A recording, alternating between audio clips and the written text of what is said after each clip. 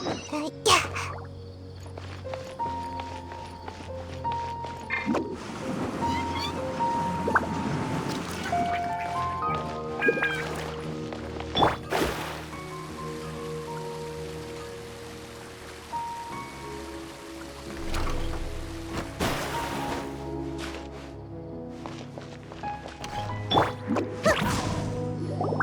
There she is! Dunyarzad! We're back! Just as promised, Traveler and Paimon. I'm so glad that you two came back to celebrate Lesser Lord Kusanali's birthday. Indeed. The festival... There's no need to be nervous. Paimon should... Thanks, Paimon. Speaking of which, did you manage to make your way to... Of course we went! A lot of things happened there. I see. If there is another chance...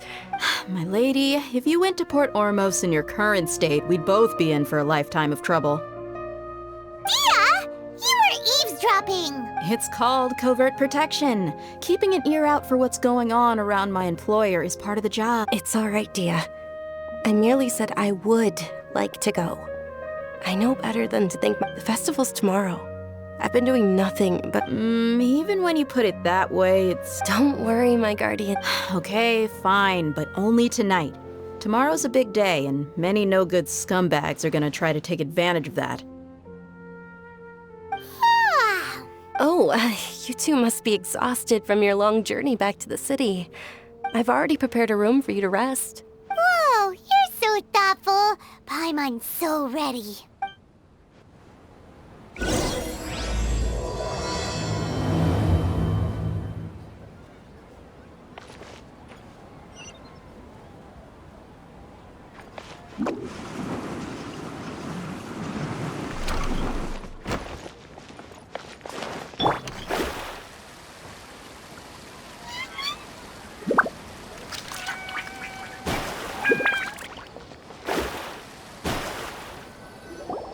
Here we are. It's also fairly close to where I've been staying. It looks really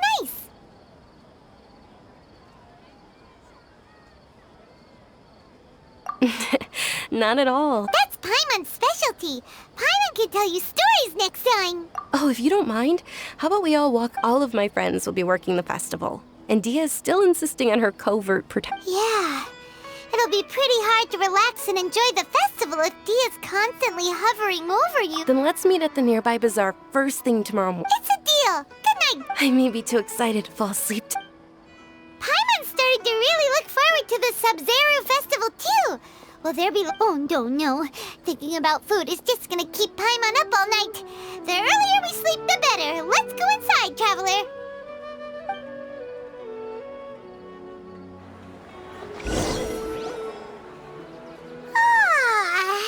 Did we oversleep?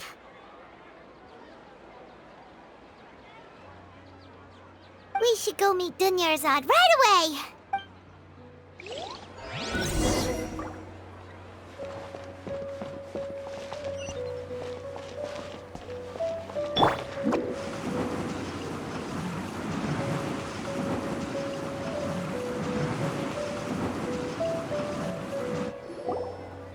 Traveler, Paimon, Good morning, Dunyarzad. We must have overslept a little bit. Not at all. I arrived... Today is finally here. I must cherish every moment as if it were gold. You've worked so hard for this day. You gotta enjoy it to the fullest. You know it. Oh, it's just that, as expected, I had some trouble falling asleep last night. Well, shall we? Let's start with the stalls over there. Many vendors came out of the blue to support the event, and they insisted on covering costs themselves. Let's go give them some business. They paid for everything out of pocket? Oh, sounds like they're not in this just for the Mora. They all said that contributing to a lively festival atmosphere is more important than money. Especially since we don't often get to celebrate Lesser Lord Kusanali's birthday. Ooh, they're selling food over that way! Let's go take a look!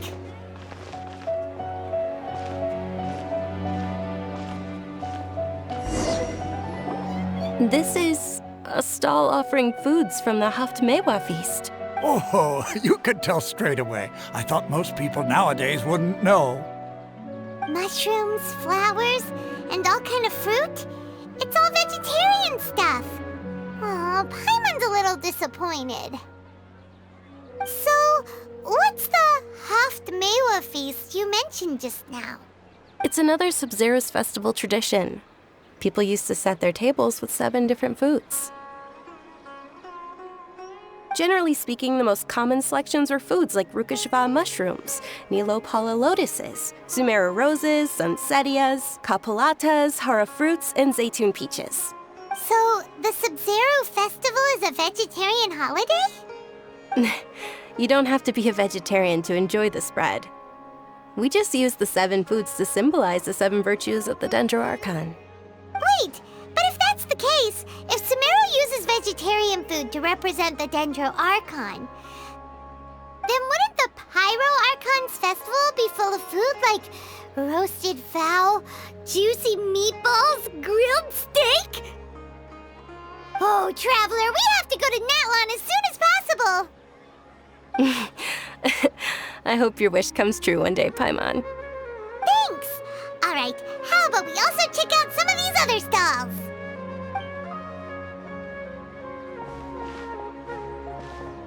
Dear customers, would you like to try your hand at alchemical divination? What's alchemical divination? Those two things sound like they'd be fun to try together. Right? I thought the same when I first heard about it.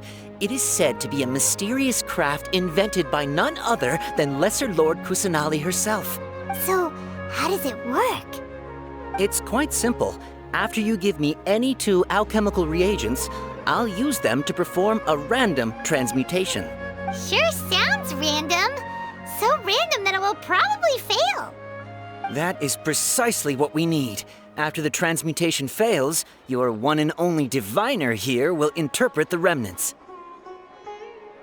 Well, according to Lesser Lord Kusanali, everything is interconnected, and all that occurs can be traced back to fate.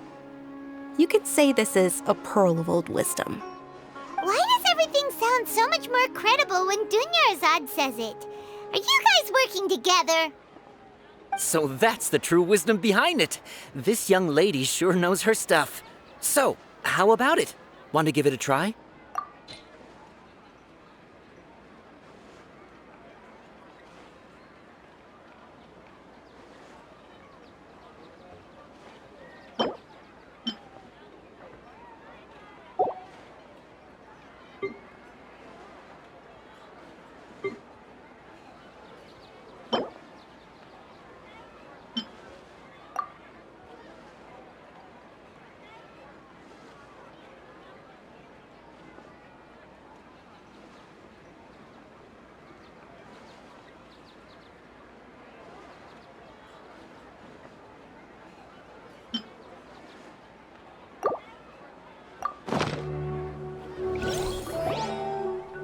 Okay, one moment. It's the moon. Paimon wants to take a look too! Is it? It looks more like a pie that Paimon bit into. Generally speaking, the moon signifies... It means... Wait a moment. Is he really looking it up in a book? Oh, I remember now. It means illusions and lies. Illusions and lies? That sounds rather ominous. Yes, but this book says that if you trust your intuition and overcome your fears, the sun will surely rise. He's not even trying to hide his book anymore. Naturally, fate will only ever show you the beginning of a journey. It is up to you to forge your own ending. Oh, thank you so much. I'll keep that in mind. Oh, it's nothing. I'm just learning as I go. Guess that was still pretty interesting. Okay, on to the next stall. They say the Sub-Zero's festival was very lively a long time ago. Large flower carriages used to parade through the city, As they headed towards Port Ormos, people would throw flowers, candy, and liquor all along the way. Dunyarzad's eyes are sparkling right now. I wish I could have seen that spectacle. But if you ask me, I'm sure Milu's Dance of Sub-Zeros will be just as impressive.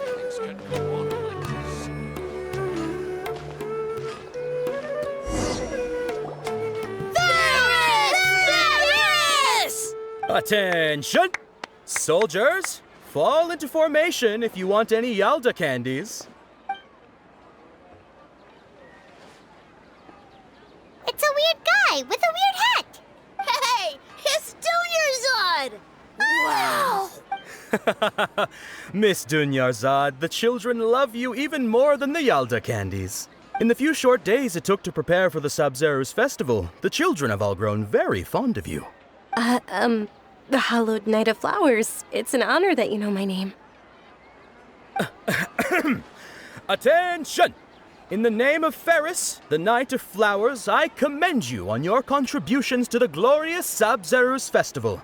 All right, little soldiers, take your Yalda candies and don't forget your loyalty to Lesser Lord Kusanali.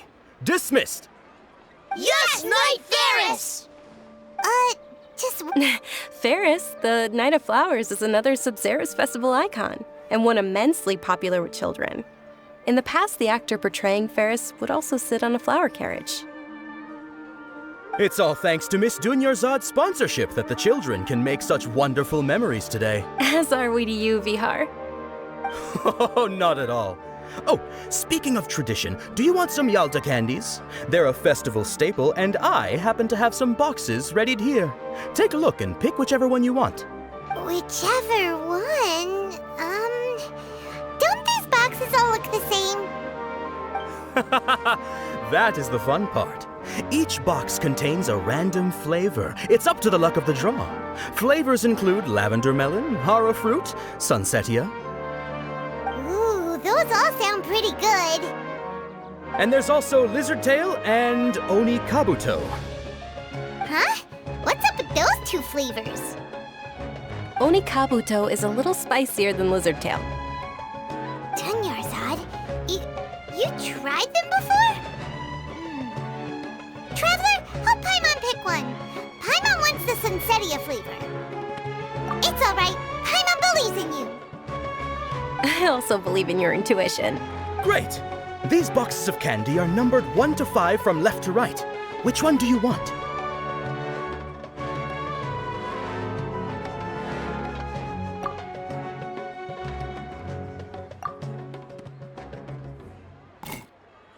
Excellent work! That is indeed Sunsetia. Paimon bet you survived so many epic battles because you had incredible luck, and Paimon was right. Attention! Here's your Sunsetia flavored candy. Thanks a lot, Knight of Candies. It's Knight of Flowers, not Knight of Candies. Paimon really wilted the carriageless Knight of Flowers. They all basically sound the same. We got our candy, so let's keep going. Oh, actually, I just remembered that I left something behind. Since you're here, can you come with me to get it? Dunyarzad, you probably forgot because you're so excited about the Sub-Zero's festival.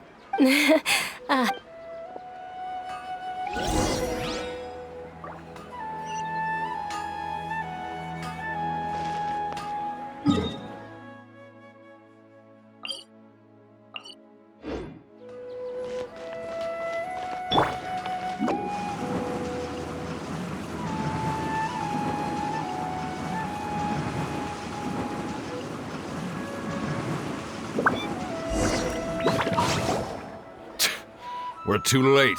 Who knew the little lady was such an early riser? I know, right? Hey, wait a minute. Boss, isn't that her? Oh, that most certainly is. We're in luck. She's walking right into our clutches.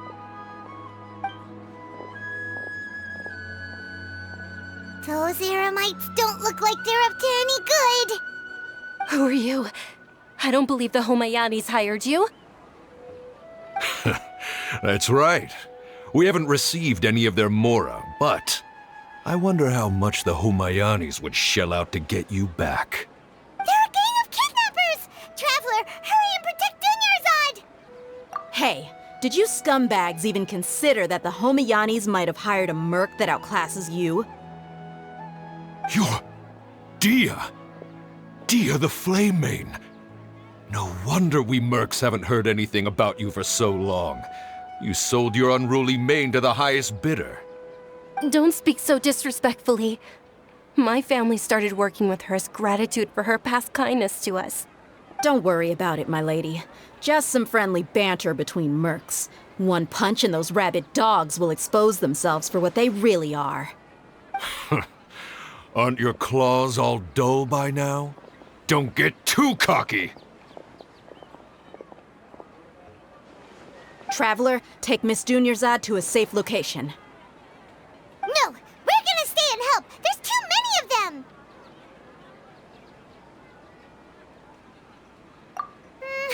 Please be careful, Dia. Don't waste your time worrying about me. This is my job. Look out for yourself. After I've wiped the floor with them, I'll go find you all.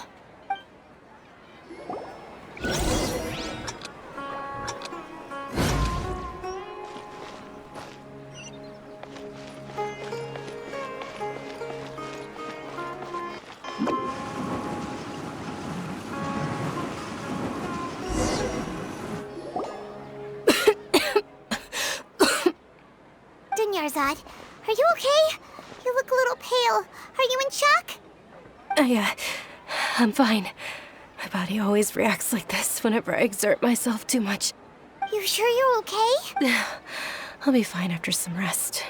I'm more worried about Dia. After all, none of this would have happened if I hadn't insisted on coming out today. Yeah, don't worry.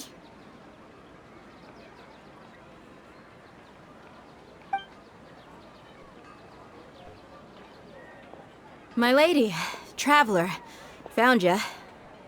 Dia! You took care of them so fast! Any more of them? Or rather, did anyone follow you?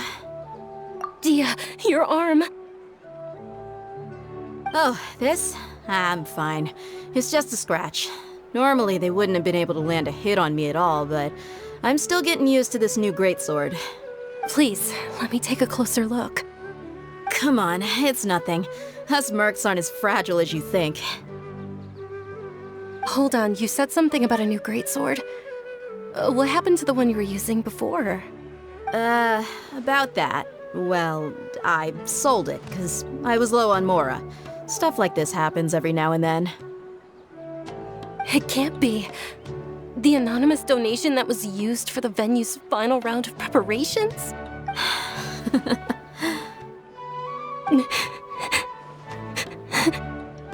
Hey, Miss Dunyarzad, I wasn't trying to make you cry, and I'm not gonna lose my commission because I made my employer cry, am I? Okay, making your employer cry won't affect your commission, but selling your weapon without permission and getting hurt? I'll have to reevaluate your performance. You're so unreasonable, my lady. Thank you very much, Dia. Don't be like that. I get embarrassed really easily. Are you feeling unwell again, Dunyarzad? My lady, your condition. Traveler, can you take her somewhere to rest? I'll look around the area to make sure we're safe from an ambush. Truly, I'm sorry for the...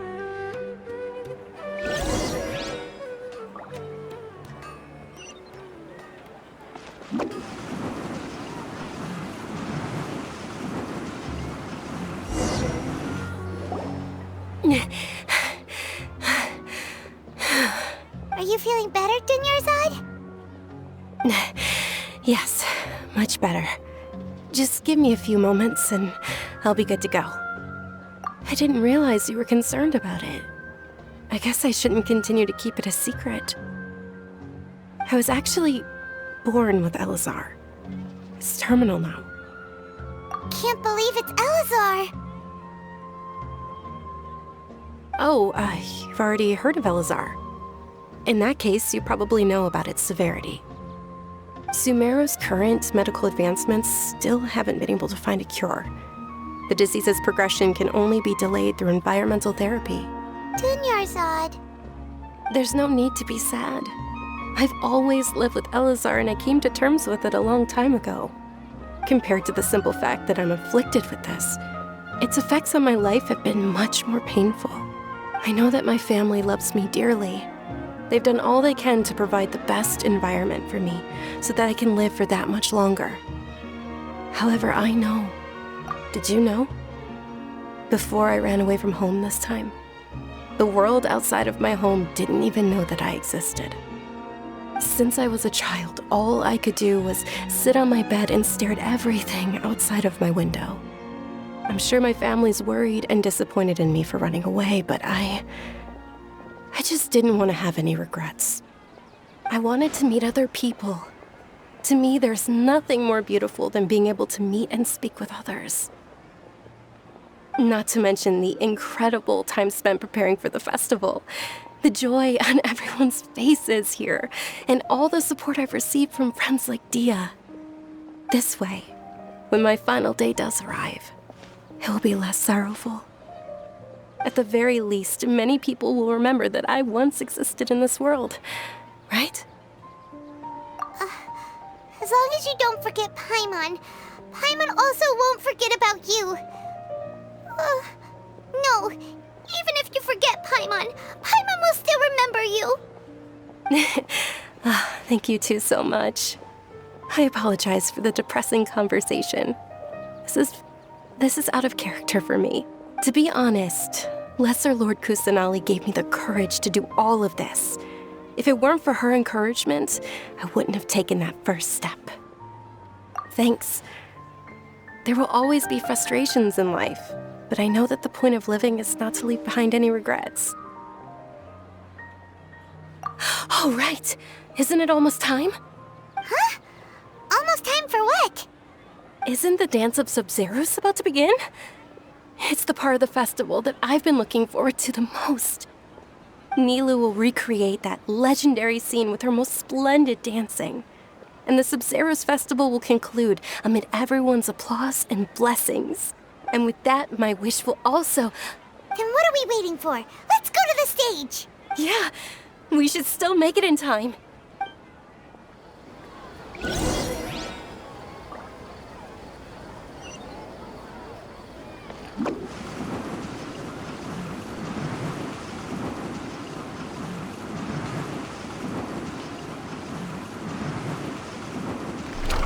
Can't catch me!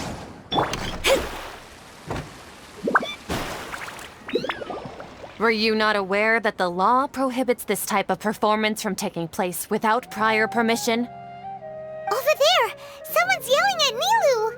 I think I just saw the Academia's Grand Sage. Why is he here in person? But the Dance of Sub-Zeros is one of the key parts of the Sub-Zeros festival. If we can't perform it... The Sub-Zeros festival. The law also prohibits the private hosting of large-scale religious festivals. Only the Academia can host such an event. If you continue to resist, we will have to order an investigation into every single event organizer.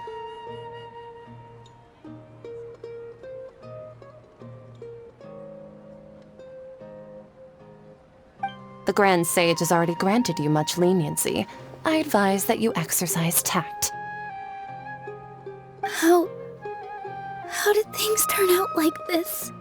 The Academia was originally responsible for the Sub-Zeros festival, but they failed this responsibility for many years. I need to speak with them.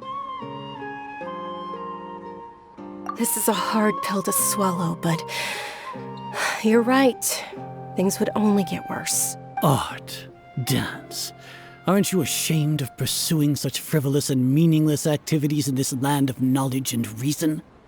Our Archon created the utopia that is Sumeru City for all scholars who sought validity, verity, and truth, while people like you wish to defile it. No. I believe that our Archon never rejected the arts. Even the goddess of flowers dedicated a dance to her. With your lack of intellectual credentials, I do not believe you are qualified to debate with me. What you should be doing is finding workers to tear down this ridiculous eyesore. When we return, have the scribe draft an ordinance before the next Nyagarbha day that prohibits public art performances. We will announce it to the public later via the Akasha. Understood. I will inform him when I return. The Sub-Zeru's festival. Go celebrate the birth of that god to your heart's content. Nilu, are you okay? Oh, Dunyarzad. You all saw that just now? The Grand Sage ordered us to stop the performance. Yeah. Let's go somewhere the Academia can't find us and perform there. But how do we let everyone know? And what about the atmosphere on the stage? Or we could get people to block them off so they can't interrupt the performance. No. They just threatened to investigate the organizers. If we were caught... Nilu, it's all right. Don't worry about it. But you've been looking forward to the Dance of Sub-Zero so much. And I know how important this festival is to you. I don't want you to have any regrets. It's okay. Seeing you care this much about my feelings is more than enough. It would be too risky to continue the Sub-Zero's festival at this point. I don't want to get everyone in trouble. If you say so. But you can sneak out for the next Sub-Zero's festival, right? We'll make sure the next one is a smashing success. The next one. Yes, okay, it's a promise. It will be a smashing success. Paimon can't believe this is how things turned out. Those heartless geezers. It really is okay. There's nothing we can do about it. Still, I'd be lying if I said I had no regrets. I would have loved to see Nilu's dance.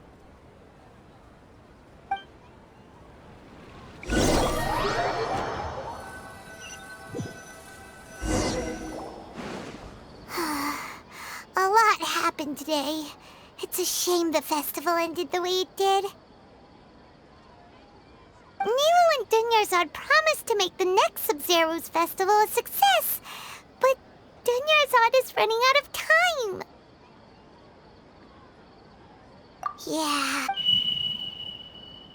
All connections have been secured to construct the most stable framework possible. The project has entered its most critical phase. Power has begun to flow from...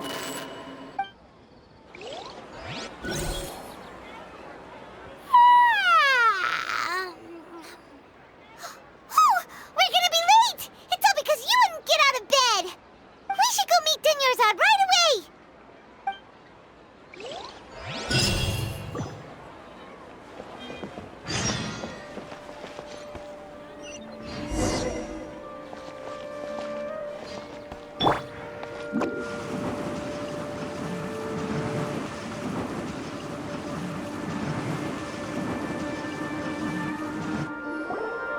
Good morning, Dunyarzad. Sorry we're late. Not at all. I arrived early. You seem kinda tired. Did you not get enough sleep? I'm doing well. There's no need to worry. Shall we go? Let's start with the stalls over there. Sure! Traveler? Why are you just standing there? Let's get going!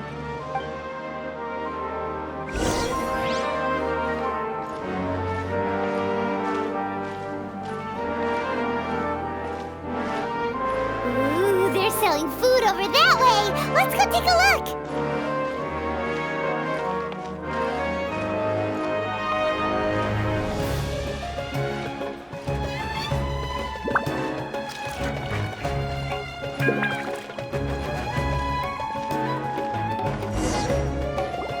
This is a stall offering foods from the Haftmewa feast. You are quite well informed, miss. I thought most people nowadays wouldn't know. They're all plants! Actually, what is the Haft-Mewa feast you mentioned just now? It's one of the Sub-Zero's festival's traditions. People used to set their tables with 7 different foods to symbolize the 7 virtues of the Dendro Archon. Remnants appear to be in the form of the moon. Really? Paimon thought it looked like some kind of food. The moon signifies... It's escaping me for now. Wait a moment. Is he really looking it up in a book? Oh, right. It means illusions and lies. But if you trust your intuition and overcome your fears, the sun will surely rise. Understood. I'll keep that in mind. Oh, it's nothing. I'm just learning as I go. Guess that was still pretty interesting. Okay, on to the next stall. So, where to next?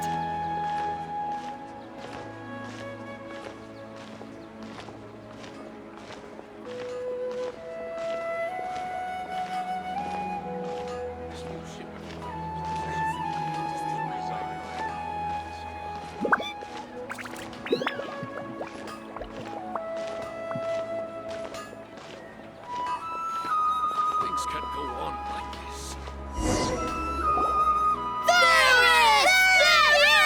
All right, soldiers. Now that you have your Yalda candies, don't forget your loyal... Yes, Knight Varus! What's going on? Is this a play? Ferris, the Knight of Flowers, is another Sub-Zero... It's all thanks to me. Oh, do you want some Yalda candies? I happen to have some boxes ready here. What's to pick? Don't these boxes all look the same? It's not that simple.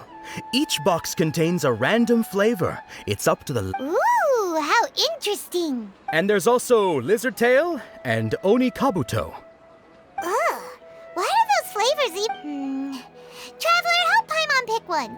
Paimon wants to eat the Sunsettia flavor. Great! These boxes of candy are numbered 1 to 5 from left to right. Which one do you want?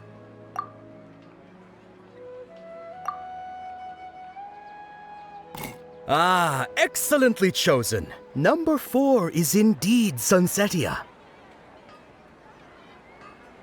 Paimon bet you had incredible luck, and Paimon was right.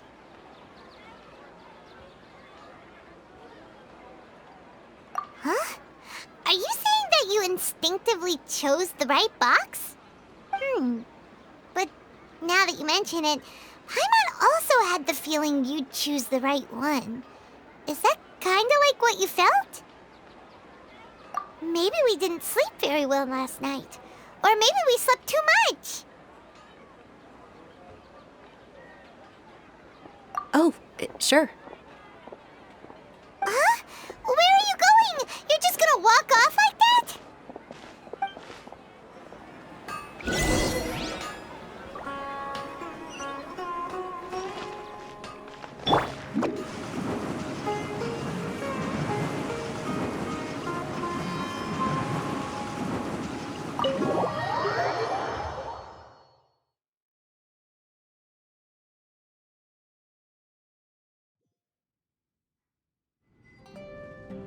A feeling of déjà vu? Oh, Paimon knows what that is. It's when you feel like you've already experienced whatever is going on.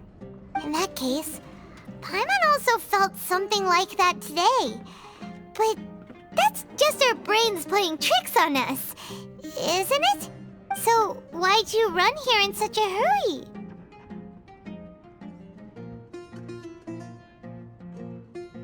So that's it! You're intentionally doing things you usually wouldn't and seeing if you still get that same feeling of déjà vu. Welcome, you two. Are you here for lunch? What would you like to eat? Got it. You don't look like you're from these parts, but I gotta say, you've got good taste. I'll give this order to the kitchen. Charcoal-baked Angelina cake? Isn't it that That burned thing that didn't look tasty at all? Oh, Paimon understands what you're trying to do now. You'd never normally order something like this.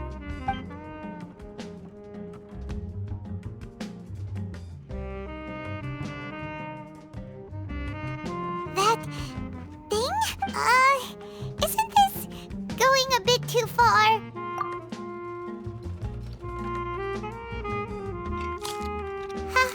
How was it? The look on your face is telling Paimon that it tasted awful. Then, you mean...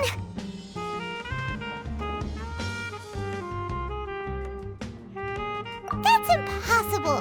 We were just talking about how gross it looked! So, would this be a case of taste bud deja vu? Paimon also gets the impression that we've been here many times, even though we aren't regulars. How about we go out again and try something else?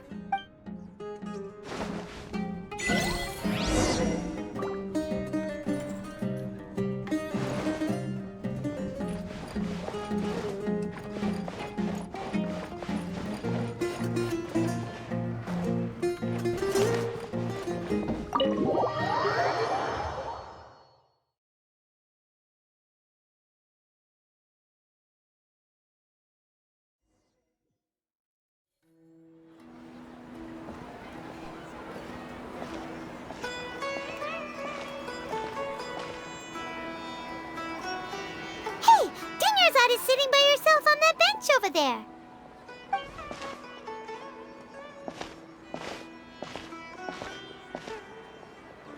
What a coincidence, Dunyarzad. We meet again. Why are you sitting here all by yourself? Oh, I ran into some kidnappers just now, but thankfully Dia came to my rescue.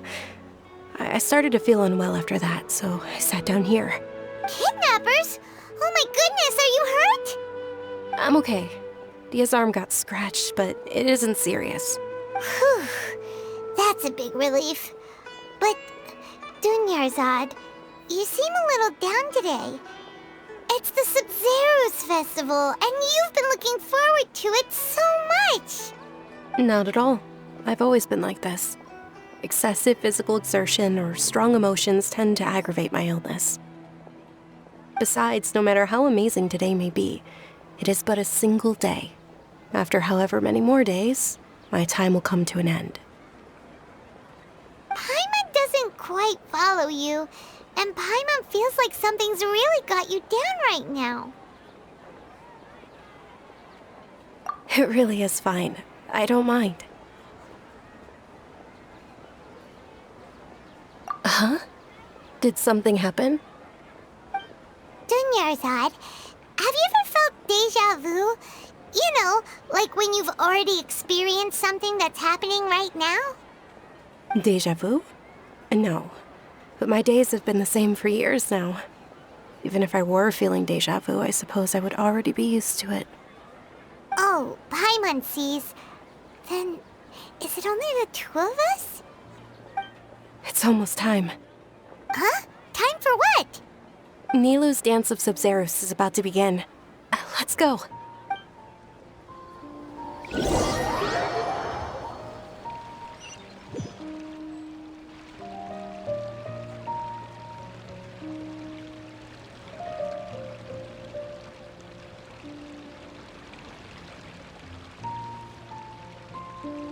With your lack of intellectual credentials, I do not believe you are qualified to debate with me. When we return, have the scribe draft an ordinance before the next Nyagarbaha Day that prohibits public art performances. We will publicly announce it later through the Akasha. Understood. I will inform him when I return. The Sub-Zero's festival. Go celebrate the birth of that god to your heart's content.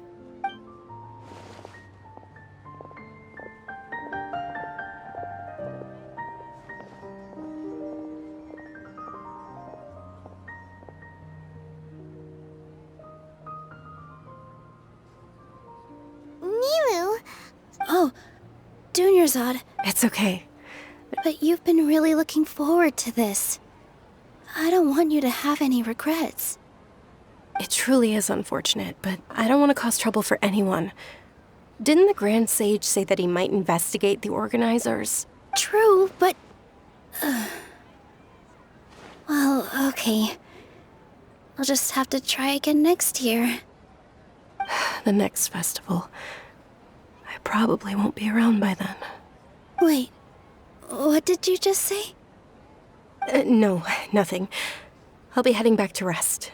Thank you for your help, everyone. Paimon can't believe what those heartless geezers did!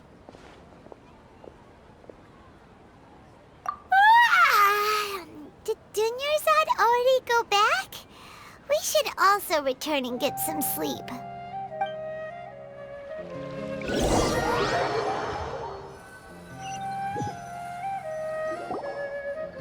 So, in the end, you still couldn't figure out what that deja vu feeling was all about?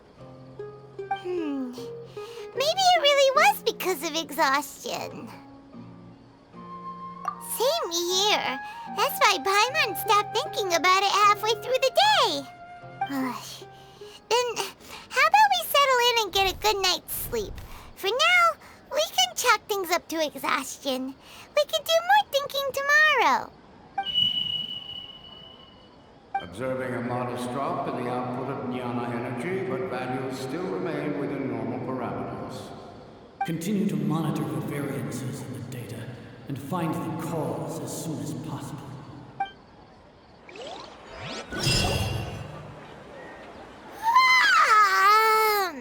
Why does Paimon feel so tired after so much sleep? Anyway, we should go meet Dunyarzad right away.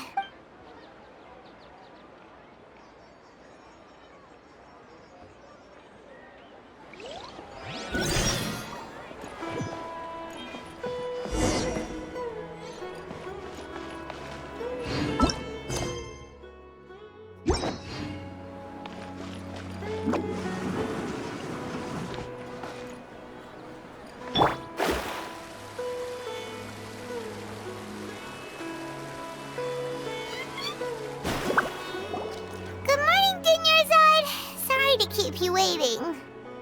Not at all. I arrived early.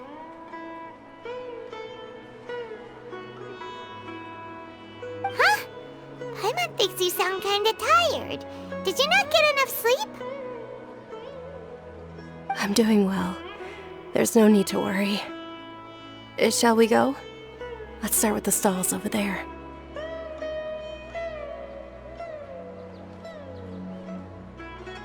Idea! Let's get going!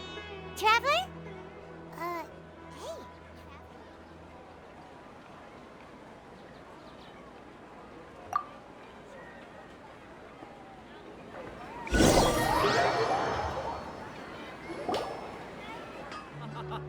It's all thanks to Miss Dunyarzad's sponsorship that the children can enjoy the Sub-Zero's festival. Oh! Are you interested in Yalda candies? I have some boxes of candy here. Pick whichever one you want. Not much of a choice.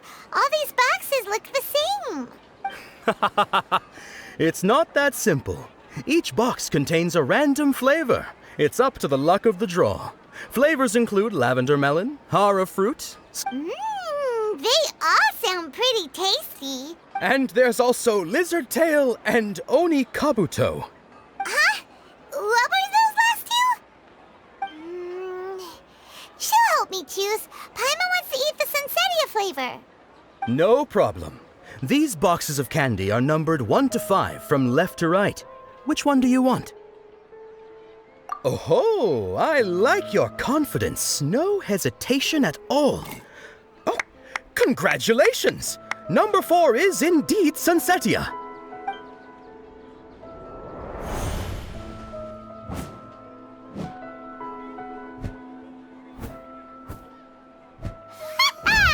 Paimon knew she always had incredible luck.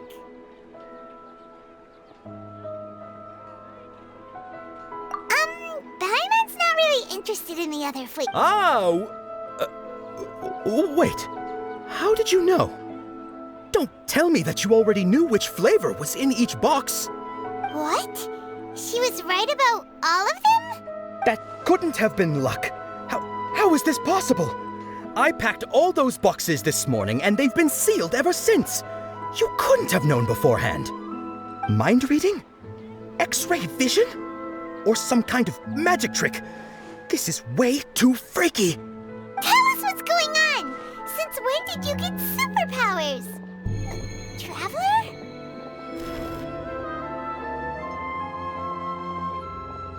Hey, where are you going? What's going on? Did you see something? Us leaving Dunyarzad without letting her know is kinda rude, you know.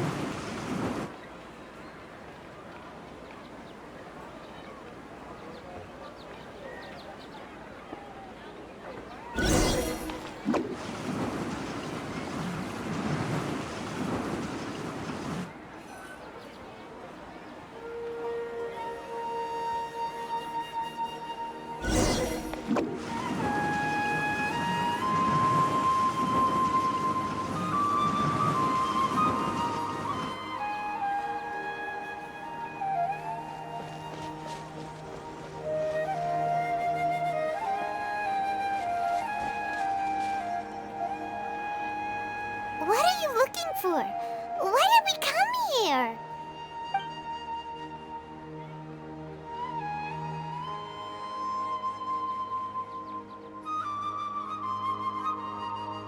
Traveler?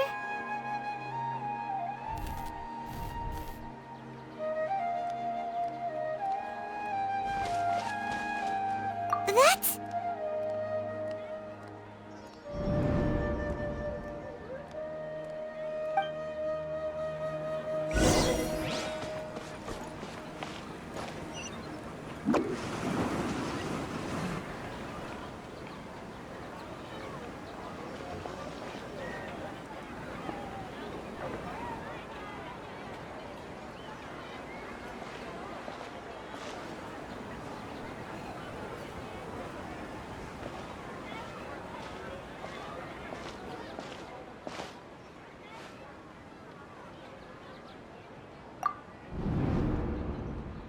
Look! That's... Isn't that Dunyarzad? What's happening here? Why are there two Dunyarzads? You already know that this isn't your first Sub-Zero's festival, don't you? I'm sure you already know how to use this. A knowledge capsule? Where did you get it? What's inside? You should use it too, Paimon. You know Paimon? Well, this seems kinda sketchy, but Paimon feels like this is what we should do.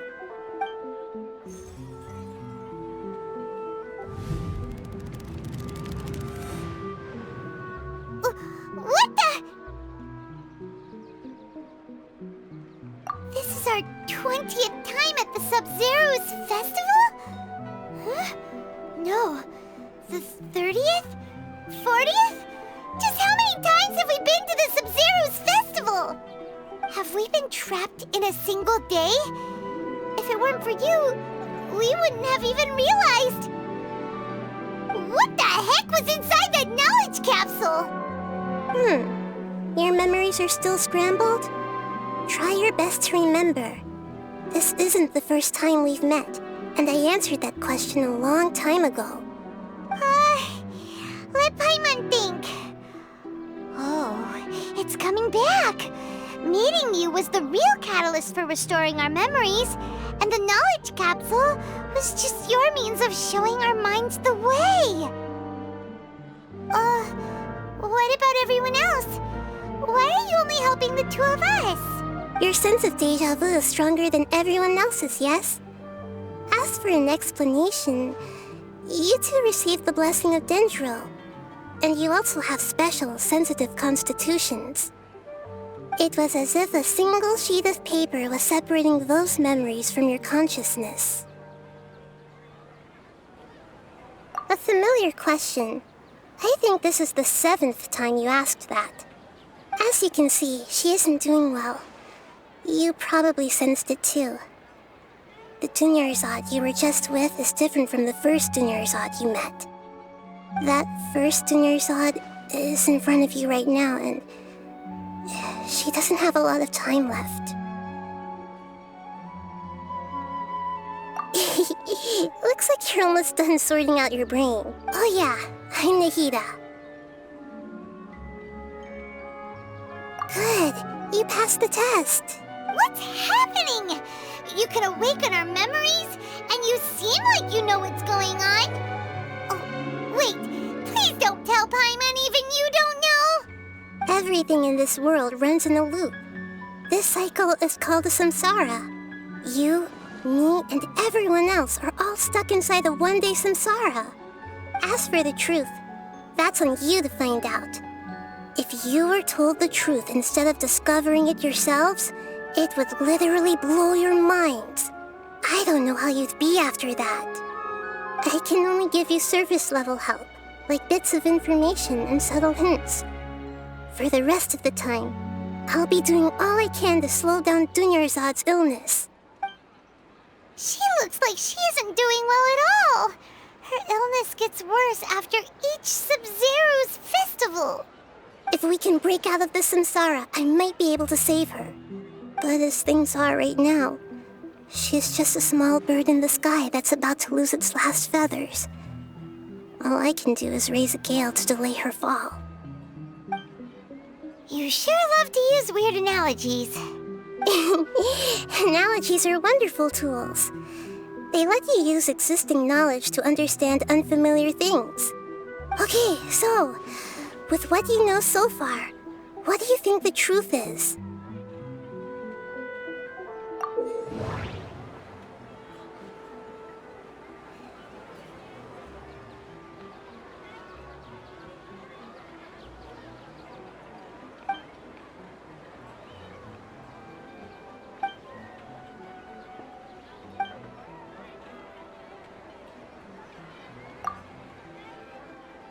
The moon, illusions, and lies.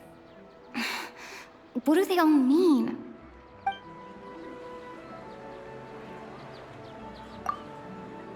What's happening right now seems to have happened before. What's happening right now seems to have happened before. My mind feels exhausted, even though I haven't done too much thinking.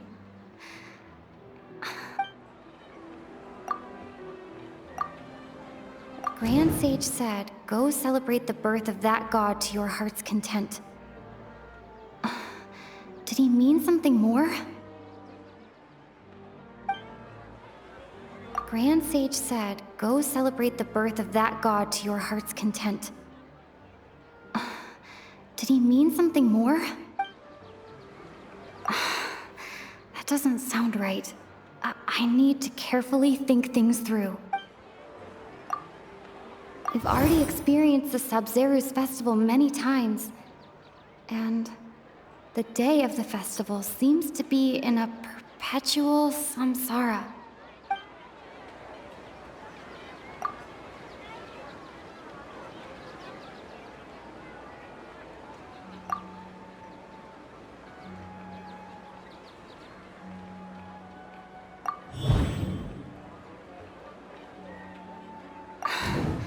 That should be it. The flow of time is endlessly cycling within one single day.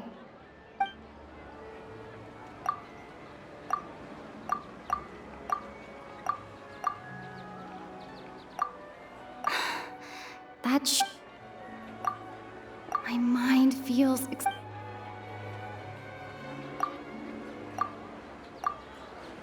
What's happening right now seems...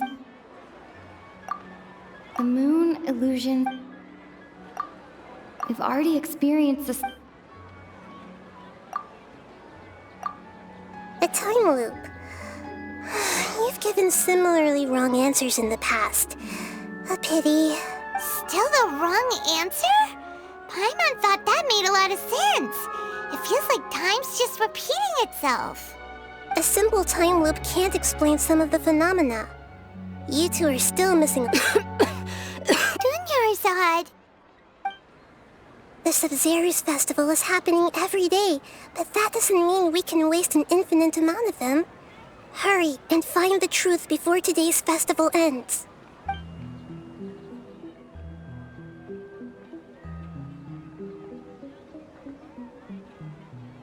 Let's think about our current situation.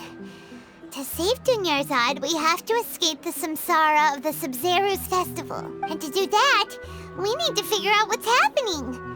The truth. Nahida rejected the idea of a time loop, so we must have missed something, right? Paimon's memories say that we've already done this many times, but let's go talk to people again.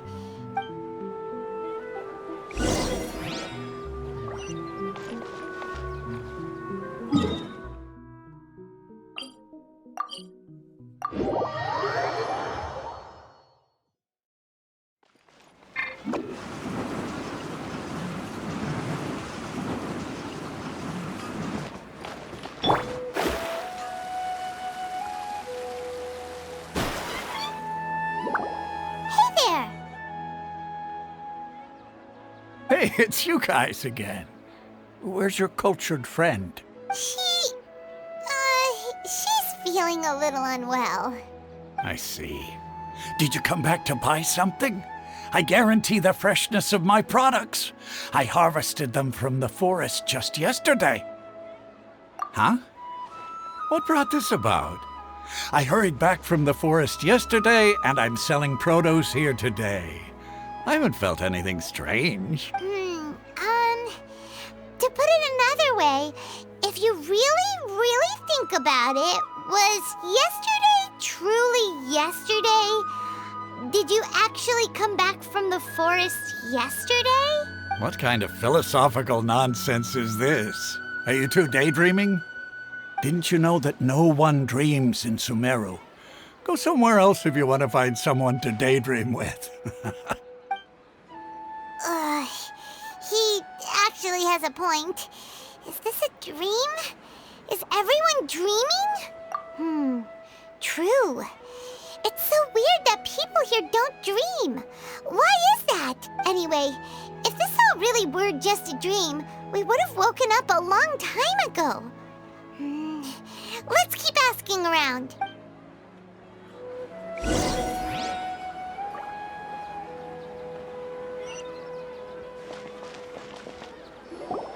Oh, it's you two.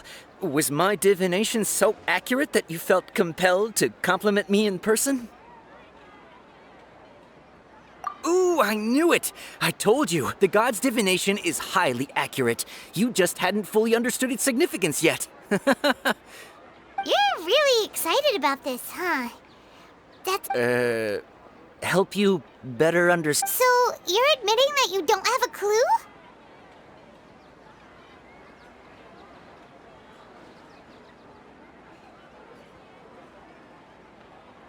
Anyway, what kind of situation did you get into?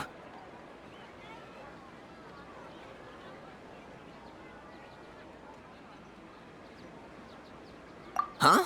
Hold on a second. I thought you guys just lost your wallet or fell for a scam.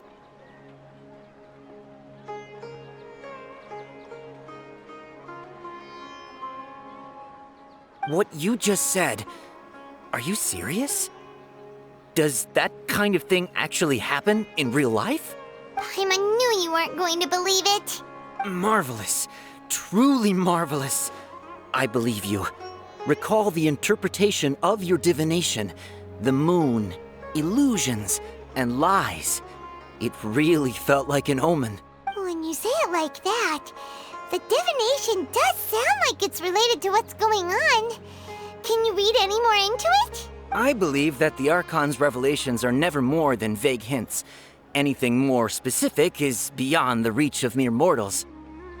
The book only says, if you trust your instincts and overcome your fears, the sun will surely rise. So that's how it is.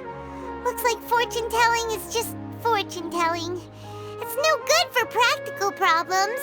We haven't made any progress. Who else can we talk to? Paimon remembers that we tried talking to her a couple of times, but she always thinks we're playing pranks on her. You think she'll brush us off again? Yeah, if we tap into Dia's strong sense of responsibility as a mercenary, then she'll definitely take us seriously. At this time of day, Dia's probably just finished beating up those kidnappers. Let's go find her.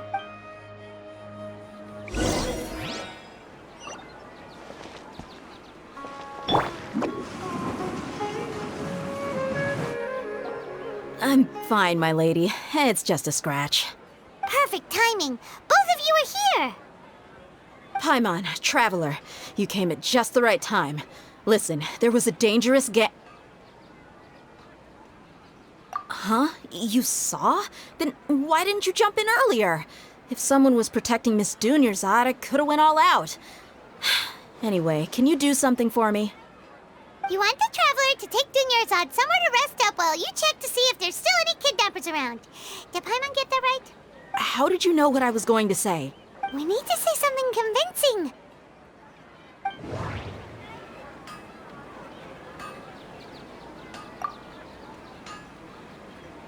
Dia sold her greatsword to raise additional funds. And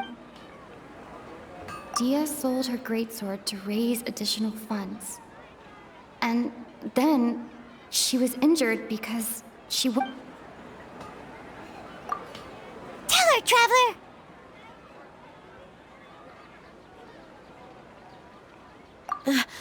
I didn't tell anyone about that. Including Miss Dunyarzad. You couldn't have known. And just now, you literally took the words right out of my mouth. What's going on? All right, so this is the situation. It's kinda hard to believe what you just told me. First, let me make something clear. Most of us desert dwellers might not be the scholarly type, but we do have basic common sense. She's quieter than usual. Uninterested in anything and really gloomy. Yeah, she isn't the same as before, but her parents said that this is how she was like at first. Huh? At first? I don't quite understand what you're all talking about. I'll go rest on the bench over there. My lady, are you angry? All right, I'll give you the benefit of the doubt since you knew about my greatsword. Let's make this a quick trip. Miss Dunyarzad isn't completely safe here.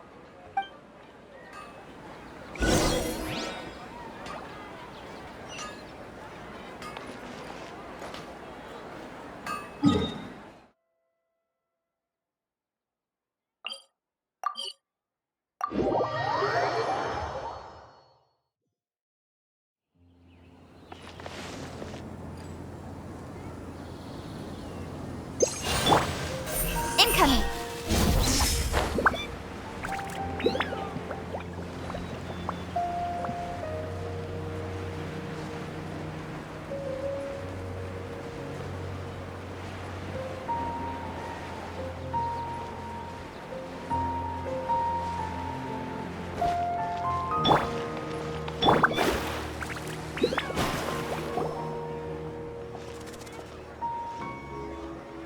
Nahida!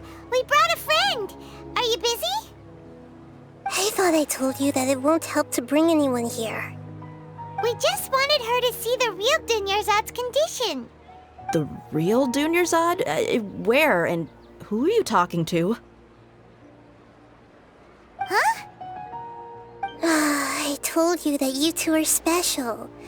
Other people can't see me or Miss Dunyarzad here.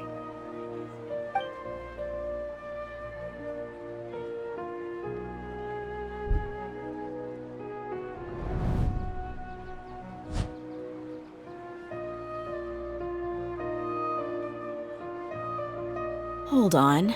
Over there. Is that? Wow. How perceptive. Does she have invisible antennae? Miss Dunyarzad, she's lying down here, isn't she? How's she doing? Her condition's really bad, and she's basically in a coma. How did you know she was here? I can sense her aura. There are also lingering feelings of something like regret or disappointment. What happened? Do you believe us now? The Sub-Zero's festival has been repeating itself. So, you think the sages are behind this? Yeah, they've always been against us. Wouldn't surprise me if they're using the Akasha to intentionally repeat the Sub-Zero's festival as a sick joke. You have a point. Aside from the Dendro Archon, the Academia's sages are the only ones in Sumeru who could pull off something like this. Maybe there's more to the Akasha than we know. Right! Didn't you awaken our memories using something that looked like a knowledge capsule? That means you must know something about the Akasha! The Akasha relies on the power of a gnosis to operate, as it is the manifestation of the God of Wisdom's power. It compiles the wisdom of the entire populace, and it grants knowledge to the people.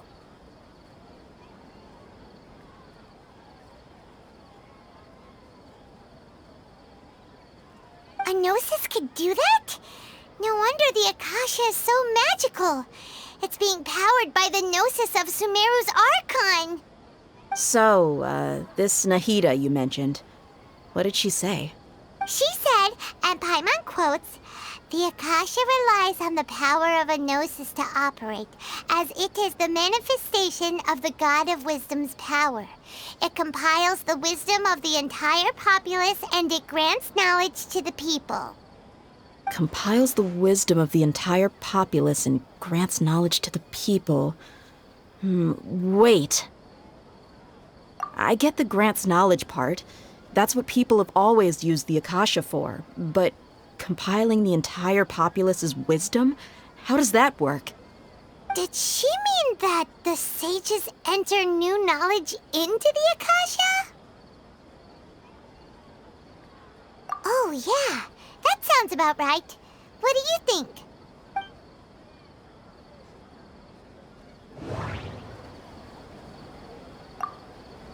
Okay, Nahida said, the Akasha relies on the power of a gnosis to operate, as it is the manifestation of the God of Wisdom's power.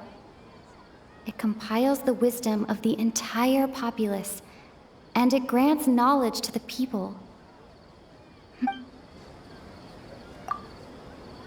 People in Sumeru don't dream. What a strange phenomenon. My mind feels exhausted, even though I haven't done too much thinking.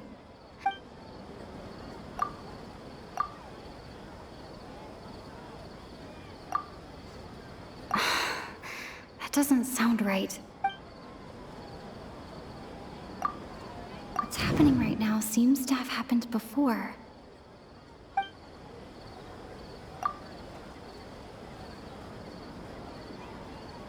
My mind feels You mean the Akasha is causing our mental fatigue? Huh. Now that I think about it, my head's been feeling unusually heavy. When the desert dwellers set off on their quest for knowledge, a sage once said, knowledge always comes at a price. Compiling the entire country's knowledge. You think the Akasha pulled a 180 and is extracting information from us? Who knows? The Akasha can put knowledge into our heads, so who's to say that it can't also poke around in there? We don't know any specifics. What's the point of doing something like that? Just think about it. If you could combine the knowledge of every single person in Sumeru, then you can basically turn Sumeru City into a single massive brain. This hive mind could make breakthroughs in problems that even the smartest geniuses can't crack. An excellent deduction. And the analogy comparing Sumeru City to a massive brain? I love it. In that case, We should take off our Akasha terminals right away. Maybe that'll solve this problem. Yeah, I was only wearing this for show in the first place. Didn't expect the sages to cook up such a conspiracy. Mark my words, when this is over, I'm getting evidence and exposing this whole thing to the public. How does everyone feel? Huh? What is it?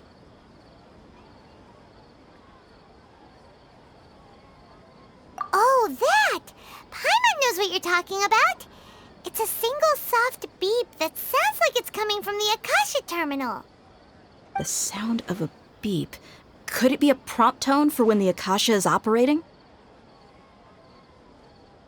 That's probably an important clue. We weren't using our terminals, but we heard a beep anyway.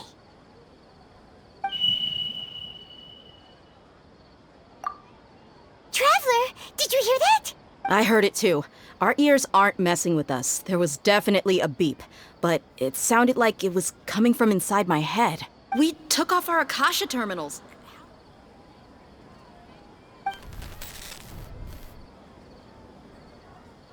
Phase runtime has exceeded its expected length. At this rate, there may be casualties. But we cannot lose all of our progress.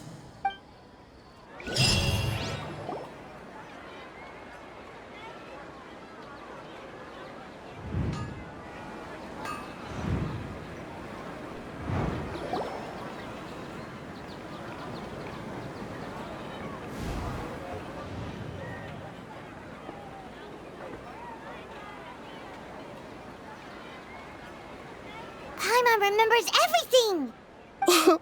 Good. You adapted quickly this time. We definitely took off our Akasha terminals last night, but we still heard that beep. Why is that?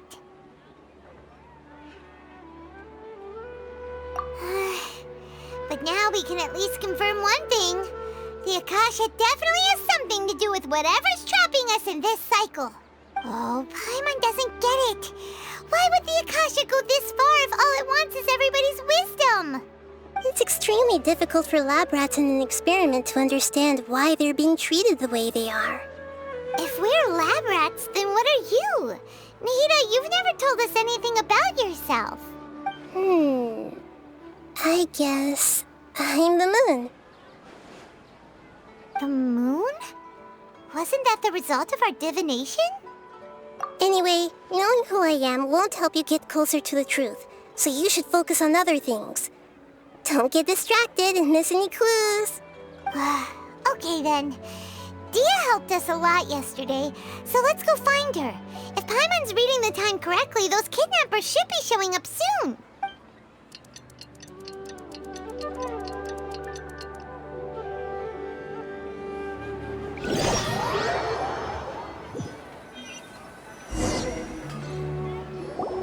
Ah, there you are. I've already taken care of those kidnappers. My lady, did you get hurt? Dia? What's wrong? Why are you both gawking at me like that?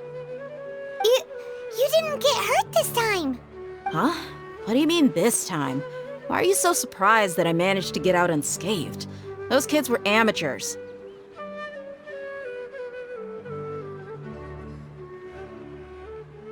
Shh! How did you know about my greatsword? I haven't told anyone about it. Please, don't tell Miss Dunyarzad. So Dia's lost her memories after all. Anything strange? You already know that I got a new greatsword. If I had to say something, it's weird how such a new weapon could feel so familiar. It's as if I've already used it to fight a countless number of battles. You're saying that although you don't remember using it, your body feels like it does? That's right. Both mercenaries and warriors heavily rely on muscle memory. Only knowing the theory of battle won't get you anywhere. Traveler, what do you think?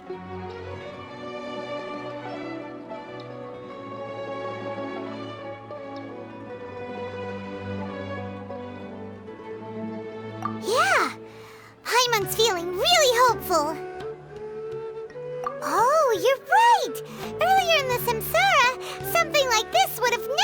happened? I have no clue what you two are talking about, but it's still dangerous here, so... So you want us to take Dunyarzad somewhere else to rest while you check if there are still more kidnappers around, right? How did you know what I was gonna say? Can you read minds? Forget it. Go and do your thing.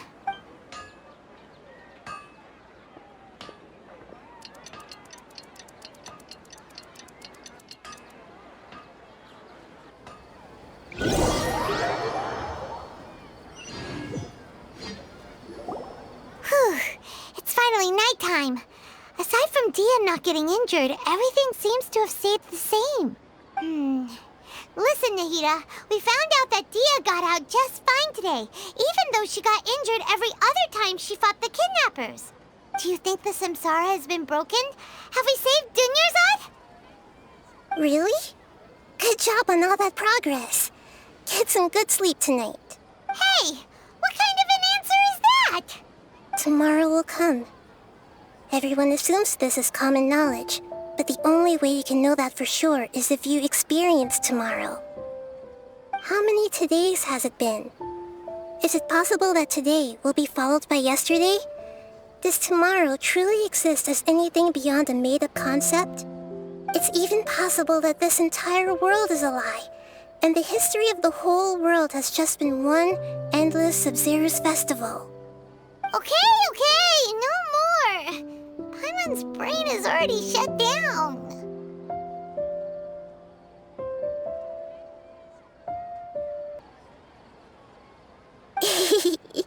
That's why it makes no sense to waste your energy thinking about things you will learn tomorrow. Get some good rest. You know, use the bathroom and flush your anxiety dookie away. Huh? Hold on, what did you just say? Did Paimon hear you correctly? Huh?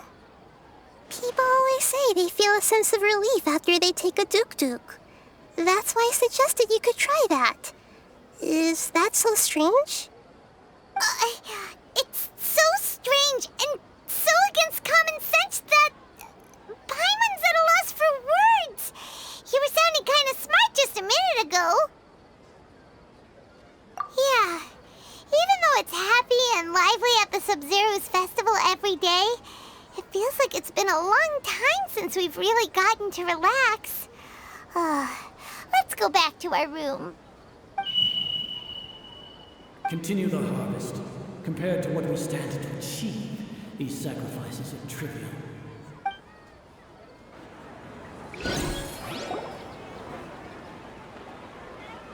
We're still in the same day! Nahida, you already knew last night that we didn't break out of the Samsara? Why did you tell us? Would there have been a point? You would have spent the night with new worries, with tomorrow still out of reach. In that case, you might as well rest within that brief moment of hope. An opportunity like that doesn't come by often, and I thought it might help you clear your minds. Paimon thought the Duke did that! Whatever. Guess you were looking out for us after all. Of course. In the time we've been together, you two have been everything to me. Paimon's flattered and everything, but maybe you're taking things a little fast. What I mean is, even though I had asked you to solve this puzzle, you two are still the only ones who can see me and sense my presence. In other words, if you weren't here, I may as well not exist. That's why you two have been everything to me. Get it? Nahida's talking about confusing stuff again. Anyway, that's enough chit-chat. So, Traveler, did the new clues yesterday help you gain a new understanding of the situation? Huh? Why are you scrapping your previous theory?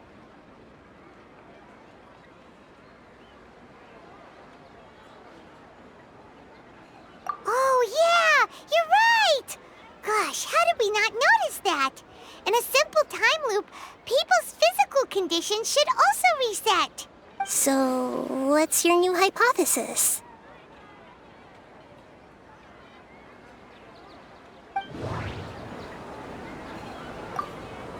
Mercenaries rely heavily on muscle memory. And Dia was able to use her experiences to avoid injury in later samsara cycles.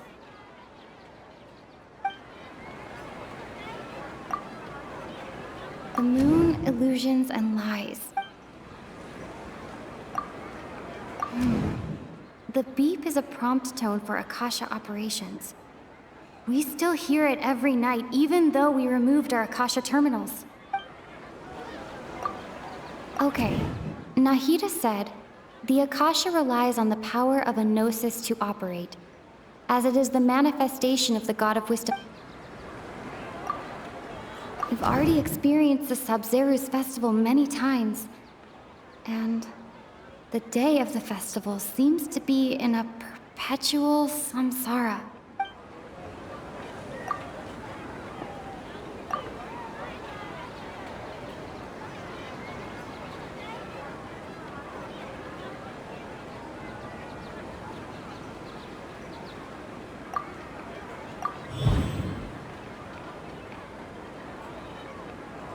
If all our memories of a day are erased at the end of that day, then we would unwittingly relive that same day again and again.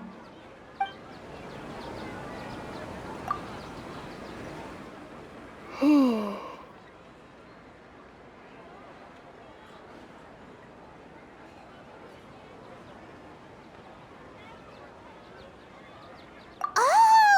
Then the beep we hear every night could just be indicating the deletion of our memories! That's why, when we wake up, everyone thinks the Sub-Zeru's festival hasn't happened yet. It's already the next day, but everyone still thinks it's the day before. But muscle memory can't be erased. That's why Dia has been getting better at using her greatsword. Now everything makes sense. A brilliant deduction. Nahida, tell us if we're right or wrong. To put it simply, it's as if you've mistaken a pyro crystal fly for a firefly in the night. You lost sight of its true nature because you focused too much on your perception that it glows. That isn't simple at all! Why don't you go talk to Miss Dia again? You might learn something new. Right! She did help us find our latest clue after all. Let's go!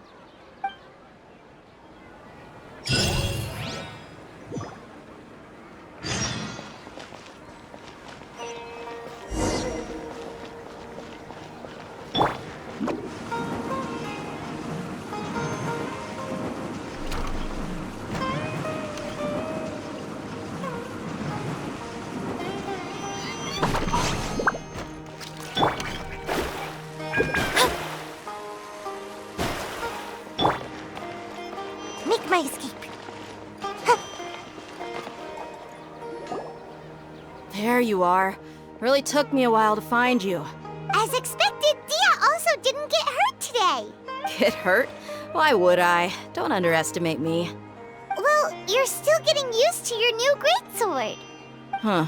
Truth be told, I also think it's pretty strange. It just suddenly felt so familiar in my hands and... wait a second! How did you know I got a new greatsword to begin with? I didn't tell anyone about it. Traveler, could you explain the situation to her today? Paimon's gotten a little sick of doing it. Oh, that works!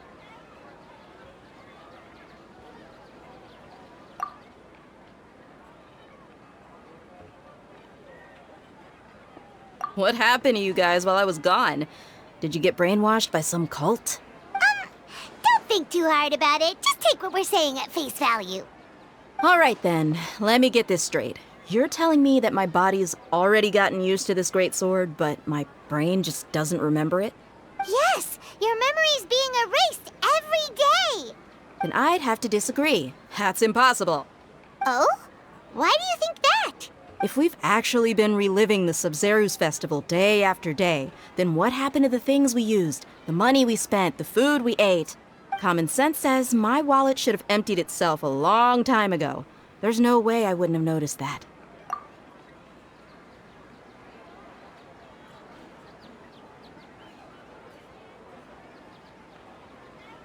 right!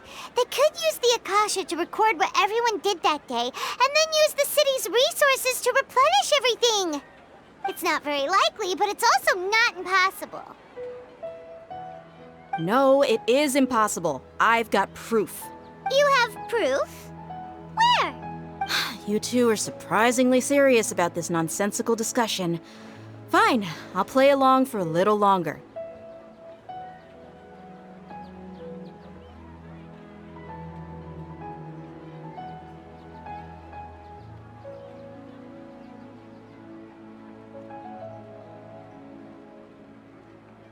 Come with me, Miss Dunyarzad.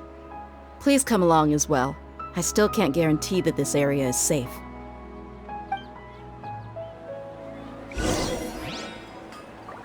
Paimon can't believe it's Dia who wants to show us something this time. 2 days ago, we were the ones taking her to see Dunyarzad.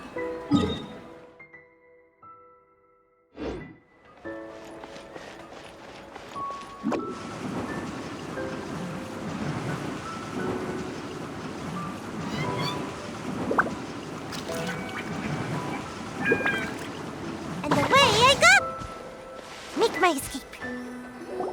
This is it. Huh? This is a wooden training dummy. What about it? See those marks on the dummy? Those are the result of several days' worth of practice. Let's say the sages didn't replace it every day. Shouldn't it be hacked to pieces by now? That's true, but what if they did? Then the sages would have had to reproduce every mark I left during previous training sessions. I'm a professional fighter. My martial school has always emphasized the importance of refined control. The force, angle, and entry point of each strike is calculated and deliberate. That's why I remember every mark on the dummy, as well as my state of mind as I made each strike. It's just as they say. Each swordsman has their own unique style, and even the same swordsman can't make the same cut twice. It would be impossible to copy these marks. Is it really impossible? What if they used some fancy machine to carve every single mark? People often say that a camera's photo can never replace an artist's painting because the former has no spirit to it. The same thing applies here. At a mere glance, I can differentiate carved marks from the results of combat training. Whew, I hope that cleared things up for you. Hey, is this that new brain exercise game that's been super popular with the scholars lately? It's surprisingly fun. Anyway, it's getting late. I should escort Miss Dunyarzad to Nilu's stage. See you later. Well, back to square one. Is our memory deletion theory also wrong? But at least we've reached some other conclusions in the meantime. Yep, that's true. So, can we think of any new ideas right now? Strange? Paimon feels like everything's been strange lately. Huh? Leaving the city? You're right! It's really strange how we never thought of such a simple solution! Many things should become clear if we can confirm the flow of time outside of the city. Paimon can't believe it! Did we miss this because we're tunnel visioning too hard on our other theories? Or because we're just too tired? How about we go back and ask Nahida? Maybe we've forgotten something about leaving the city.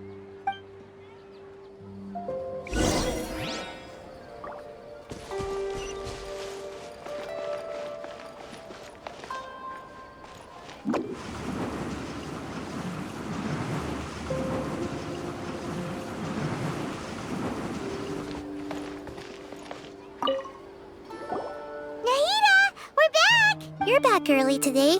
Did you find something new? Sort of. We're mostly sure now that we're not in a time loop.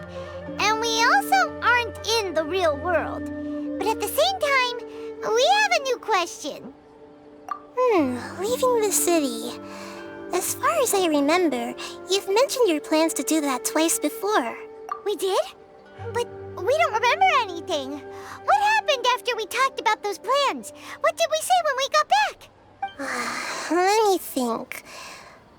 I don't think you ever actually told me what the outcome was. Oh, it's probably more accurate to say that both times you never came back the whole night. But you two sometimes stay out the entire night anyway, so at the time, I didn't think too much about it. It is true that sometimes we lose track of time during our investigations. Before we know it, it'll already be the next day. But still, neither of us remember anything about leaving town. Really? That's kinda strange. In theory, I should have already awakened all your memories. Yep, something here is definitely fishy. Let's get to the bottom of this tomorrow.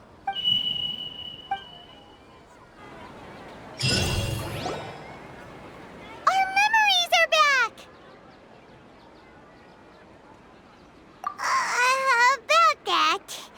Well, where should Paimon begin?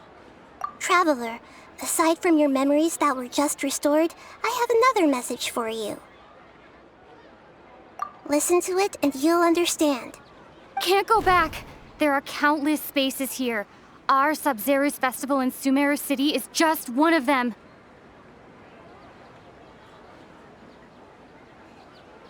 Traveler, you should be missing 2 days' worth of memories. Paimon will fill you in. It's time to carry out our plan from yesterday. Okay, let's go!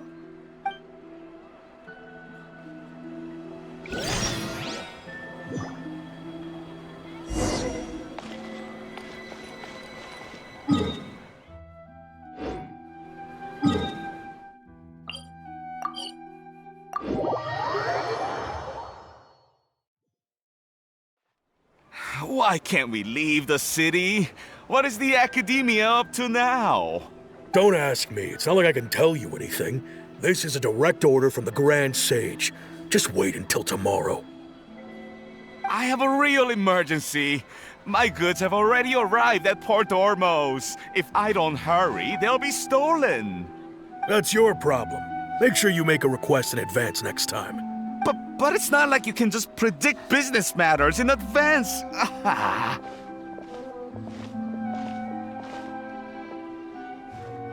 It looks like the Academia already announced a lockdown for Sumeru City today. How completely unsurprising. Let's go and question them. Hello, sir. Why can't we leave the city today? Here we go again. Don't ask me. I don't know either. We just received an order that no one is allowed to enter or exit Sumeru today. They didn't tell us anything else. Angering me won't get you anywhere. If I had that kind of insider info, I would have left this stupid post long ago. It looks like he really doesn't know. If we can't get anything out of him, let's take matters into our own hands. Why don't we climb over the walls? Those guards can't be everywhere at once. This is a good spot, and the guard hasn't noticed us at all. Let's hurry! Huh? Why? Are you going to leave Paimon behind? But what if things get really weird out there and you get into some trouble? Then Paimon won't be able to help you. Oh, Paimon knows that Paimon can't do much, but we've always been together, haven't we? Okay. Paimon will wait for you. Promise Paimon that you'll come back as soon as possible. Just a quick look. And please, be careful.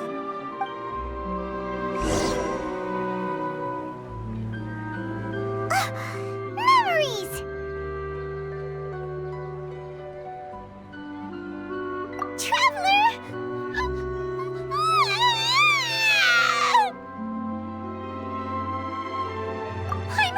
Paimon would never see you again! You just disappeared!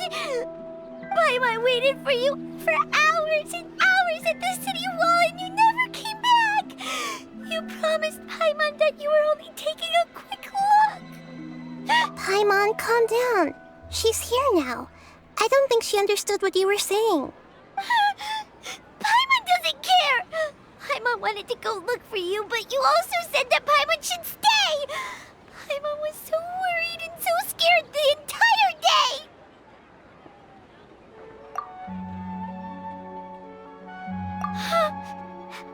Okay. Paimon will Okay.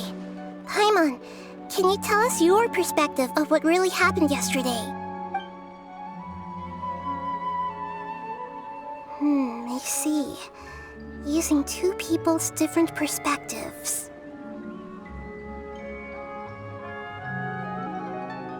After that, you left the city.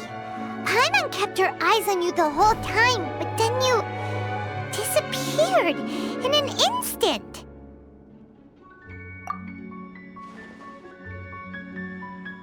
No way! Paimon was watching you with the fullest attention. What's your perspective, Traveler? You sure you don't have any memory of this? I guess that explains everything. You also lost your memories the last 2 times you tried to leave the city. Those days' memories can't be awoken. So, if we leave the city, our memories will be completely erased?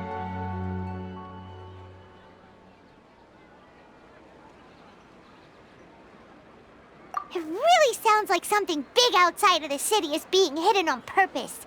But this way, we'll also never discover what's outside. Something like a message?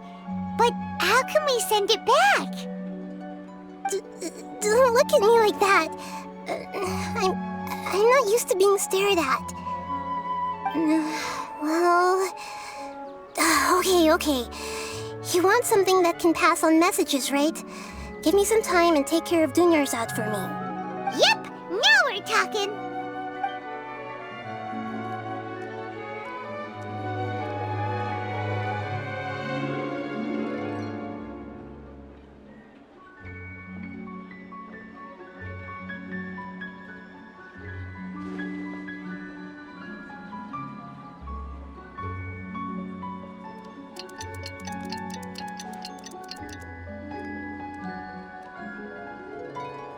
I'm done. Here you go. What? Isn't this just an Akasha terminal? You made some little changes. Akasha terminals are already capable of sending messages. I just tweaked it so that it could connect to any node. To make something like this? Nahida, you really know the Akasha like the back of your hand. Anyway, we can use this now to record a message, right? Yep. I'll help you save the messages. It should be pretty easy to use. I just can't guarantee the user's status and signal coverage when they're outside the city. We'll never know until we try. At least we're taking the initiative now. Let's go then. Let's expose those sages. All right. Paimon isn't as worried about being separated since it happened once yesterday. But Paimon... Okay. See you tomorrow, Traveler. That covers everything that's happened so far. Yes. Although the signal was choppy and had some interference, we still managed to receive 2 messages from you when you were outside. Okay, now that you understand what's going on, let's hear the messages together.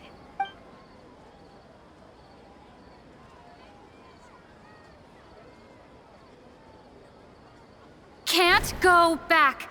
There are countless spaces here. Our Sub-Zeru's festival in Sumeru City is just one of them. I've entered another space. Before me are flowing sandstone and howling fish. Impossible and surreal sights. All these spaces are empty, except for the occasional ones that contain mute puppets rather than people. I can't sense any human presence.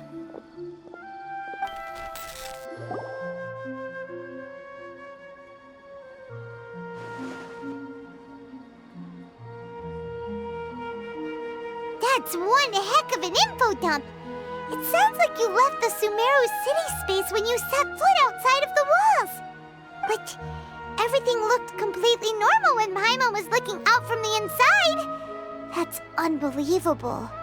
And if we take your word for it, the other spaces all had very weird contents.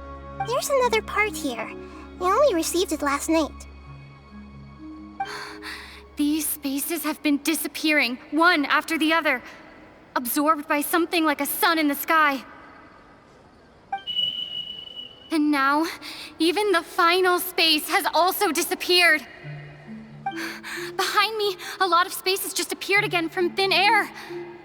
I get it now. Those spaces are actually...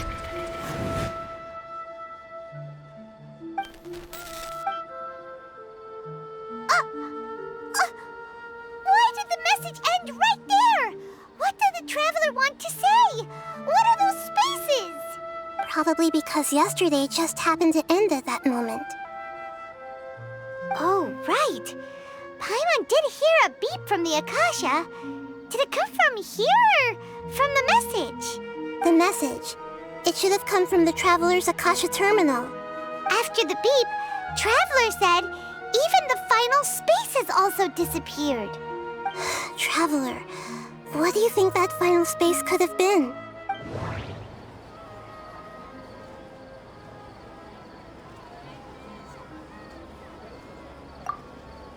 Was that space actually the real world? But wouldn't a real space just randomly disappearing like that be catastrophic? My impression is that each day in this samsara only ends at the sound of that beep from the Akasha. Oh, so that's what it is! After the sound of the beep, the final space, the Sub-Zero's festival, also disappears, and we're taken to the next day. Later on, Traveler also mentioned a bunch of new spaces materializing behind them. Do lots of new spaces appear every day? Paimon's head is spinning. Just what are these spaces anyhow? Well, consider this. For all the horrors of the Archon War, at its heart, it was just a game where a bunch of gods fought over 7 seats. So no matter how strange or spooky things may look on the surface, maybe all they point to in the end is a small and simple secret. Wow, the Archon War, huh? That's an analogy and a half.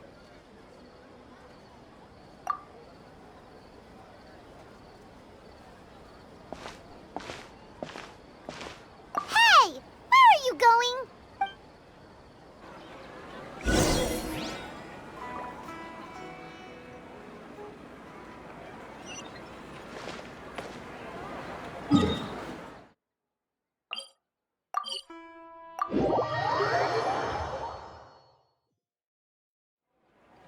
Do you want some alone time to think? All right then, Paimon won't disturb you.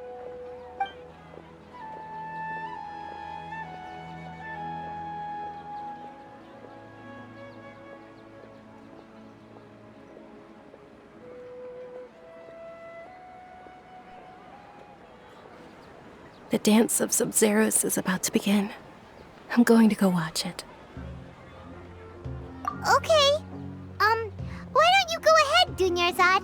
We still have some other stuff to do first. Okay then. See you later.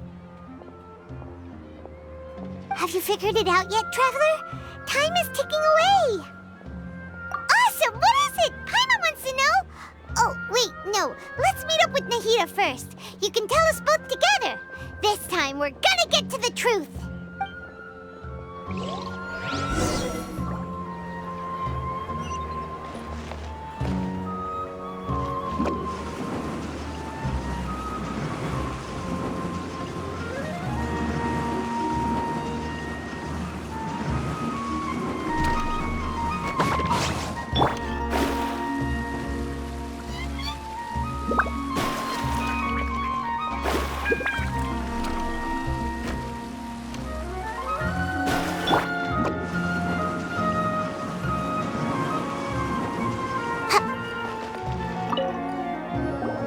You're back!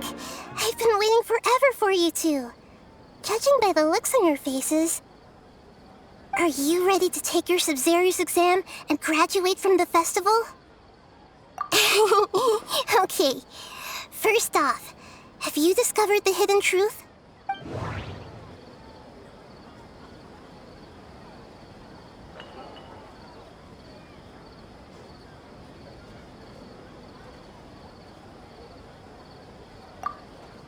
We've already experienced the Sub-Zeru's festival many times.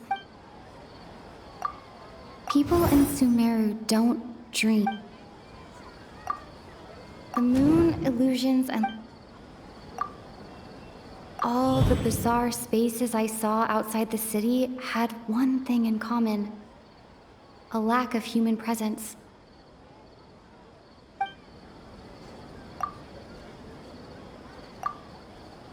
Okay, Nahida said the Akash...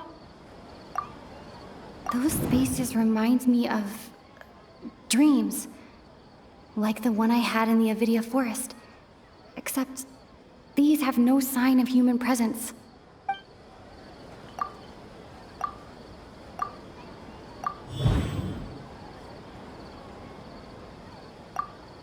We are all in a dream. It isn't that the people of Sumeru don't dream. Rather, the Akasha is taking their dreams from them. People in Sumeru think they don't dream, but the truth is the Akasha steals their dreams without them knowing it. And those spaces with no human presence are stolen dreams without their host. That would explain why they sounded so weird when she was trying to describe them. Huh.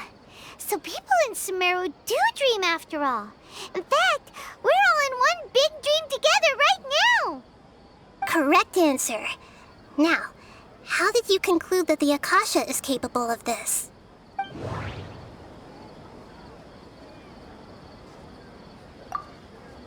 It is the manifestation... It is the manifestation of the God of Wisdom's power. It is the manifestation of the God of Wisdom. The Akasha relies on the power of a gnosis to operate. It compiles the wisdom of the entire populace. And it grants knowledge to the people.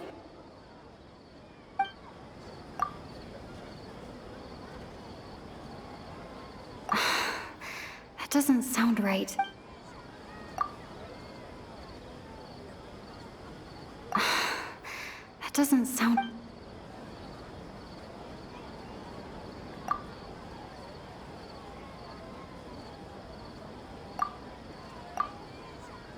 It is the manifestation of the God of Wisdom's power. That doesn't...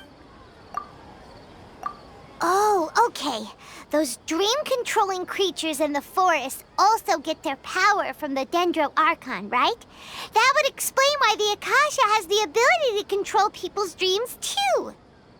But is stealing everyone's dreams really how the Akasha compiles their wisdom? Isn't there anything more to it than that? Dreams are fantastical, complex, and full of imagination. People's brains are the most active when they're dreaming. In other words, dreams are rich bundles of human wisdom. So, in other words, the complete opposite of how Hypatia understood it. Paimon remembers her saying that the sages think dreams are foolish delusions, and the fact that no one dreams is a blessing from Greater Lord Rukkhadevata. So it was all a dirty trick? The real story is that the sages from the Academia are using the Akasha to steal people's dreams for their own use, huh? Oh? By the sounds of it, you understand the current situation pretty well. So then, what about the Samsara? Grand Sage said, go celebrate the birth of that god to your heart's content. Those spaces kept disappearing before my eyes. But as soon as that beep sounded, many more spaces materialized. Those dreamscapes kept vanishing. But as soon as that beep sounded, more new spaces appeared. The beep is a prompt tone for Akasha operations. We've already experienced the Sub-Zeru's festival many times. My mind feels exhausted even...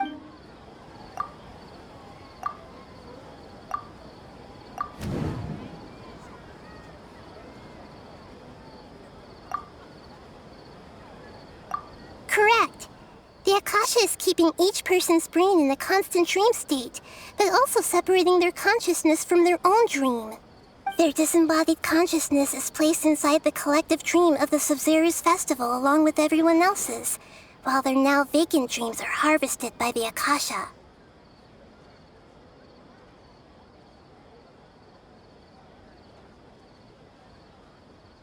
No one is any the wiser as another day passes in the dream, and so begins another samsara cycle. People wake up to yet another dream about the Sub-Zeru's festival.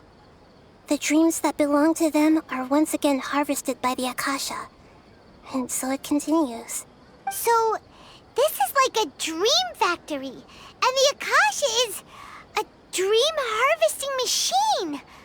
Did Paimon get that analogy right? Very good, Paimon. Using analogies well is an excellent habit to get into. Okay, so that beep we keep hearing is actually from our real-life Akasha terminals. Taking off our terminals in this dream doesn't do anything. All right, last question. Who am I?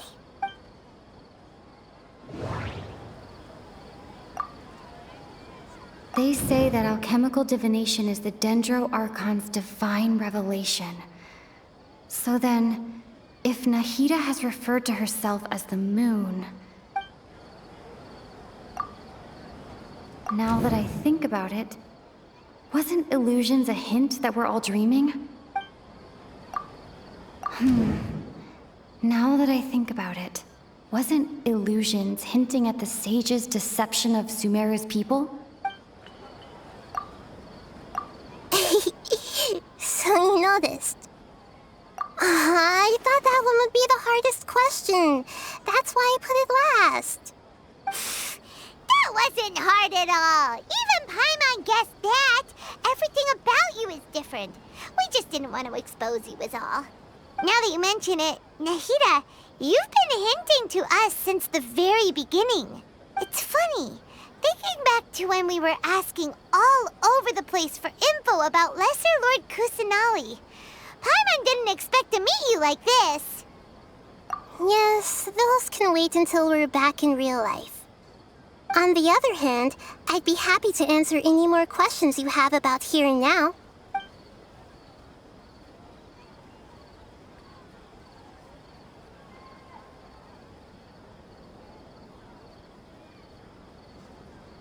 I know, right? Why did they have to base this dream on my birthday? Could it really just be a coincidence? Even you don't know the reason? Wow, now that's strange. The Academia sages are determined to harvest lots of dreams in a short time, no matter the cost. They have to be up to no good. Unfortunately, I don't know anything about it. Traveler, do you have any information?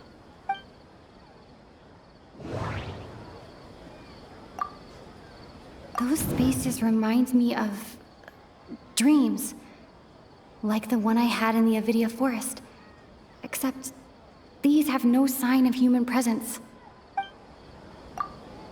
Okay, Nahida said, the Akasha relies on the power of a gnosis to operate, as it is the manifestation of the God of Wisdom's power. It compiles the wisdom of the entire populace, and it Grand Sage said, go celebrate the birth of that god to your heart's content. Did he mean something more?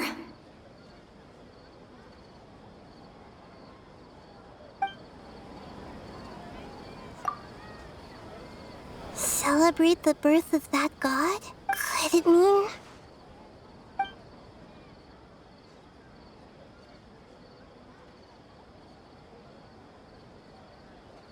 You asked me this question before. My answer was, it would literally blow your minds. Now that you know this is all a dream, this answer should hopefully make more sense. Have you heard the saying, don't wake a sleepwalker? Likewise, if someone suddenly had told you all this instead of you learning it on your own, your notion of reality and dream would be thrown into irreversible confusion. I couldn't expose you to that kind of risk. That's why I could only give you very subtle hints and some suggestions. Long story short, I'm really sorry I had to keep you guessing. Firstly, this dream we're in is completely based on reality. People have already experienced this Sub-Zero's festival, so it would be very difficult for them to find anything that strikes them as surreal. Secondly, you're probably wondering why people don't have any memories from earlier samsara, right? That's because people don't remember their dreams most of the time anyway. And in any case, their actual dreams are being taken away from them by the Akasha. So whenever they wake up in this dream of the Sub-Zero's festival, they don't remember anything from their previous identical dream. That reminds Paimon. Traveler had a dream when we were in the Avidia Forest, but couldn't see what it was about after waking up. Is that an example of what you mean? Yes. Only after receiving the blessing of Dendro can a person gain the Dendro element's dream-enhancing power. That explains the feelings of deja vu. Meanwhile, everyone else has no idea that they are in the Sub-Zero's festival samsara, while their dreams are stolen from them over and over again. Can humans really keep dreaming forever like this? Will it ever end? And if so, when? We might say your mental fatigue has already answered this question. Eventually, there's only so much that people can tolerate, especially those whose health is compromised to begin with, like Dunyarzad.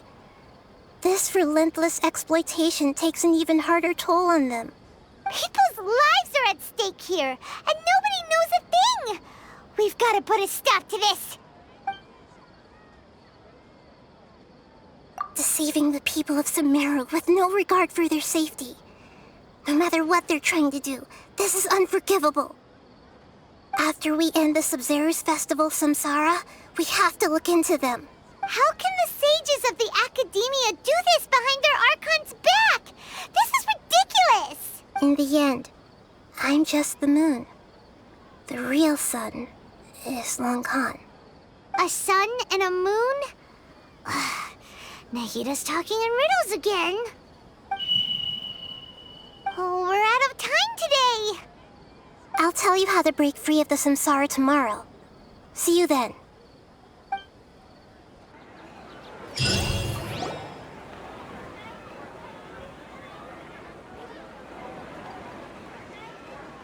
Good morning, Nahida. Wait. Now that Paimon remembers everything, should we instead say good morning, Lesser Lord Kusanali? Hey, what's wrong, Nahida? You don't look too good. I'm afraid that what you're thinking right now is correct. Did Dunyarzad already disappear? No way. Are we too late? The real Dunyarzad's consciousness has indeed disappeared. It can no longer endure the constant dream harvesting. Paimon can't believe it. Wait, so what about that other Dunyarzad? Just what is she? Is she also going to disappear? She's actually something like a puppet, but not completely. The real Dunyarzad's consciousness could no longer keep playing her role in this dream. So another Dunyarzad appeared to replace her in the dream. Just like the grass and the trees, that Dunyarzad is just a building block of the dream that helps to keep it going. But personality-wise, she's nothing like the real Dunyarzad. Puppets are stiff and can't copy a living person's vitality. After all, they're just there as filler. And you know, speaking of which, the old Dunyarzad might not have been too different from a puppet. Dunyarzad truly believed that she met you within her consciousness, and it was you who inspired her. So you do remember her after all? Yes. Back then, her family was overly protective of her. No one cared about her personality or thoughts. It was as if she only lived to stall her Elazar.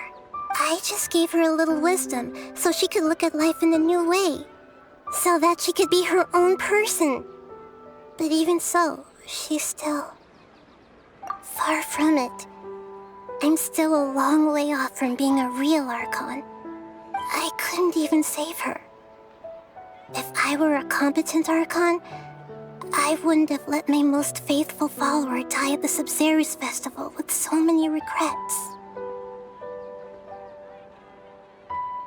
Please don't beat yourself up over it, Nahida. It's the sage's fault, and theirs alone. I'm not beating myself up. All I did was to rationally observe the distance between myself and a real Archon. Don't be like that, Nahida. Even real Archons are still allowed to be sad. To prevent more tragedies like this, we must end the samsara as soon as possible. Great, but how do we do that? Although the Sumeru's festival dream is under the Akasha's control, only humans can dream. Even the Akasha is unable to create them. That means this dream belongs to a host who created it. Huh? So, how should we find that person? Well, if this is someone's dream, then everything here must come from deep within their consciousness. Which means, with the power of imagination, they can change anything in this dream. Imagination? What do you mean by that? Imagination means breaking through what you perceive as normal. Like when a server at a tavern brings a plate to you, you'd naturally assume that food is on it. However, if you're the dream's host and you become aware that you're dreaming, when you imagine gold and more on the plate, the dream will respond in kind, and the server really will bring you gold and mora. But right now, our host is unaware that this is a dream. No matter how many times they're served, it will always be food. Find some way to make that person realize that they're dreaming. Usually, once that happens, the person will wake up and the dream samsara will be broken. How are we going to find them, though? If it could be anyone, it'd be like looking for a needle in a haystack. And even if we did find them, how are we supposed to make them realize they're dreaming? After all, like you said, don't wake a sleepwalker. It's extremely difficult, yes. But the only ones who can do it are you two. Remember, everything you've achieved up to this point has all been for the sake of finding the host and ending the samsara. As for me, during this time, I'll be out of town. Out of town? Are you going to that place full of dreams where the traveler went? Yes. I want to try something. There must still be a small wisp of possibility. Hurry and go. Dreams are supposed to be fantastical, romantic, and full of pleasant surprises. Unnecessary things like this samsara need to end. Paimon's still a little upset that she was such a good person, with such a simple wish. But fate was against her. Yeah, saving Dunyarzad is what kept us going this whole time. But we mustn't lose hope, Traveler. Dunyarzad would definitely want to see us save everyone else. So let's break the samsara for her sake. Paimon's wondering, do you think the sages would get one of their own to be the host of this stream? Feels like it would be easier to control it that way, no?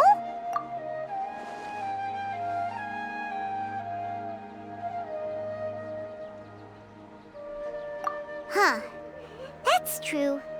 Plus, the sages probably weren't counting on there being other factors beyond their control, like Nahida and us. So, who do you think the host of the dream is? Oh, that would make sense. Ferris, the Knight of Flowers, is a symbol of the whole Sumeru's festival, right? Pretty core character. Let's go ask him some questions, shall we?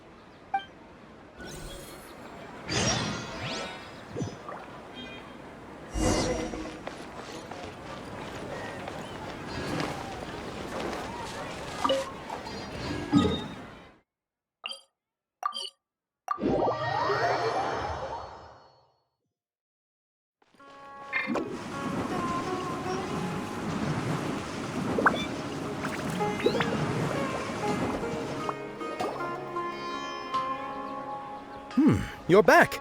You left in a hurry last time. Is everything okay?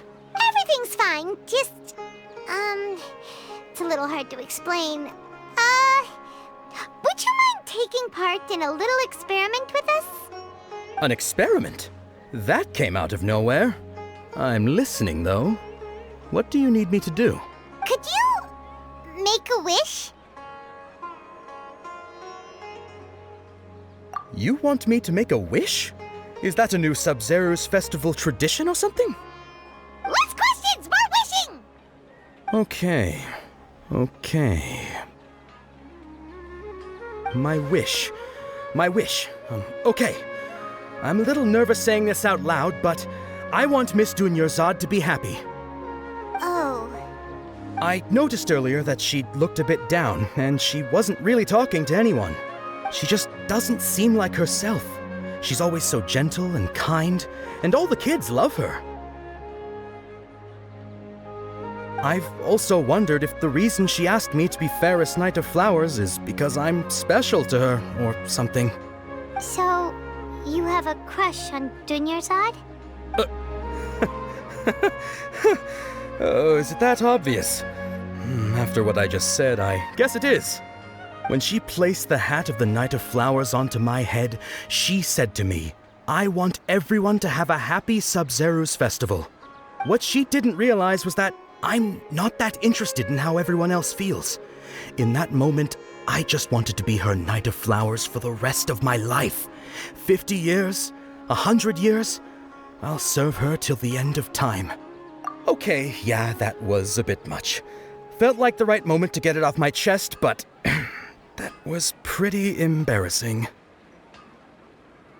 Okay, I'm ready to make my wish. I would like Miss Dunyarzad to appear in front of me right now with a smile on her face. Here goes. Please come true. I'm gonna open my eyes. Oh, you're... What? Fucky? Sorry, but only one portion of Yalda candies per person. Back home you go. Nice try, you two. Anyway, never mind. I don't need to see her appear right in front of me. As long as she's happy. Guess he isn't the host of this dream after all. Should have expected it wouldn't be this easy.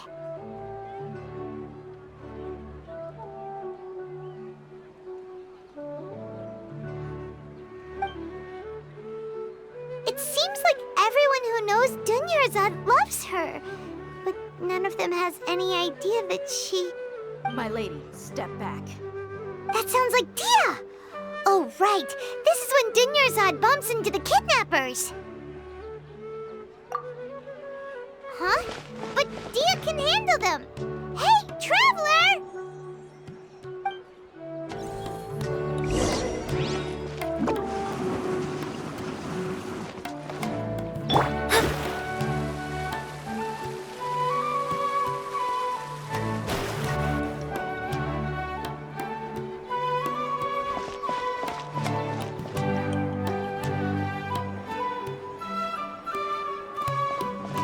Oh, it's you. Great timing. Please take... Hey, this is my job. The homie Yannis pay me, not you. You... fine, all right. Knock yourself out. Why are you so worked up anyway? It's not like I don't trust your fighting skills. Anyway, watch yourself.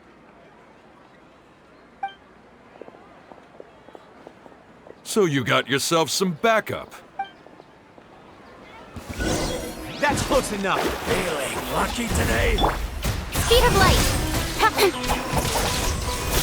Hey!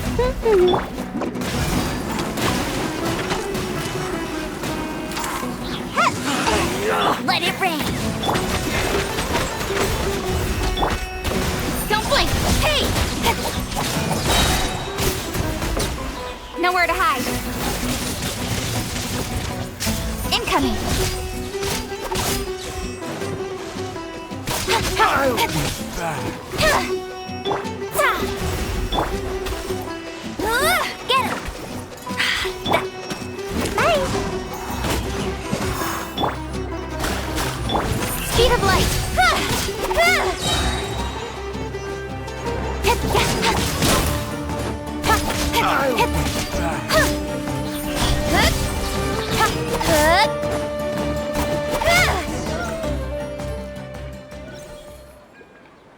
Traveler, were you just taking your anger out on those guys? You and Nahida both. Dunyarzad wouldn't want to see you two like this. Oh, and speaking of her, Paimon just remembered something. Remember how during the first Sub-Zero's festival, before the Samsara started, we came here with Dunyarzad because she wanted to pick something up? She said it was because she had forgotten something. Okay, so Paimon's memory is working so far. Anyway, Paimon also remembers that she is staying somewhere around here. She pointed it out to us the night before the Sub-Zero's festival.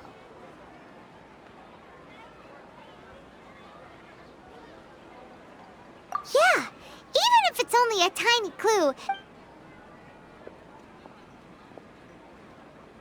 This is the place. It's rude to enter other people's spaces without permission, but desperate times call for desperate measures. Hey, the windows are unlocked. Okay, Paimon's gonna take a peek inside.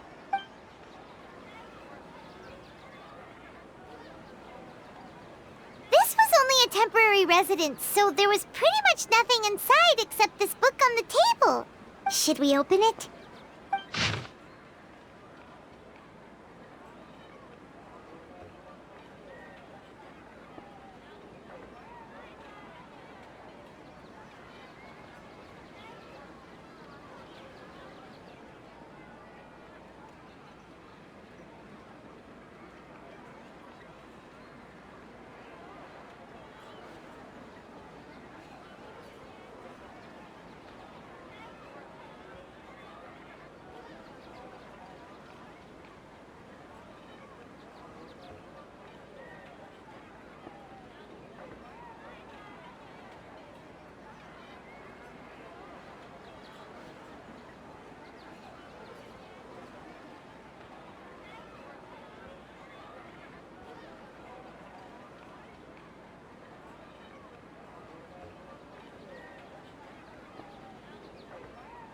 Wow, Dunyarzad wrote all of this.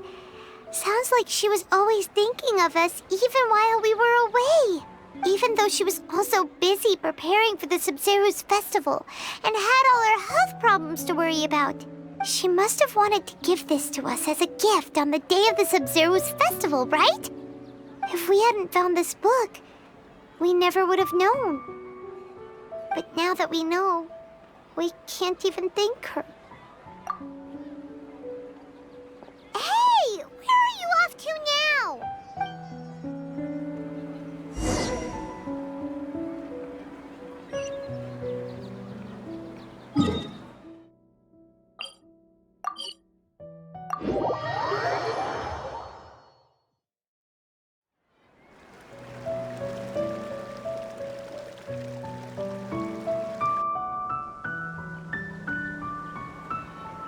It's Dunyarzad's puppet.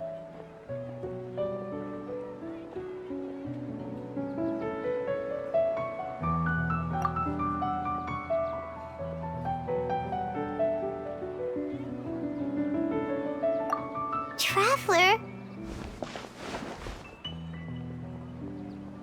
You must be exhausted. Come to think of it, we've been stuck in this place for a really long time. Heck, even the last time we were chatting happily with Dunyarzad feels like an eternity ago.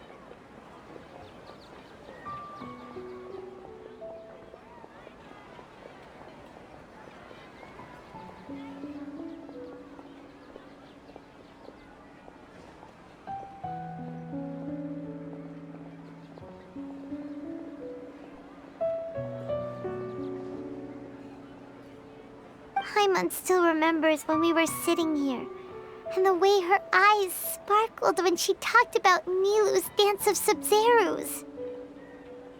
There will always be frustrations in life, but I know that the point of living is not to leave behind any regrets.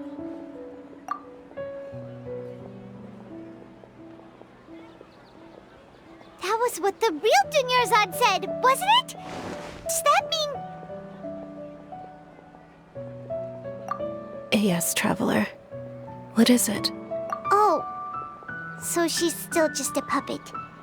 But just now, how come... What? Where are we going this time?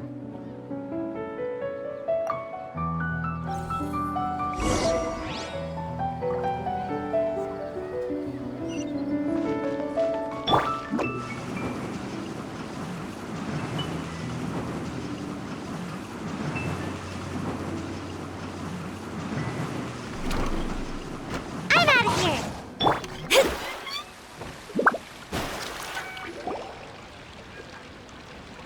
If you continue to resist, we will have to order an investigation into every single event organizer. The Grand Sage has already granted you much leniency.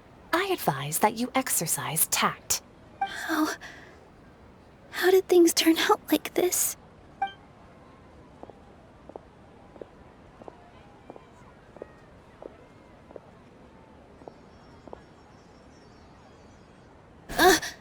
Traveler? You don't have to get involved. He's a sage from the Academia. I don't want to drag you into this. Traveler? Traveler? What the heck are you doing? If you get arrested by the Academia, that's another day gone to waste!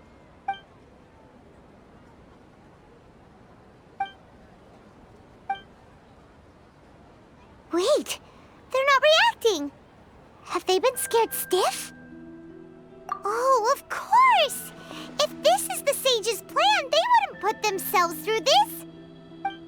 So they're just substitutes! What is this? What happened to the Grand Sage and his entourage?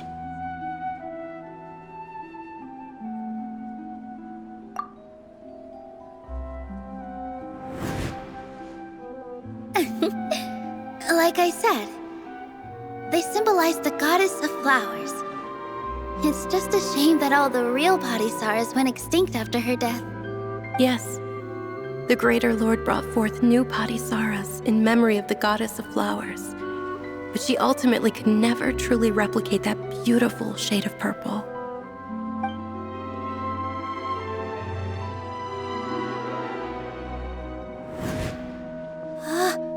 That beautiful shade of purple. Aren't these flowers real Padisarahs? Just like the ones from the legend? I didn't even notice. Dunyarzad, did you find these? But didn't you just say all the real flowers went extinct after the goddess of flowers passed away? So, how? Yeah. What's going on here? Huh? You guys are acting weird. But okay, I'll try.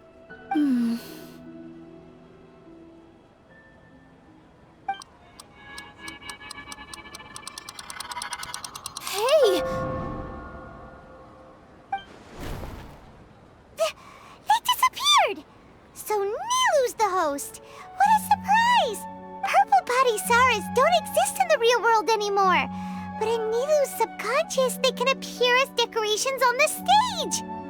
It's just like the example Nahida told us. People assume there will be food on a plate, and Nilu assumed there would be real Padisarahs in the flower pots. So when you saw the flowers, you instantly knew it was Nilu? But if we want to end the samsara, we need the host to become aware that they're dreaming. How should we make Nilu realize that? Am I dreaming? Huh? So I'm right. Is this Lesser Lord Kusanali responding to our celebration of the Sabzeruz festival? Wrong guess, but you aren't completely wrong either. The point is, what made you think this is a dream? As far as you know, people in Sumeru don't dream, right? Yeah, but have you heard the tale of the first sage? To prevent a calamity, he went on a journey to find the Archon.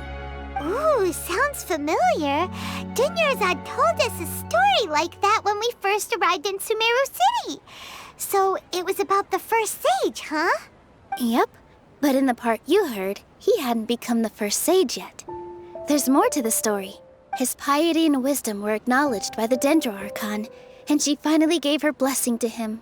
All kinds of spectacular scenes appeared in front of the first sage, as if all the knowledge in the world was being painted onto a canvas right before him. He was captivated. After who knows how long, he mastered all the knowledge he could comprehend.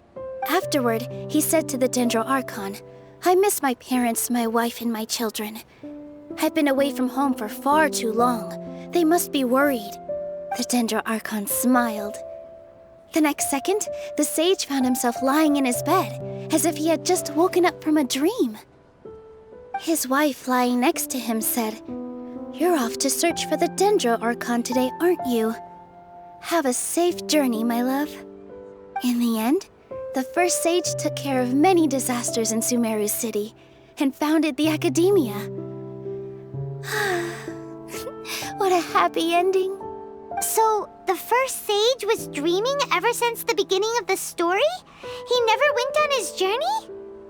Yes, but his faith and determination were conveyed to the Archon, so she blessed him in the form of a dream. Paimon understands where you're coming from now. That's a really interesting connection. But we really gotta wake up soon, like the sage in the story! I see.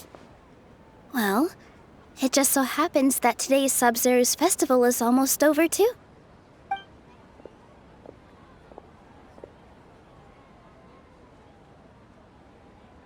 Since we're in a dream, let's make this final dance of Sub-Zero's as beautiful as we can.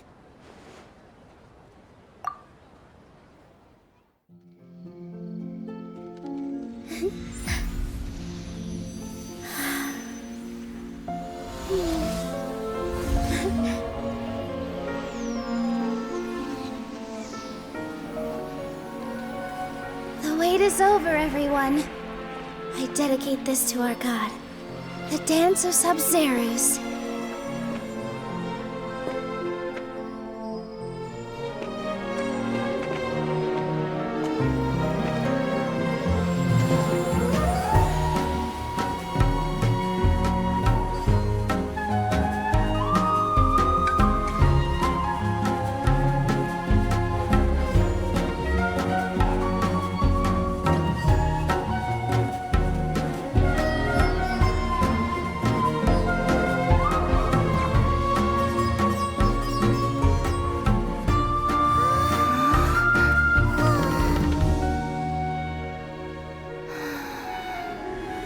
I'd be lying if I said I had no regrets.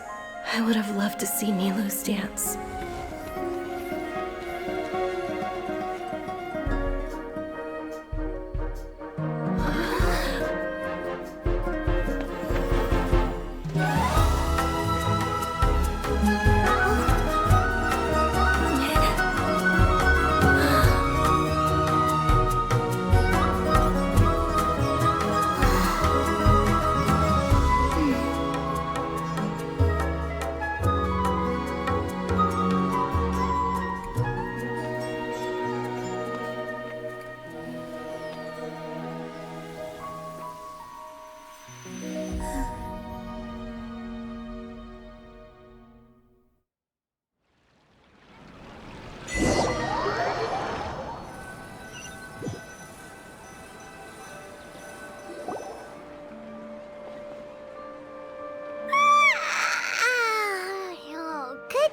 Traveler.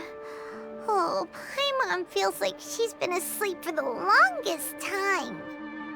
Paimon's head feels super heavy. Did we oversleep? Do you even remember going to sleep last night? Paimon thinks it was after the Sub-Zero's festival. The Sub-Zero's festival! Have we finally escaped from the Sub-Zero samsara? Quick! Take off your Akasha terminal!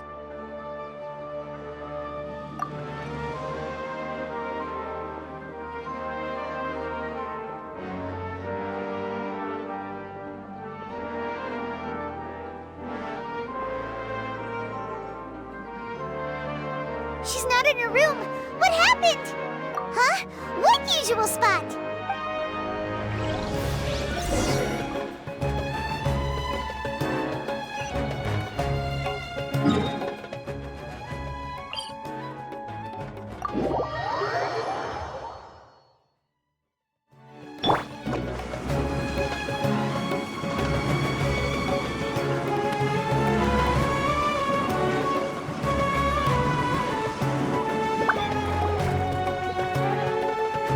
Well done, Traveler and Paimon. And thank you, Dunyarzad, for organizing the Sub-Zero's festival for me. I'm sorry, who are... Dunyarzad! You're okay! Oh, don't scare us like that! Oh, Traveler Paimon. I have something amazing to tell you. I just had a dream, and I saw Nilou performing the dance of Sub-Zerus.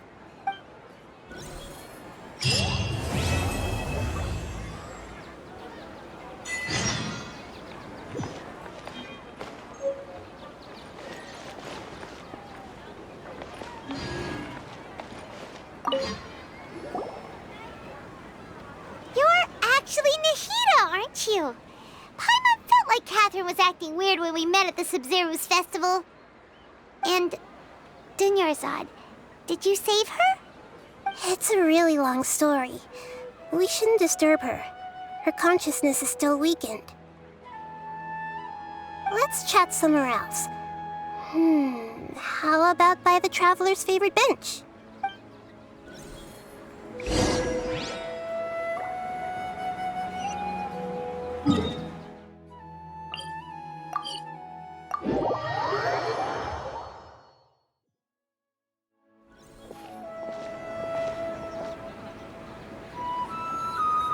Let's talk about Dunyarzad first.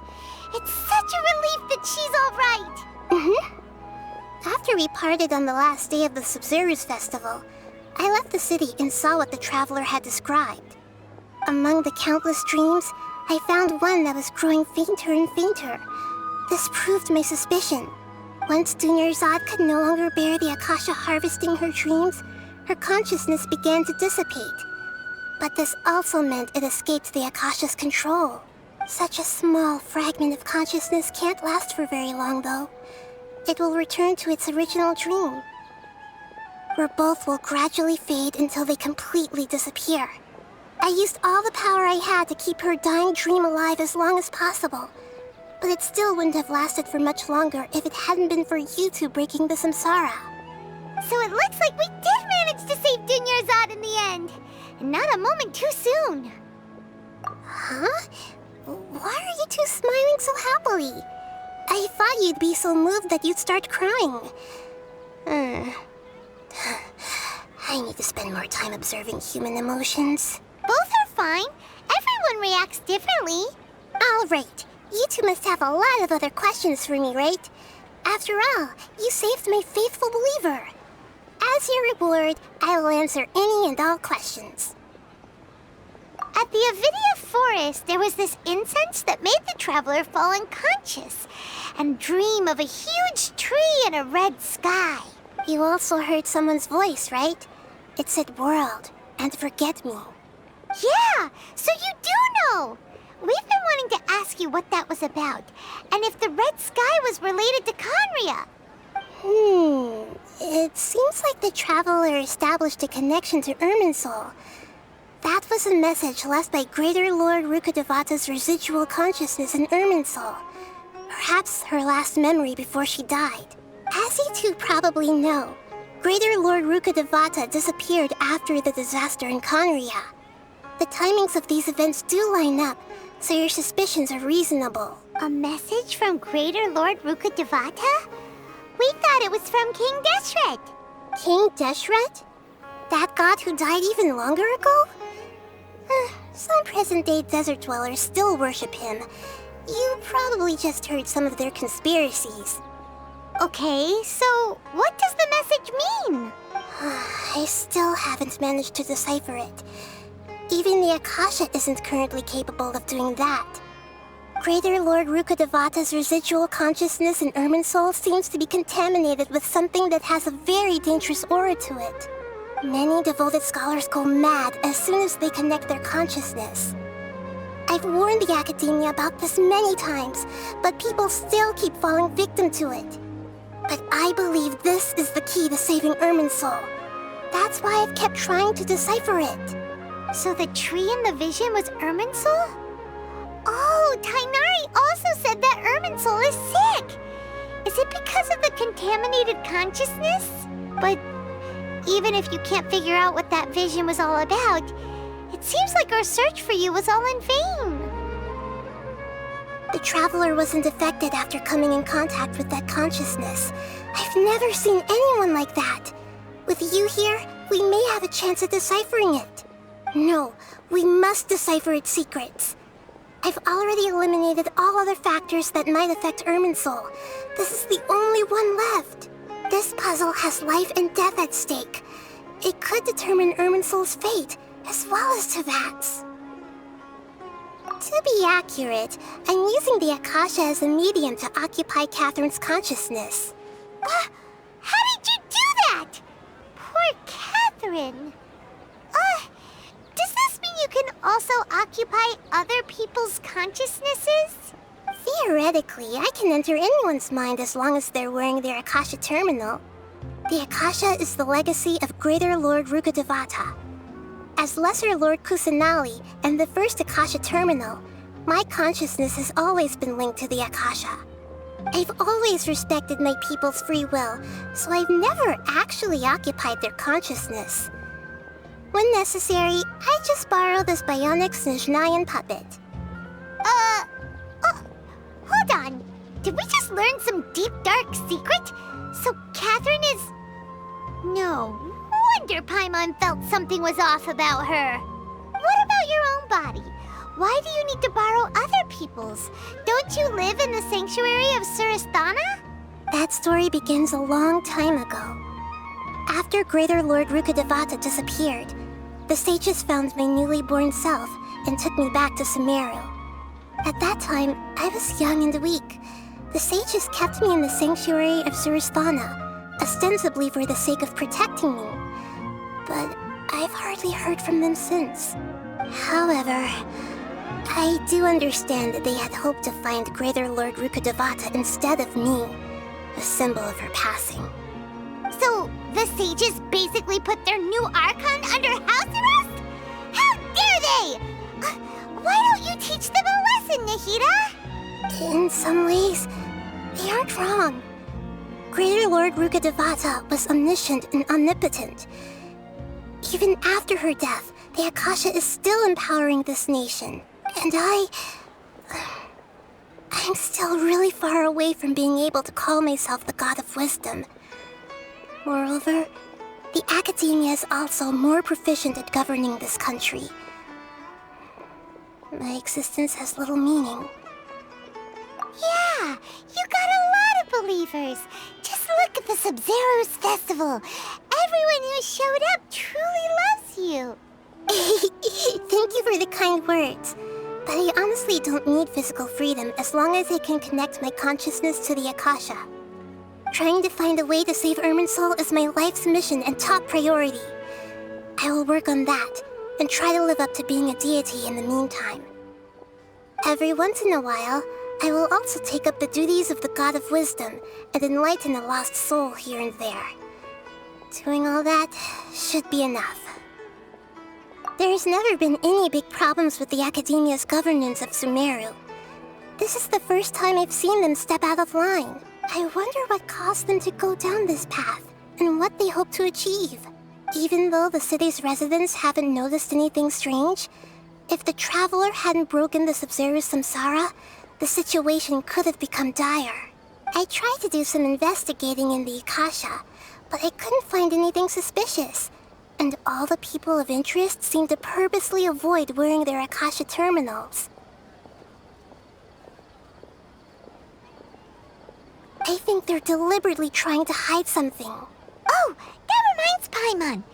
In Gandharvaville, there was a sage who had invited Tainari to join some kind of project. Could it be related? Regardless, I need to first investigate the sage's motives, make things right, and punish them if needed. But I'll have to be discreet, or they'll see me coming. You mean how the Akasha stops you from having dreams? Yeah, it's been such a long time. No one's noticed something's up? It's not that no one noticed. It's more like no one cared. Ultimately, it's all rooted in the sage's misdirection. Misdirection? The sages convinced everyone to believe that being unable to dream is a sign of rationality and wisdom. Not dreaming is a badge of honor in Sumeru, even if the truth is that their dreams are being reaped by the Akasha. With their propaganda in place, the sages can maximize their use of the Akasha to facilitate their research. Besides, Greater Lord Rukkhadevata must have created the Akasha in the hopes that it could be used to its full potential. That's why I've never come out strongly against this. Anyway, the perspective advocated by the sages drowned out any voices of doubt. By now, even those who never use Akasha terminals find it too shameful and embarrassing to talk about their dreams. Got it! I hope my answers were satisfactory, seekers of knowledge. To be honest, maintaining Dunyarzad's fading dream took a lot of mental energy. I think I may need to rest for a while. Oh, and you don't need to worry too much about the sage's activities for now. The Akasha won't be able to conduct another project on the scale of the Sumeru Samsara in the immediate future. Go and get some sleep.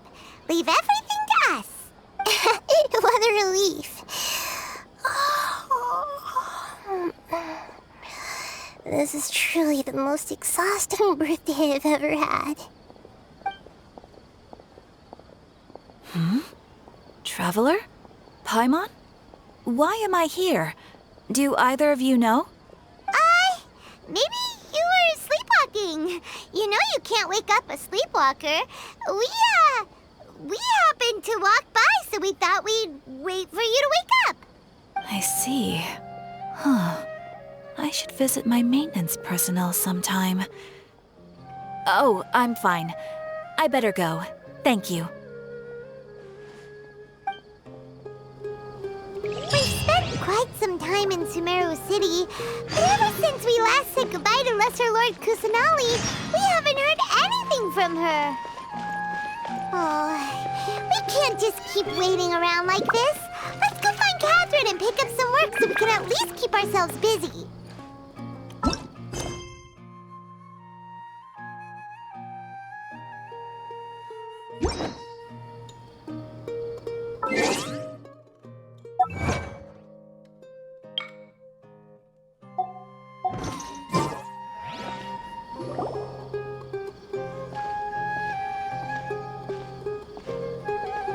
Astra Avisask.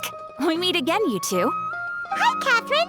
Do you have any commissions for us today? Commissions, huh? Oh, how about this? Please attend the Academia's Academic Symposium this afternoon and recite a love poem on stage.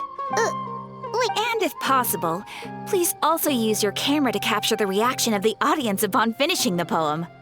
Huh? What kind of commission is that? I see. It appears that you're not interested in this commission. In that case, please go to Port Ormos and convince the Eremites there to spend some time volunteering at the local orphanage. Hey, that's not any better. I'm sure the mercenaries will have some interesting reactions as well. Paimon's gotta ask. Just who exactly has been submitting these commissions to the Adventurers Guild? Oh, the commissioner? Well, actually, I just wanted to see the two of you in action. Was it so obvious? I was hoping you would actually take one of those commissions. That kind of chance to observe humans doesn't come by often. Ah, so it's Nahida. Paimon just knew Catherine wouldn't crack those kinds of jokes. When did you get into her head? From when she said, Ad Astra Abisask? So it's been you this whole time? Are you done resting up, Nahida? Yes. I've been sleeping ever since we parted ways, and I even had a really, really long dream. It was another dream about the Sub-Zeru's festival, except it was a happy one. In my dream, I was sitting in the middle of a flower terrace, and everyone in Sumeru City was holding hands as they danced in circles around me. They danced round and round, and everyone looked really happy. I also got to sit on a gigantic flower carriage. Ferris, the Knight of Flowers, raised me really, really high above the ground, and I was throwing an endless amount of Yalda candies at the children. You know, Nahida, maybe your dream is how the Sub-Zeru's festival really should be. It's meant to be a joyous time where everyone gets together to celebrate your birthday. Huh? Wasn't I describing a really happy dream? Why are you both looking at me like that? Wait, could this be an example of the emotion known as pity? No, we aren't pitying you. That would only make everything worse. We just don't want you to feel too sad. By the way, have you had a chance to visit Dunyarzad? How's she doing? The Homiyanis haven't allowed any visitors after the festival, so we haven't been able to check on her. Yes, I paid her a visit right after I woke up. She was resting at the time. Her condition is stabilized. However, since Elazar is a manifestation of the withering on the human body, we can only cure it by finding a way to take care of Irminsul's own withering. But for the moment, our top focus should still be figuring out what the sages are up to and what they're planning. Right. Who knows what'll happen if they manage to pull off another scheme like the Samsara of the Sub-Zeru's festival. So our first priority should be investigating and putting a stop to the sages' activities. As for how we should pull that off, let's discuss it somewhere else. There are too many adventurers around here. Oh, good point. Sorry, adventurers. We're gonna be borrowing Catherine for a little while.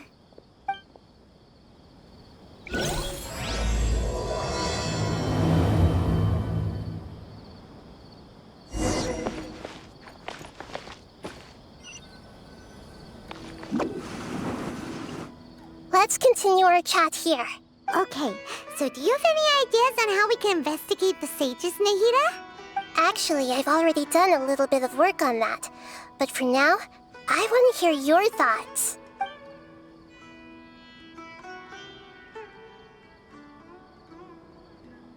We're in the dark as of now. Since we still don't know anything about their goals, any rash move could tip them off and lead to terrible consequences. After all, every person in Sumeru City is one of their hostages.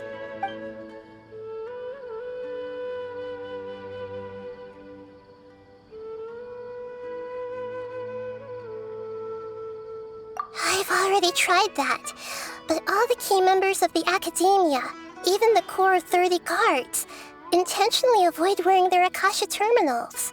It seems that from the very beginning, they've been guarding against info leaks from the Akasha. Of course, it could also be because they're wary of me. Have you already caught the sage's attention? I'm guessing not yet. But distrusting me would make perfect sense if they've ever paid attention to the urban legends about me. In any case, I probably can't take over their minds directly. No way, that's too risky. You mean it'd be too easy to get caught? No, it's not that. We shouldn't involve innocent students in this. A single mistake could completely ruin their lives. Doing that would be ignoring the safety of my people for my own selfish goals. How is that any different from what the sages are doing? That's a good point. Spoken like the god of Sumeru.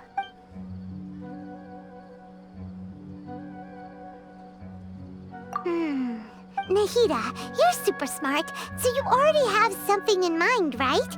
Don't keep us in suspense. Spill the beans already. According to a popular theory from the Vahumana Darshan of the Academia, rejecting impractical motions at the beginning of a planning session will give more weight to the actual proposal. Okay, but aren't you the god of wisdom? You don't have to use that kind of gimmick to make us take your ideas seriously. Well, I've been thinking that if I can't directly possess the leaders, and if I can't get ordinary people involved, then I should find someone who's already involved, but hasn't decided to side with the sages. You're saying we should recruit a spy? That does sound like it could work. Oh, before coming back, we met someone named Alhaitham. He seems like he acts alone, and he likes doing stuff behind the Academia's back. They probably aren't in cahoots. Actually, I already have someone in mind. Do you still remember that female scholar named Setaria? Setaria? Paimon remembers now. Isn't she the one who's always trailing behind the Grand Sage of the Academia? We ran into her basically every time the Sub-Zero's festival repeated itself. You could even say we're old enemies by now. Paimon still remembers the smug and mean way she always spoke to Nilou. I've always liked observing all kinds of people, and Setaria has always stood out from the crowd. She was born in the desert and was hailed as their greatest genius. Her academic gifts allowed her special admission into the Academia, and also gave her the opportunity to serve as the sage's assistant. Oh, Paimon didn't know she was from the desert. She must be pretty special then. Paimon feels like most of the desert dwellers around the city are working as mercenaries.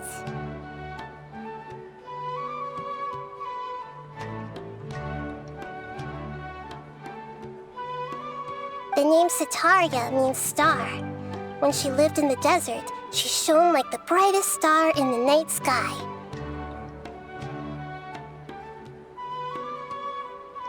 Later on, she was chosen by the sun.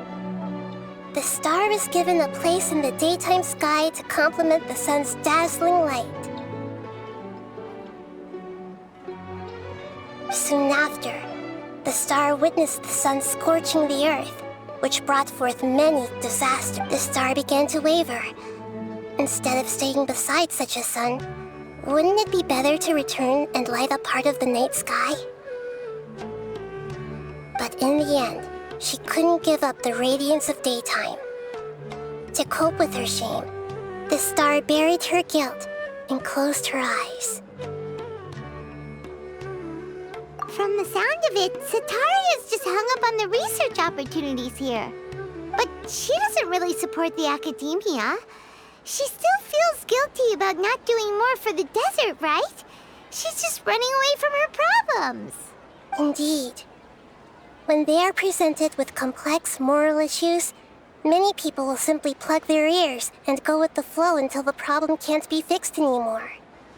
She's suppressing a lot of guilt, but before she realized it, she had already become the sage's accomplice. She can't deny her part in their schemes anymore. Right. We must somehow make her face her problems again. That way, not only can we get useful intel from her, but she can also use it as an opportunity to redeem herself. From my past observations, Setaria will take a day off from the Academia every 10 days to do some shopping in the city. Tomorrow afternoon just happens to be a shopping day for her. That'll be our chance. To prepare, let's go check out some of her favorite spots, and have a quick chat with a few of the vendors there.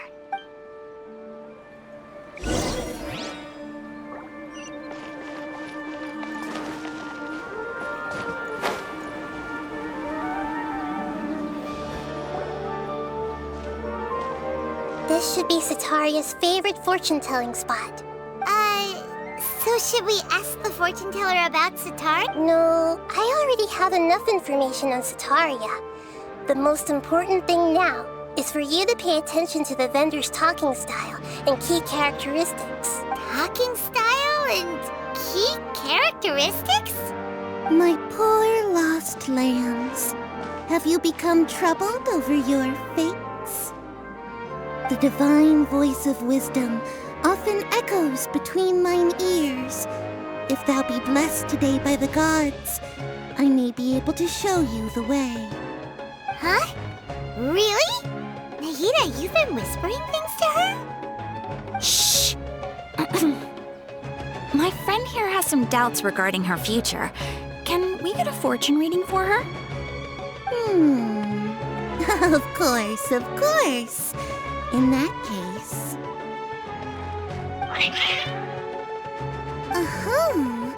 It would seem that Harut and Marut are quite wary of you. Perhaps, at some time in the past, you have somehow offended the gods. Only mocking the god of Animo, questioning the Lord of Geo's financial savviness, and brawling with the god of Electro. Do those count? Oh, nothing. Go on, pick an aspect for her to divine. Love prospects? No problem at all. The gods have spoken. The truth shall be revealed. One who is fated to cross your path will appear on... Huh? So many people will fall for you. How could that be? Harut, Marut, did you two spoil my divination? I've never read a fortune so absurd. Actually, Paimon thinks this is probably the most accurate fortune-telling you've ever done. I admit that the orientation of today's celestial matrix is, suboptimal. As such, there will be no charge. Is that so? Well, that can't be helped. If you were to bring some food offerings for Harut and Marut on your next visit, perhaps they could help you reverse the wheels of fate.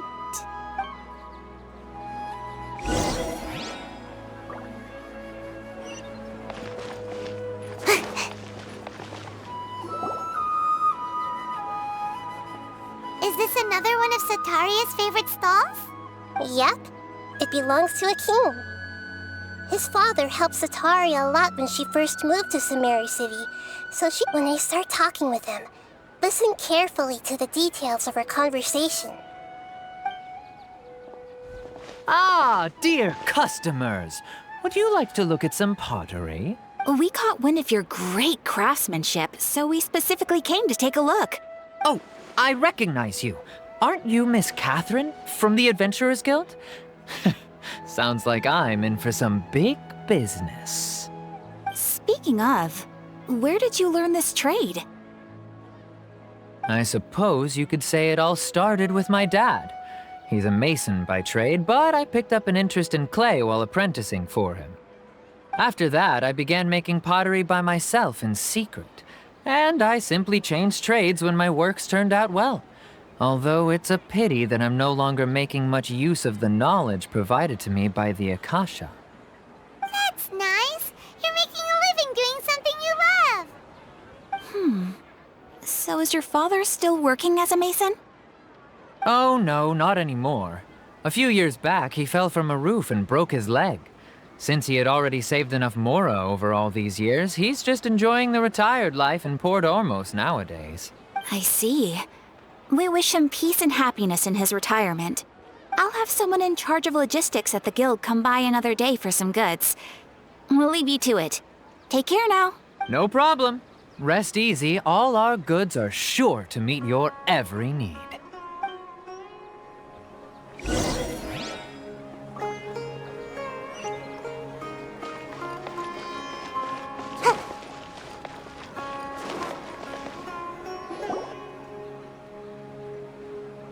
This should be our final stop. Sataria's always thinking of this restaurant when she's working at the academia, so she always comes by whenever she's out in the city. Nahida, you've really thought of everything. It's my duty to protect Sumeru's citizens, after all.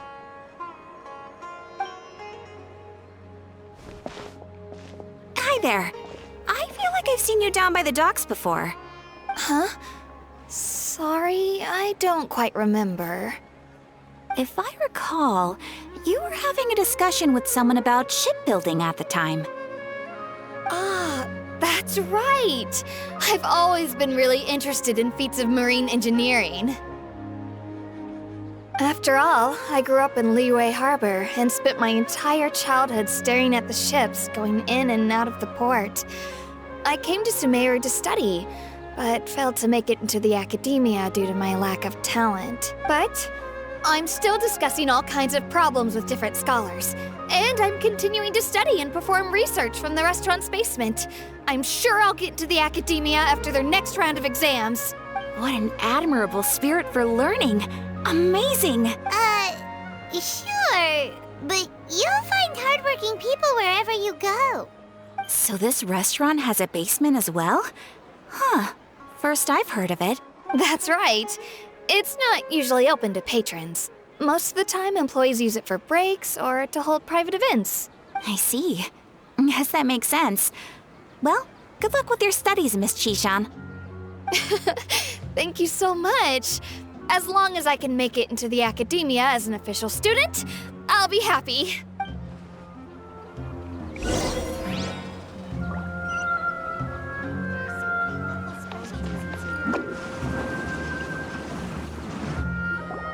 So, was that everybody? Mm-hmm. 3 familiar faces should be enough for Setaria. What's the point of all the information we've collected? Nahida, you still haven't told us how you're planning to make Setaria face her problems. Setaria is already used to avoiding her problems, so we must find a way to break through her usual sensibilities. I remember you mentioned that the Eremites in Port Ormuz are all making a fuss about the upcoming resurrection of King Deshret. Although it's all just a boatload of nonsense, the faith of her homeland may turn out to be Setaria's soft spot. Oh, Paimon gets it now! You want to take advantage of the guilt Setaria feels about her homeland. Although she knows she should return home to help the people of the desert, all she's done is conspire with the sages. So how do we set that up? Well, King Deshret is long gone, and Setaria is also too smart to fall for any simple tricks. If we simply engaged her under the guise of King Deshret's believers, she would definitely be wary of us, and we may not get anywhere. But if we were to borrow some of her close acquaintances to talk with her, her reaction would probably be very different. So, you mean you're going to possess those people we just talked to? Yep. Possess them through the Akasha. Imply they've already converted to the faith of King Deshret, and then convey our made-up will of King Deshret. As long as everything goes smoothly, we'll get through to Setaria for sure. She'll never guess that we had anything to do with it. So that's how you're going to use all the info we collected on these people. It's so that you won't slip up and break form. Possessing them will only work if you can manage to pass off as them. Exactly. So, best of luck with impersonating them. Huh? Best of luck? But we don't know how to possess anyone. That's no problem at all. I'll just share all their senses with you once I've possessed them. As long as you're also wearing an Akasha terminal, the effect will basically be as if you've possessed them yourself. Huh. That is pretty convenient. But why does she have to do this? Can't you do it yourself?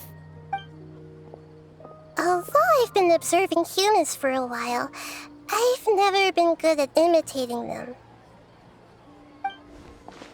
You're not wrong. It's always been painfully obvious whenever you try to pass as Catherine. If it was at all possible, I would have preferred to leave these people alone. But seeing how things are now, I probably should just accept it and push on. Yeah, don't beat yourself up over it. We're only doing this to help everyone, and we'll only be borrowing them for a little while anyway. Alright, then let's give it a go tomorrow afternoon.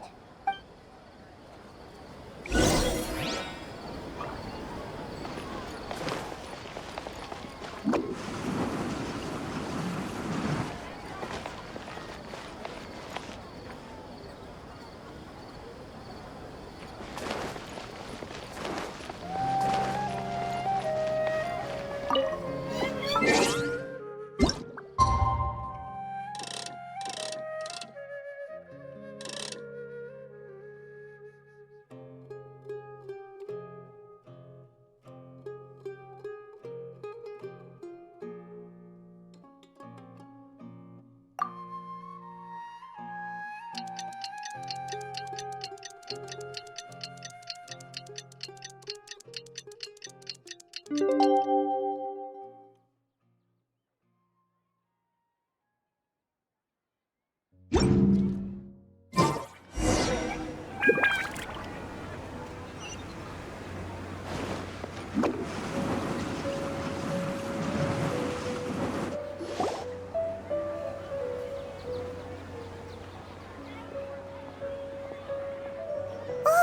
here she comes. Satori is here. Let's quietly follow her. Once she starts talking to her acquaintances, we'll find a safe spot to begin possessing them. As for how we'll sway her to our side, I'll leave that to you. I trust you'll know what to say. Paimon's starting to feel kinda nervous. Okay, let's go. Looks like they've already started talking. Let's find a hiding spot and get started.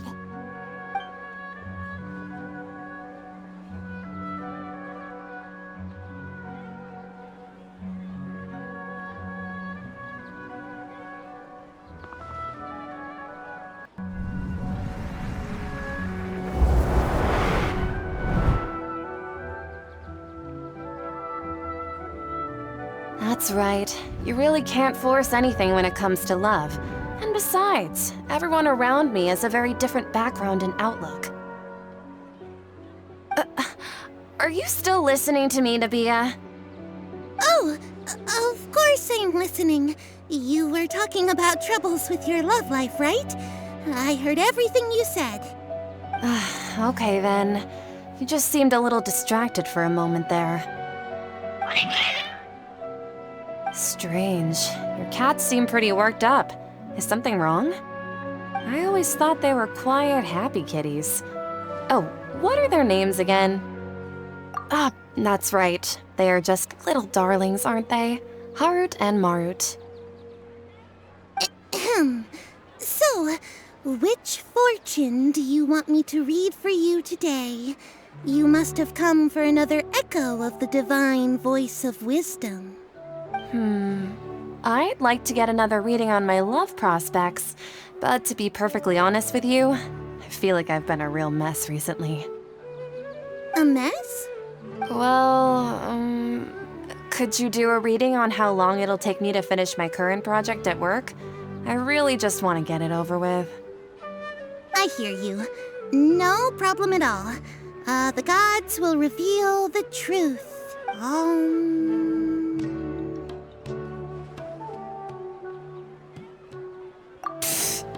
Sorry, your new laugh is just so hilarious. I couldn't help it.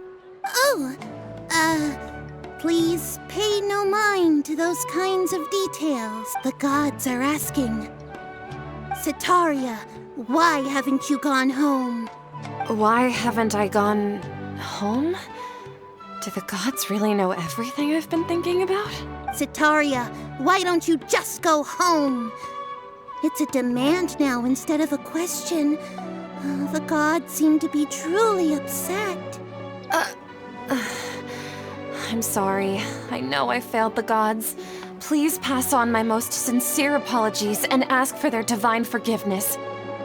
And if I may ask, Nabia, is there a specific god who's speaking to you right now?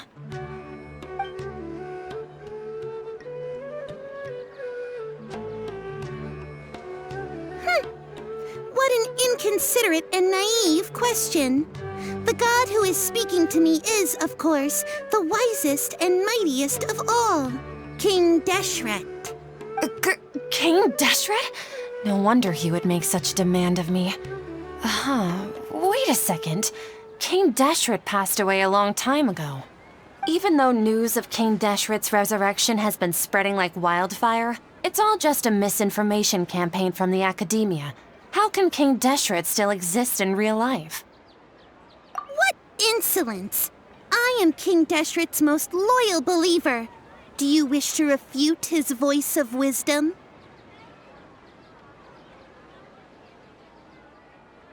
Oh, no. As a child of the desert, I am only reveling in his power upon learning that his divine glory has touched even this city.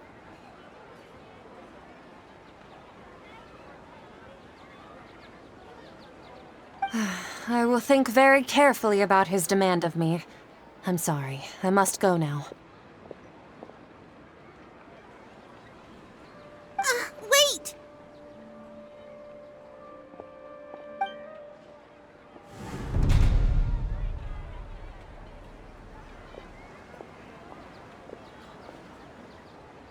Whoa! She just ran off in a hurry.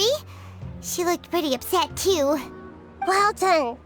Sataria didn't seem to suspect anything amiss.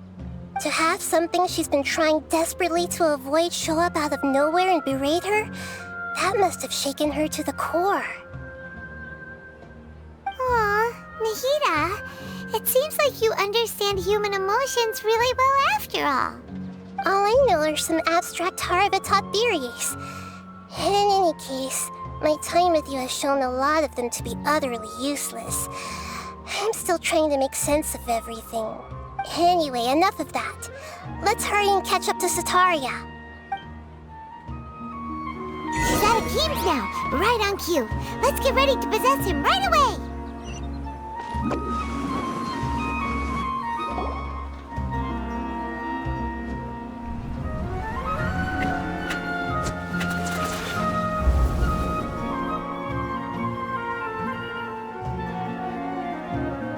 It's okay. I just got caught up in something. Oh, actually, didn't you ask me to help you look for work? What kind of work were you looking for again? Oh, right. Your old man's craft. How could I forget? Speaking of, how's he doing? Is he feeling any better? Oh, that's good to hear. I have been thinking a lot about him. If I could get some more time off, I'd love to pay him a visit. Actually, while we're talking about him, is he still living in Port Ormos? Yeah, he's been retired there for a while. If you could find the time, please write him a letter.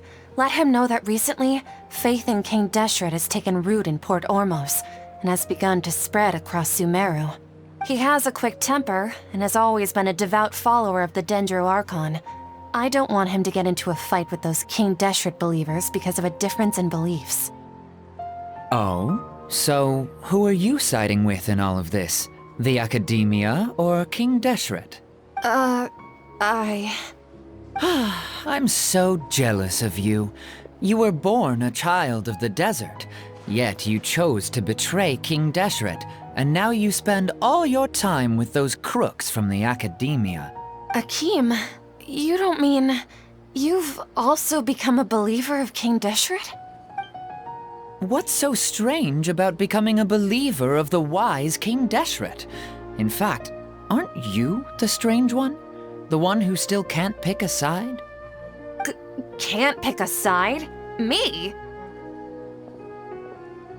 Whoa!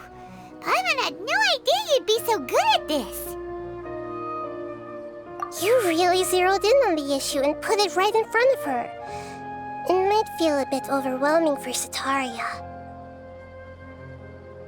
But once everything is over, I'll be sure to pay her a visit to her mind and explain everything. Anyway, let's keep going.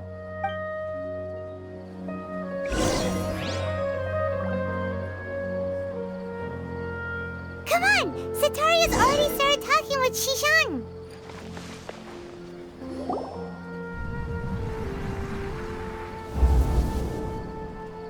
So, Shishan, have you noticed anything weird in the city lately? Like, as if someone was trying to preach to you about something? Oh, right. Speaking of strange things, I celebrated the Sub-Zerus festival so many times that I lost count. That was really weird. Wait, how could you be aware of that? That should be impossible. Nothing in the report indicated anything like that.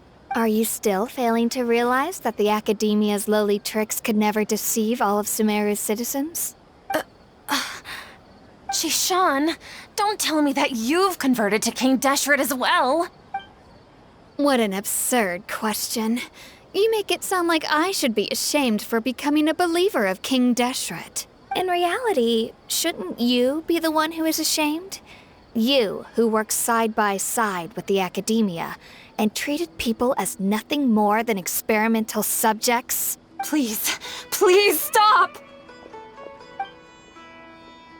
Even now, Satari is still trying to run from her problems. She can no longer justify everything to herself. Hey, she's trying to talk to the guards. What should we do? This is the most important part of all. Quick, get ready. Mercenary, you're a member of the Corps of 30, correct? Please help me pass a message to the Matra right away. The situation in the city is getting out of control. Please, try to remain calm, miss. Tell me what's happening in the city. Heretics are infiltrating the city, and they've already converted many residents to their side. Heretics? What kind of heresy are you talking about? King Deshret.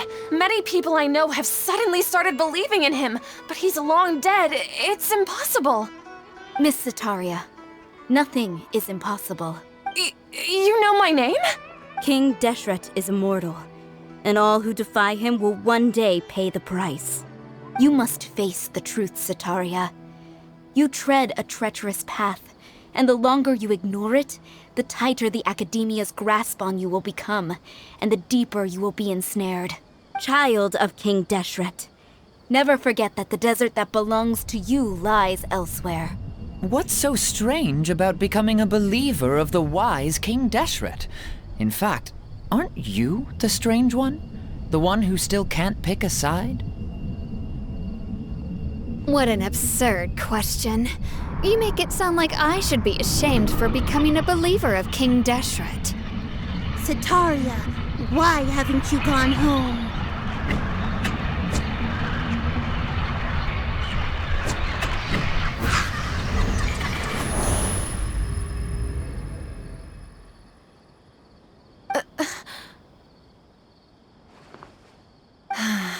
It seems that no matter where I run, I only keep finding more believers of King Deshret. I have to say, this is a familiar feeling. I've also been running from my guilt this whole time. Guilt over my part in the sage's plans, and from ignoring the letters from the children of my homeland. But no matter how much I may try to ignore or get rid of it, my guilt always comes back. You won't necessarily lose your research opportunities by facing the truth. Besides, did you really want to conduct your research while carrying such heavy feelings of guilt? How do you know me so well? Are you truly just a believer of King Deshret? Or are you the god himself? That's not important. The important thing is to pass judgment on the Academia and its sages, and to correct their mistakes. If you could provide some assistance in this matter, perhaps it could serve as a form of atonement. I've actually never believed in the gods, but I've always believed in serendipity. Your appearance must be a fated opportunity for me to get out of this wretched situation. Please tell me, what can I do for you? How much do you know about the sage's current activities? I was just one of the designers for the massed dream harvest scheme, which is what happened around the Sub-Zeru's festival. But I know very little about the full scope of the overall project. I'd assume that only staff with the highest clearance would have access to those confidential documents. I've just been working to meet the Grand Sage's specified requirements. However, there's something that's been really bothering me. I heard that a scholar who was previously expelled has returned to the city, and even the sages are still quite wary of him. To fight against the Academia, we will need to figure out the nature and the purpose of their work. Is there a way for us to get access to the confidential documents you mentioned? It should be possible if we're willing to take some risks. After all, I'm an assistant to the Grand Sage, and I've been working on many tasks outside of the project. One thing, though, I won't be able to transfer the documents to you through the Akasha once I get my hands on them. The sages have always closely monitored all activities within the Akasha. Let me see... let's use the most primitive method. Send someone to pick up the documents tomorrow evening at the Academia entrance. The Academia entrance? Wouldn't that be too conspicuous? Don't worry about that. I assure you, this won't be a trap. I'm only suggesting this location because it'll draw more scrutiny for me to leave the Academia again. It'll be safest for me to distract the guards long enough to hand you the documents. All right, I trust you. So, if I were to successfully complete this task, Would it mean I've atoned for my wrongdoings? That'll depend on the judgment of the Dendro Archon. The Dendro Archon. That's right. Her people are the ones we have endangered. As the God of Wisdom, she's also the one responsible for judging and guiding the scholars. Maybe it's time for me to find a god to believe in. Just as Nahida predicted, we've managed to bring Sataria to our side! The Traveler's execution was ingenious. She's the one who deserves all the praise. Well, now that we've made plans to meet again tomorrow evening, all we can do is pray for Sataria's mission to go off without a hitch. Pray? But if we're going to pray to the gods, aren't we just praying to you? God of Wisdom and Guardian of the Scholars? No.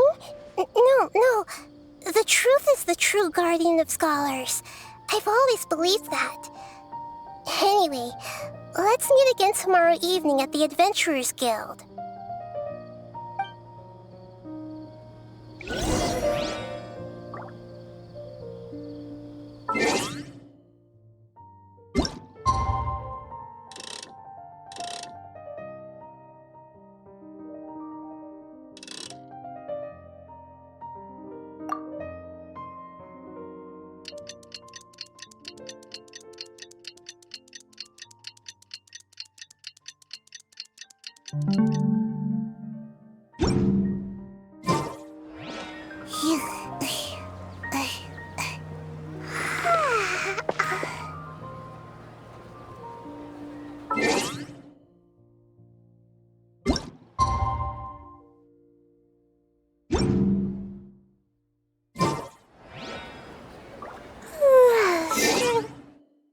I should be...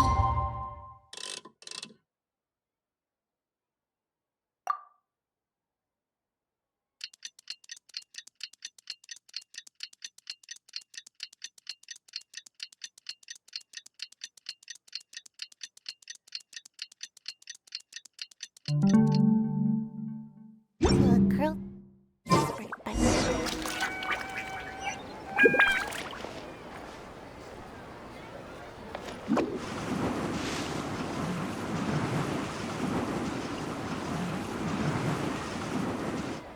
Catherine, we're here! Oh, you are the other Catherine, right? That's right. I suppose I'm the other Catherine in your mind. Shh! We're on a secret mission tonight, so we need to protect Catherine's identity. Yep, Paimon's right. We cannot fully rule out the chance that the meetup tonight is just a trap. If something were to happen, my existence may be the only trump card we'll be able to play. After all, the Academia should still be unable to confirm the existence of my consciousness in the outside world. Yep, exactly. Just what Paimon was thinking. Anyway, enough about that. Let's just make sure to be on our off. What do you feel is off? It's the middle of the night. Of course it's quiet. You're not getting paranoid, are you? No, I think she's right. It really is a lot quieter than usual. If you look around, there seems to be fewer people on the streets. I'm not sure if this is the case for the entire city, though. Huh. Maybe it's just a coincidence. Maybe Sataria figured out a way to not only distract the guards, but also to get everyone to go to sleep early, just so we can exchange the documents in peace. I also can't quite figure out why things feel a little off. But now that we're here, let's go ahead and meet her as we planned. Well, regardless, as long as you're here with us, Paimon feels a little safer.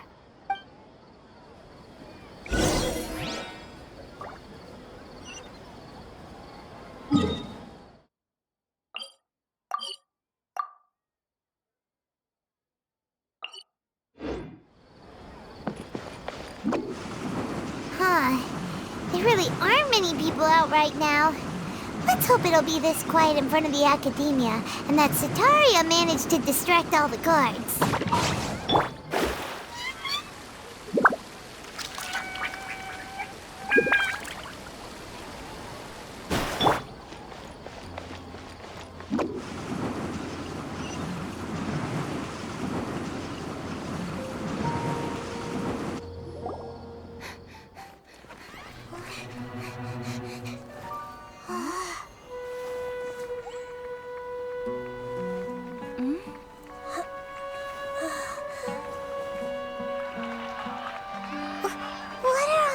people doing here at this hour of the night? Ah, the triumphant hero returns at last. And to a rather spectacular welcome, even if I do say so myself. You're the outcast, expelled from the Academia. Indeed I am. Although these days they tend to call me the Doctor.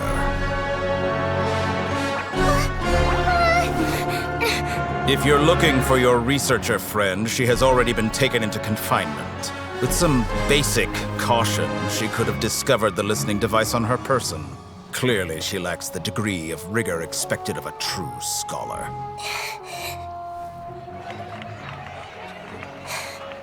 The people of Sumeru City. What have you done to them? I simply made some minor adjustments to their Akasha terminals. Now they can deposit information directly into the subconscious. As you can see, all these lovely people now believe this traveler is a hero who has just saved the world. My experiment is a success.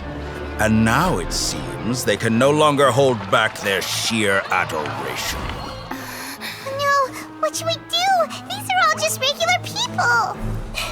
Leave now. You need to get out of here. But that guy's a Fatui Harbinger! We can't just leave you here! Nor can I abandon the people of Sumeru!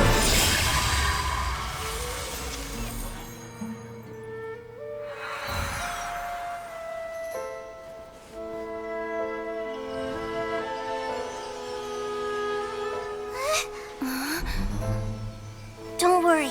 We'll meet again outside of the city.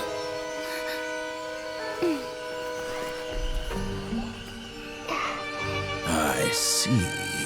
You appear to have overridden their mental faculties with your own consciousness. To possess such a powerful mind, you must be the God of Wisdom.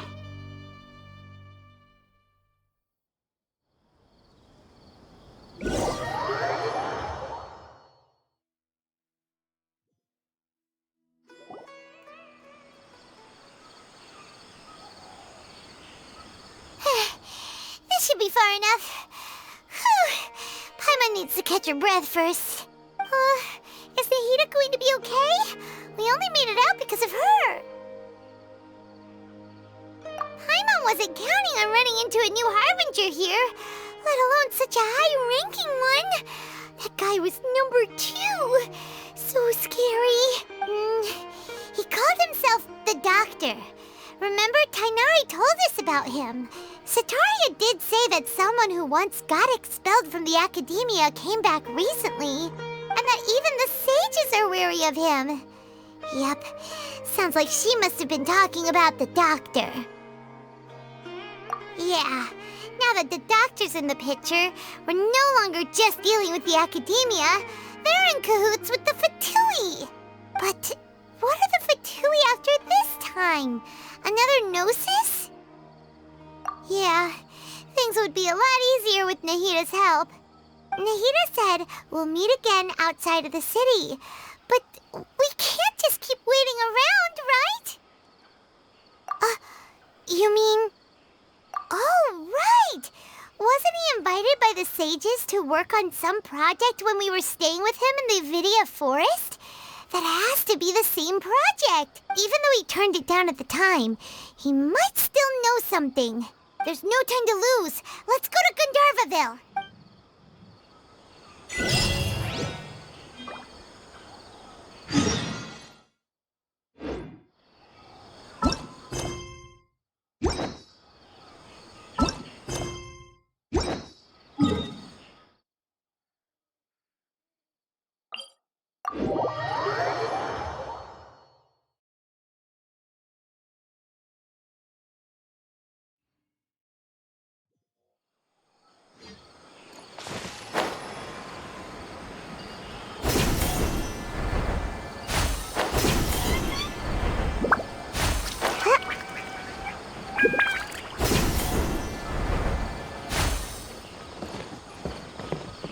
Make my escape.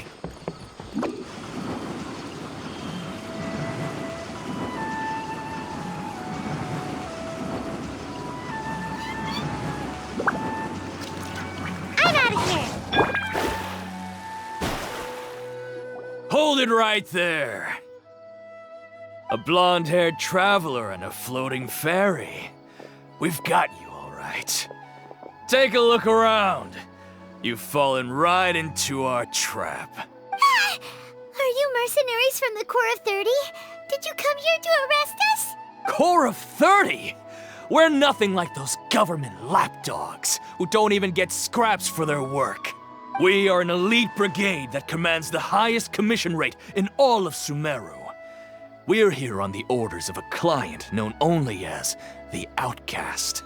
The Outcast? An outcast from the academia? But why wouldn't the doctor just send the Fatui after us? Still wasting time on idle chit-chat. You're up, traveler! New punching bag. Don't blink! Hey! Written in the stars. With sword comes shadow. Speed of light. That's close enough. Ninjutsu! Incoming!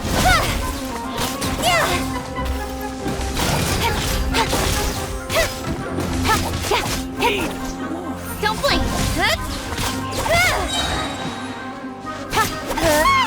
It isn't over yet! Here comes reinforcements! Take that! Cut to the chase! Don't blink!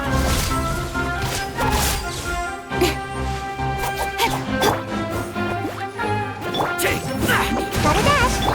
Speed of light! That was pretty rough. Is that what elite mercenaries are like? Yeah, looks like we'll have to keep our guards up. But this doctor guy seems like a pretty tough opponent. He knew exactly where to set up an ambush. Did he predict that we would try to find Tainari? Going up against smart people is tough. Anyway, let's keep going.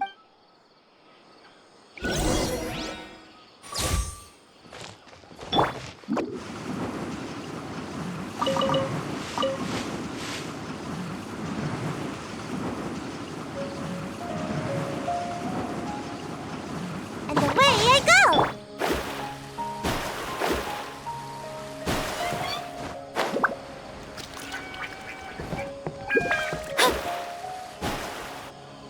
Oh, it's the Traveler and Paimon. What are you two doing back here? Kale! It's nice to see you again! To be honest, I'm not doing too well. My Elazar has been progressing at a faster rate lately. I'm finding it harder to complete more intricate tasks. As a result, Master Tainari is taking me off the patrol schedule. He will only allow me to stay here and coordinate other people's tasks. Oh, Kale! Speaking of Tainari, did he go off on patrol? We're here to talk to him! Oh, Master Tainari? He just left the Avidia Forest a little while ago. He was headed to Party's DI. He left? What? Isn't Tainari always saying that he never wants to leave the Avidia Forest? He even turned down the Sage's invitation. I thought it was weird too. Master Tainari always prioritizes his work as a forest watcher above everything. He almost never leaves his post. He left in a hurry this time, though. No, I only found out that he left through a message he left behind. He also made sure to delegate all his tasks using a schedule. To leave in such a hurry? I'd guess he had something urgent to take care of. Master Tainari originally studied in the Amorta Darshan of the Academia, and Partis DI is something like the Amorta's research base. Many rare shrubs and grasses have been planted there for research. I know that before he became a forest watcher, Master Tainari once spent a long time conducting research at Partis DI. A research base, huh? Gotta wonder what kind of research Tainari just decided to work on all of a sudden. Oh, we don't have a lot of time, so let's go look for him at Party's DI.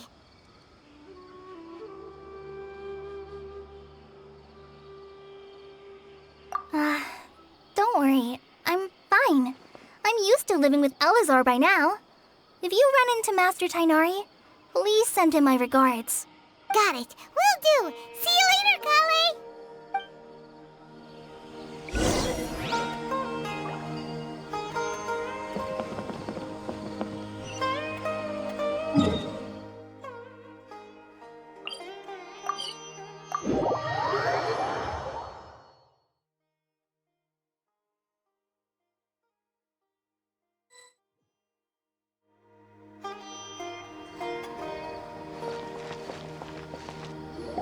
Wait! Look who it is! Thank goodness you're okay. We were so worried about you. Hey! This was supposed to be a touching reunion, but you're ruining the moment! Actually, it's very smart of the Traveler to be wary of me right now. After all, the Doctor has shown that his technology can apparently even control human minds. Plus, it's not like you could have known what happened after we split up and I was facing the Doctor by myself. Even a pool of stagnant water after a torrential storm can occasionally pass as a patch of sky. Paimon feels like only the real Nahida could come up with such an obscure analogy. Huh? But I wasn't trying to win your trust or anything. All I wanted was to clarify my point. Well, we understand that point now. Please, Nahida, tell us more about what happened. Are those poor people all right? When you left, I was still in the middle of restoring everyone's minds. Thankfully, when the Doctor mentioned depositing information into the subconscious, he didn't mean engraving information into their minds. Instead, he did something closer to creating hallucinations. That was still within my power to fix. Luckily, I managed to finish my restorations and mind jump away from him just as he was about to capture me. What a relief. The Doctor sure pulled out some hidden cards, but good thing we had Nahida with us. I wouldn't be relieved just yet. I gave away my true identity when I restored everyone's minds, which means we've lost another one of our trump cards. Also, the Doctor is already an expert at modifying Akasha terminals. Maybe it's only a matter of time until he captures my consciousness inside the Akasha. Would that mean you'd no longer be able to jump between minds? Then how do we stop him? He's still at the Academia, so it's possible he already started messing with the Akasha. Ugh, it feels like he's toying with us. What a nasty piece of work. Plus, the Doctor's combat ability alone is apparently enough to make him worthy of being number 2 of the Fatui. We shouldn't give up hope just yet. Let's try to find another way to attack this problem. Actually, Nahida, how did you know we were trying to get to Party's DI? Have you been waiting for us? Yes, I have. I can see the Traveler's elemental energy, so I deduced your destination by looking at the direction you were moving in. You didn't come here for sightseeing, right? Did you find any leads? We're looking for a scholar we know. His name is Tainari, and the sages once tried to reach out to him. Why don't you come inside with us and see what we can find? Okay, let's just hope we won't get him into trouble.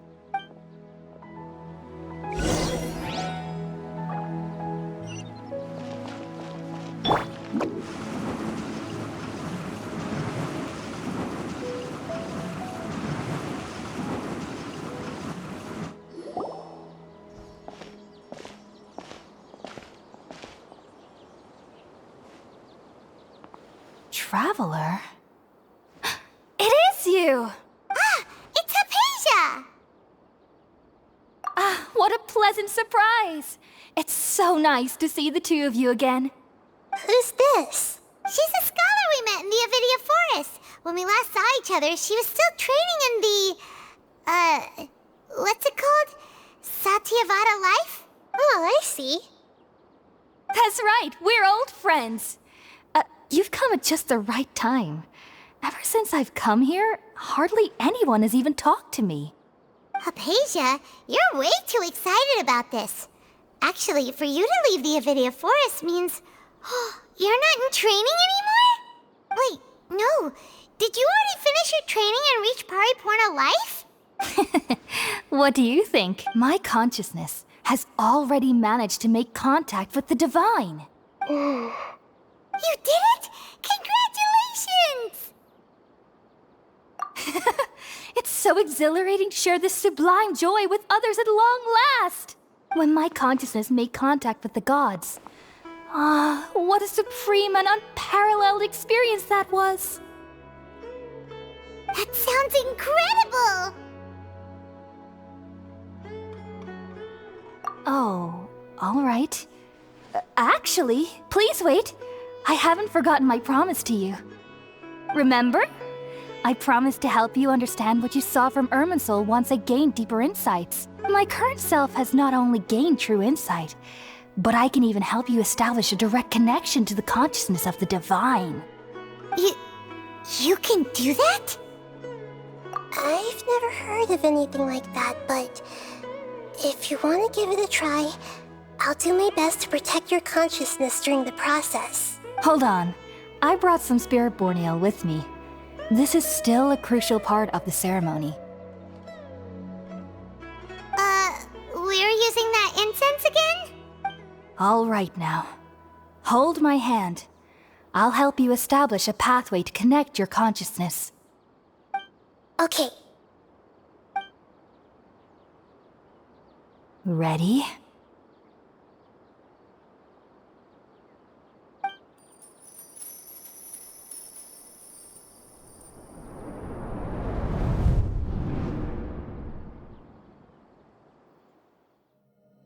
It took 3 betrayals for me to finally understand. The world is just an elaborate tapestry of lies. My fury will never be quelled. The first to betray me was a god. My creator. My mother. Valuing strength above all, she saw no worth in me and I was discarded. The second was a human. My family. My friend. Consumed by fear, he saw me as an abomination. The third was one exactly like me. A hope for the future. A fledgling barely out of the nest. Powerless before his mortality, he broke his promise to me. Humans, they can't be trusted. And the gods fill me with pure loathing. So I said good riddance. I denounce the world and laugh in its face. My chest will never again be defiled by worldly filth. I will scrub away every last trace of human emotion. Then it will be empty, a blank slate, and ready to receive a supreme gnosis, brimming with pure divinity.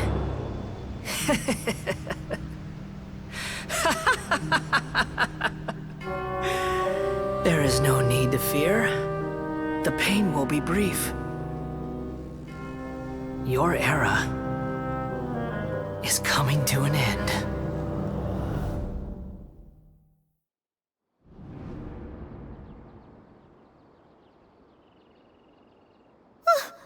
What was that? Did we actually just see the Balladier's memories? Everything matches what we know about him. But how is he connected to the divine consciousness that Hypatia was talking about? You saw it, right? You felt it, right? Such a majestic god! Such a noble will! Such sublime emotion! Alas, shame. If only that which beats within my chest wasn't a filthy mortal heart. Oh, great and merciful God! Please grant me forgiveness and salvation! Do you understand now? I'm afraid this is no Puripurna life, but rather... Ah! You! Why are you so mean to me? Why is everyone hiding from me? I found divine wisdom. Shouldn't I receive praise and honor? Haven't I uncovered that light in the darkness? Hypatia? That's how I always thought everything should be. Wait. Have I already lost my mind?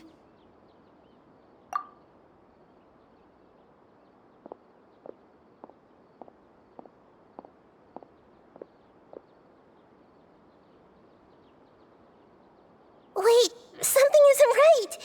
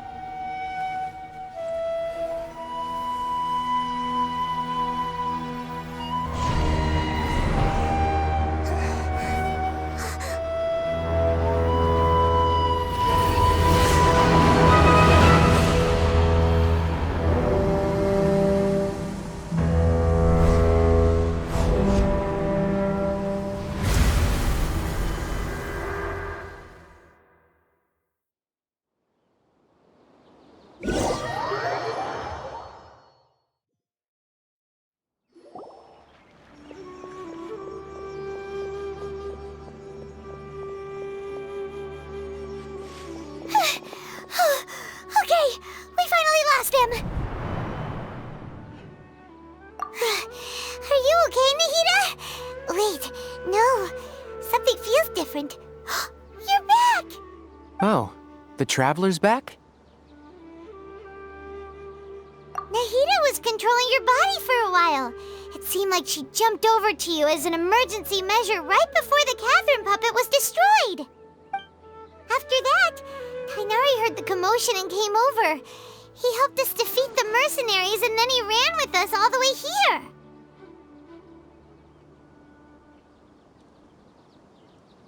What? You swapped places? You mean your consciousness also went into Nahida's body? Wait, then where is Nahida's consciousness? Where is she now? I never imagined that an individual's consciousness could be transferred around like this.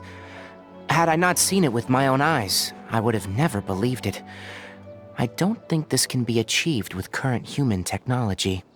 Also, while we were running, the consciousness in your body told me to pass on a message. She said, "The doctor has found a way to trap my consciousness, so I can't journey with you anymore." But even in a moonless night, a shower of starlight can still drown out illusions and lies. Oh no! Nahida's trapped in the sanctuary of Sumeru for good this time. Was that message all she left for us? It's pretty vague.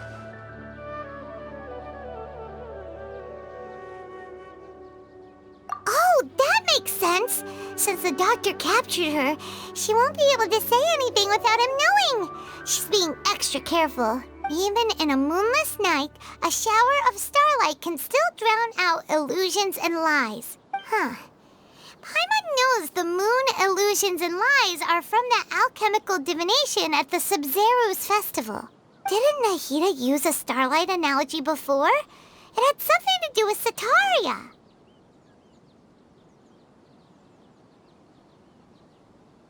Oh, that makes a lot of sense.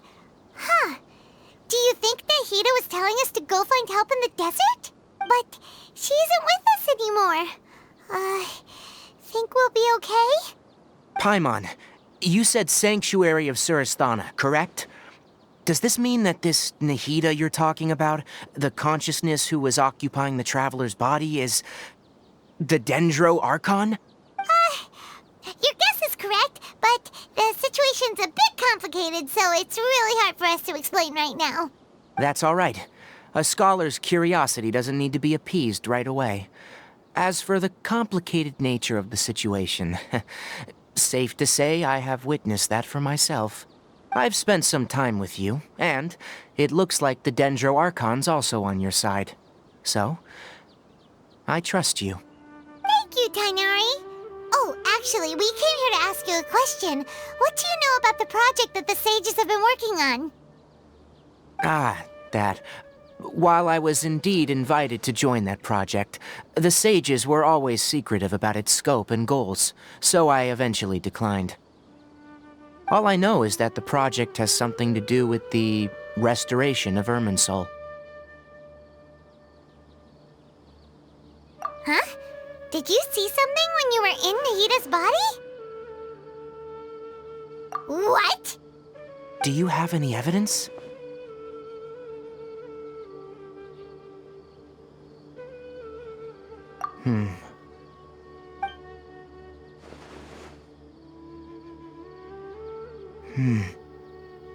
So that's what happened. That explains why Hypatia's symptoms were different from those of the other scholars who went mad. It's because she made contact with the consciousness of a new god who is still in the process of being born. Tainari, did you leave the Avidia Forest because of Hypatia? I did. I noticed Hypatia's mental anomalies, but since her symptoms were rather atypical, I secretly took her to Pardis Di and began searching for a way to return her to her normal self.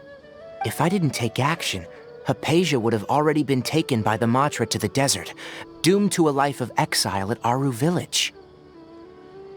Now that you mention it, I knew the Academia has never thought particularly highly of Lesser Lord Kusanali, but I still didn't expect them to do something as arrogant as creating a new god. Looks like I made the right decision by not accepting their invitation. The Doctor and the Balladeer. We have 2 Fatui Harbingers in Sumeru. Sounds like we're in for a bad time. From your description, I don't think they've completed their project. There may still be room for us to intervene. But then, what is the connection between creating a new god and restoring Irminsul? Yeah, it feels like we're still nowhere close to figuring out the sage's goals. Right, we've pretty much gone over everything we need to know, so we should head out. How about you, Tainari? What are you going to do? I'll stay here for now. I still want to try a few more things to help Hypatia. If you're planning to go into the desert, start by heading for Caravan Ribat. That'll be your fastest route. Come find me here if there's anything else I can do to help. May the spirit of wisdom go with you. Thanks, Tainari. Hopefully Hypatia will feel better soon. We're off then.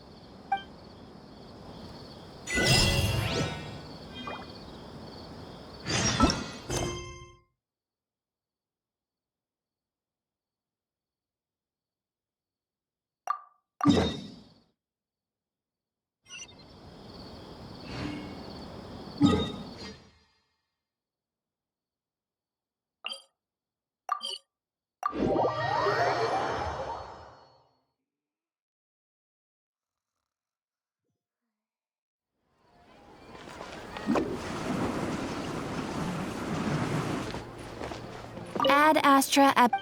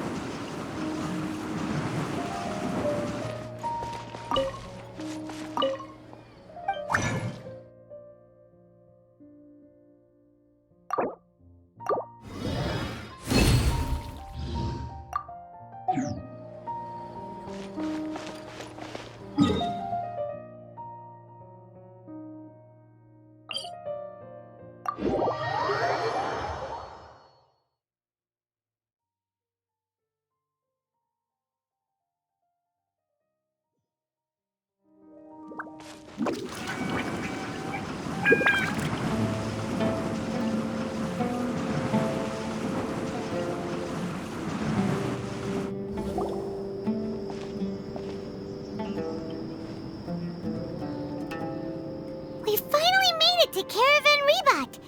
It's pretty lively here. So, just past this wall is the desert, huh? Oh, wow. Paimon remembers hearing people call this the Wall of Samiel.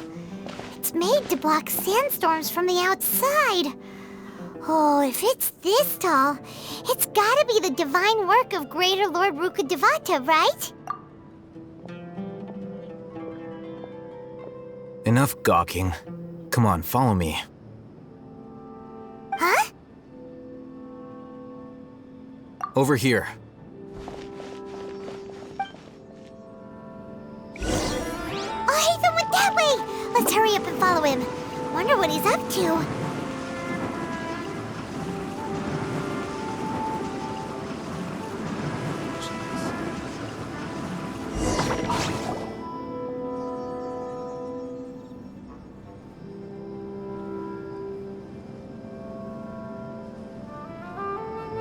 What the?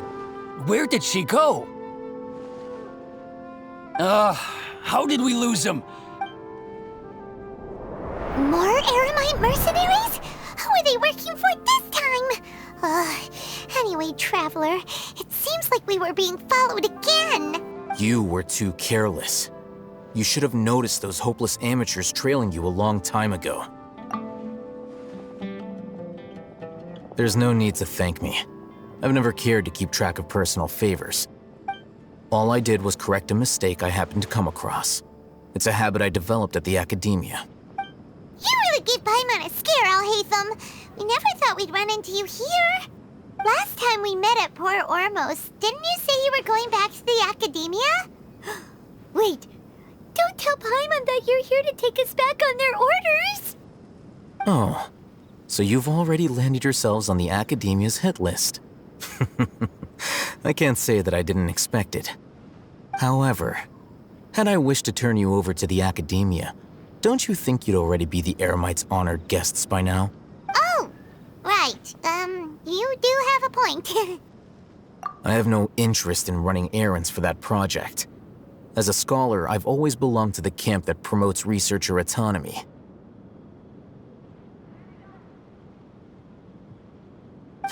And these days, you're more fascinating than anything the sages can offer. Not quite. To tell you the truth, I'm still investigating the Divine Knowledge Capsule. Unfortunately, I've run into some difficulties. Everyone says the capsule originated in the desert and was eventually moved to Port Ormos. If I am to get to the bottom of this, I must understand how the capsule first came to be. Which brings me back to you, and why you're so interesting. The leader of Ain al-Ahmar used the Divine Knowledge Capsule right in front of you, and upon seeing him, your expression became perplexed, and you were lost in thought for quite some time. To have that kind of reaction, I think you must have realized something. Are you interested at all in sharing what you've been hiding from me?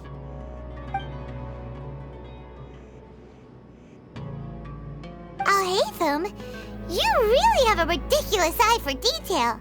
What kind of person even notices or remembers stuff like that? So that's your answer. Well, I do work for the academia after all. So considering that, it is indeed wise to keep your cards close to your chest. But that does prove you do have some undisclosed information about the Divine Knowledge Capsule. Am I right? No matter. Rather than simply learning the answers from you, I'd still prefer to investigate on my own. Speaking of, you two are also headed to the desert? That's right! We have the same plan as you! But we don't really have any concrete goals at the moment. Then I'd suggest starting with Aru Village. It's the largest settlement in the desert, so it'll probably have more resources and intel than anywhere else. Well, would you like to head there together?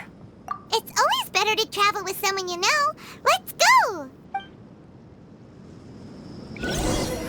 Welcome, weary travelers. All who still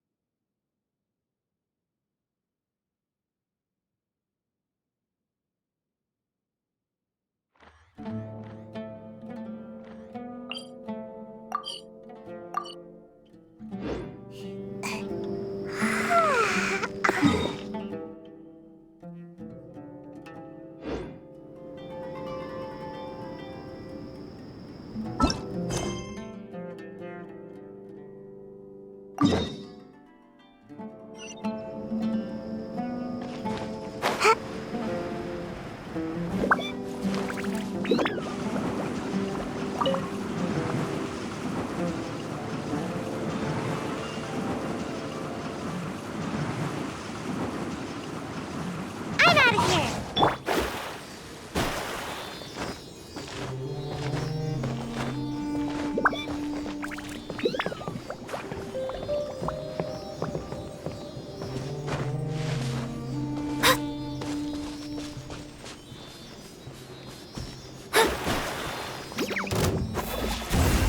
Incoming!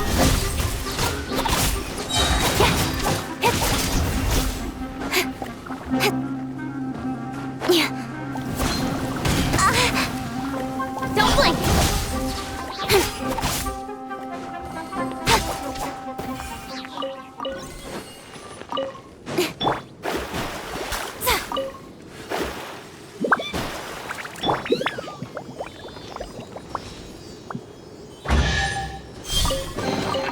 You give?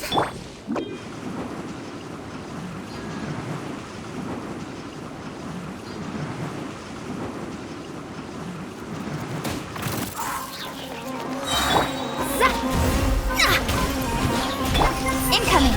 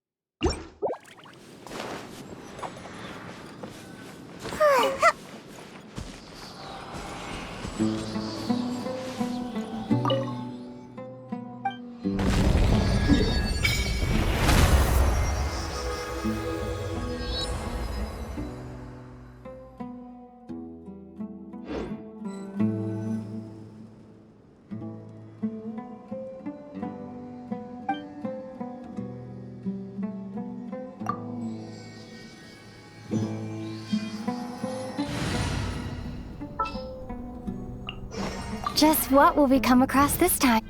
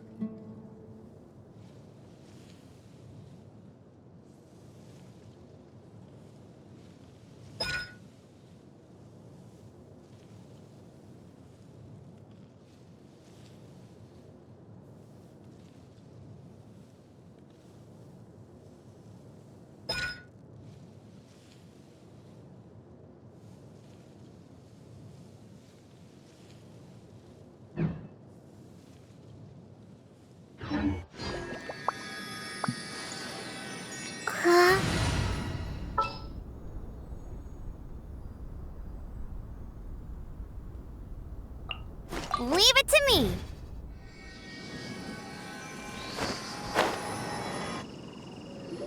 Before us lies Aru Village, the safe haven of the desert folk.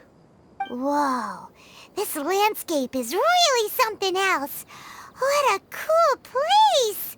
Let's go check it out!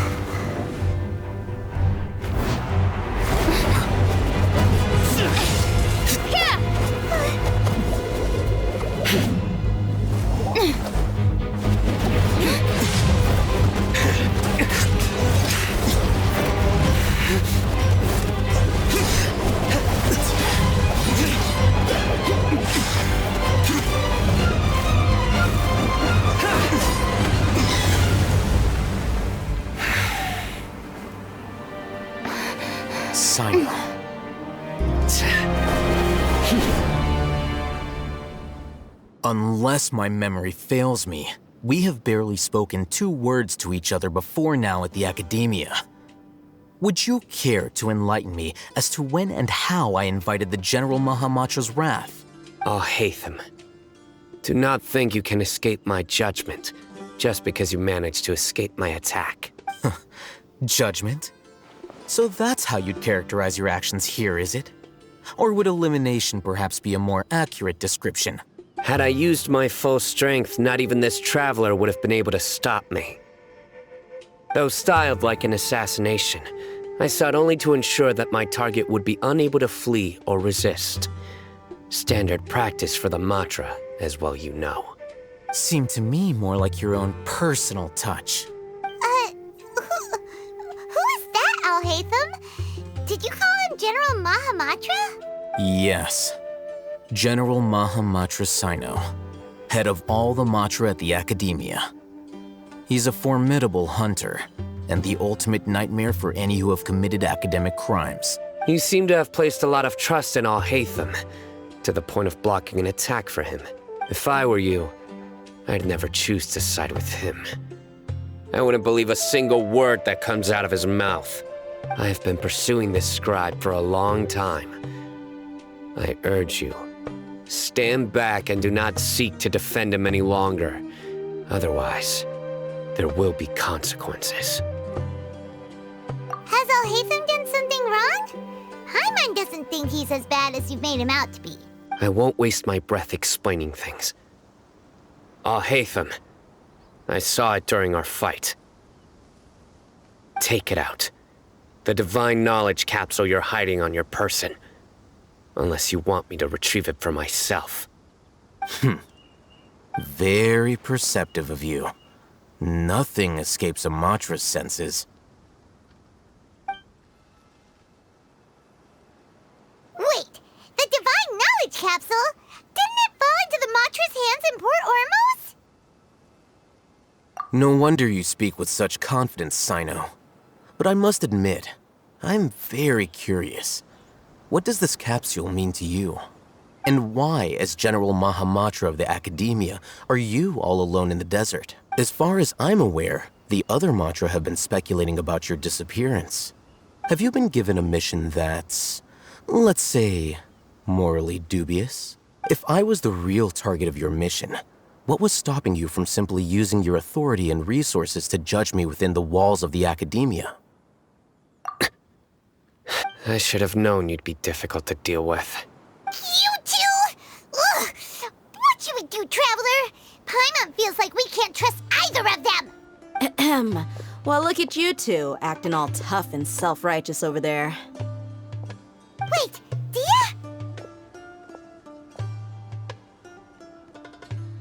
Great! Finally, someone that we can trust! You gotta help us out here, otherwise these two are gonna start fighting again! Yeah, sure looks that way. 2 giants from the Academia duking it out once and for all. Not something you get to see every day, that's for sure. Listen, I know you academic types love to fill up your big brains with self-righteous morality and lord your empty rules and virtues over each other. But how dare you bring your petty disputes into the safe haven of Aru Village? It seems like someone's gonna have to beat some sense into your thick skulls until you finally learn to respect these grounds.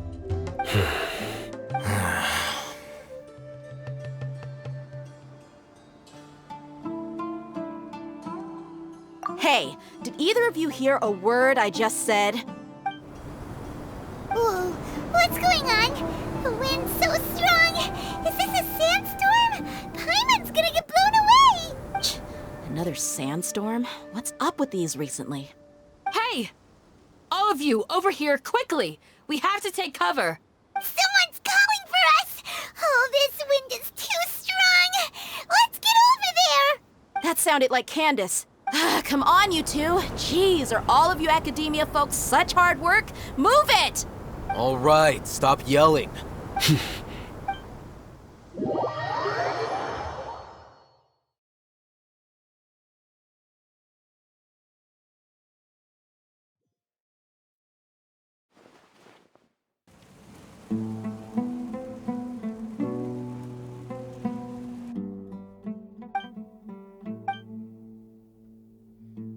Well, this is pretty awkward. Hey, wanna play sardines with 3 people who wanna tear each other limb from limb? Sure, why not? Sounds fun. The air is so thick and heavy. Paimon can hardly keep floating anymore. My sincere apologies, everyone. This is the home of our village chief. I will have to ask you to make do with this small room until the sandstorm dies down. Please, let me introduce myself. I am Candace, protector of Aru Village. Our savior has come at last! Nice to meet you, Candace. The name's Paimon. Thank you so much for helping us. There's no need to thank me. It's only right to help each other when the weather gets rough. Wow, she's so gentle and caring, like a nice older sister. Unlike those guys over there. All right, now that we're all better acquainted, we should return to the topic at hand. As a guardian charged with the responsibility to protect my fellow villagers from harm, I was observing your conflict from afar, even before the sandstorm started. And now that you have set foot within our village itself, it is all the more my responsibility to make absolutely sure that you pose no threat whatsoever to us. So please, have an honest and sincere conversation with one another, and put your hostile feelings to rest. If anyone dares to start anything again while they are under this roof, I will not hesitate to send them out for some quality time with the creatures of the sandstorm. Oh, on second thought, Paimon may have misjudged Candace's character. And that goes for you too, Miss Dia. Do I make myself clear? All right, we got it, Candace. That's what I like to hear. So, which of you will begin? I was supposed to be a mediator, but I might have gotten a little too involved just now. Anyway, one of those two should probably start talking. Wait, that was you trying to be a mediator? I have nothing to hide, so there's no shame in explaining myself. While Al-Haytham wasn't wrong about the other Matra not knowing my whereabouts, it's not because I've been assigned a morally dubious mission. Rather, I've chosen to exile myself. Huh? Exile yourself? A little while ago, I discovered that there was data missing in the Academia's project planning and development files. What little they did report clearly did not match the project's actual progress. As General Mahamatra, I had the responsibility and authority to request an audit. However, to my surprise, the person responsible for the erroneous data was none other than Grand Sage Azar himself.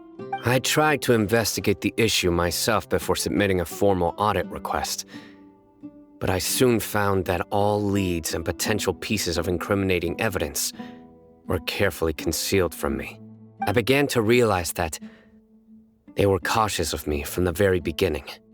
Unsurprisingly, the Grand Sage rejected my audit request as soon as the submission reached his desk. He even said to me, "The power of the General Mahamatra is granted by the sages. You have no right to judge us. So they really are up to no good. I realized then that to the Grand Sage, the Matra are nothing more than tools for the sages to assert and maintain their control over knowledge. The vows that we took, the principles that we strive to uphold, they are meaningless to the academia of today. I believed it would be wise to flee the academia before the sages had a chance to take action against me. This way, they can no longer see nor predict my actions. I will never give up on this investigation. There's no need for someone else to give me power or authority. Once I find the truth, I will administer judgment by my own name. Sino seems to have the same goal as us. We're all investigating the sages. Plus, now that he's no longer the General Mahamatra, he somehow feels a lot less scary. Well, Sino, if that's your story, then why did you see Alhaitham as a target? When I was investigating the matter in the academia, I overheard a conversation between Alhaitham and a sage. The sages asked you to investigate a blonde-haired traveler. Do you dispute this, Alhaitham? What? Like many parts of the project, this assignment was undocumented. Now throw in your suspicious behavior with the Divine Knowledge Capsule, and I think we deserve an explanation.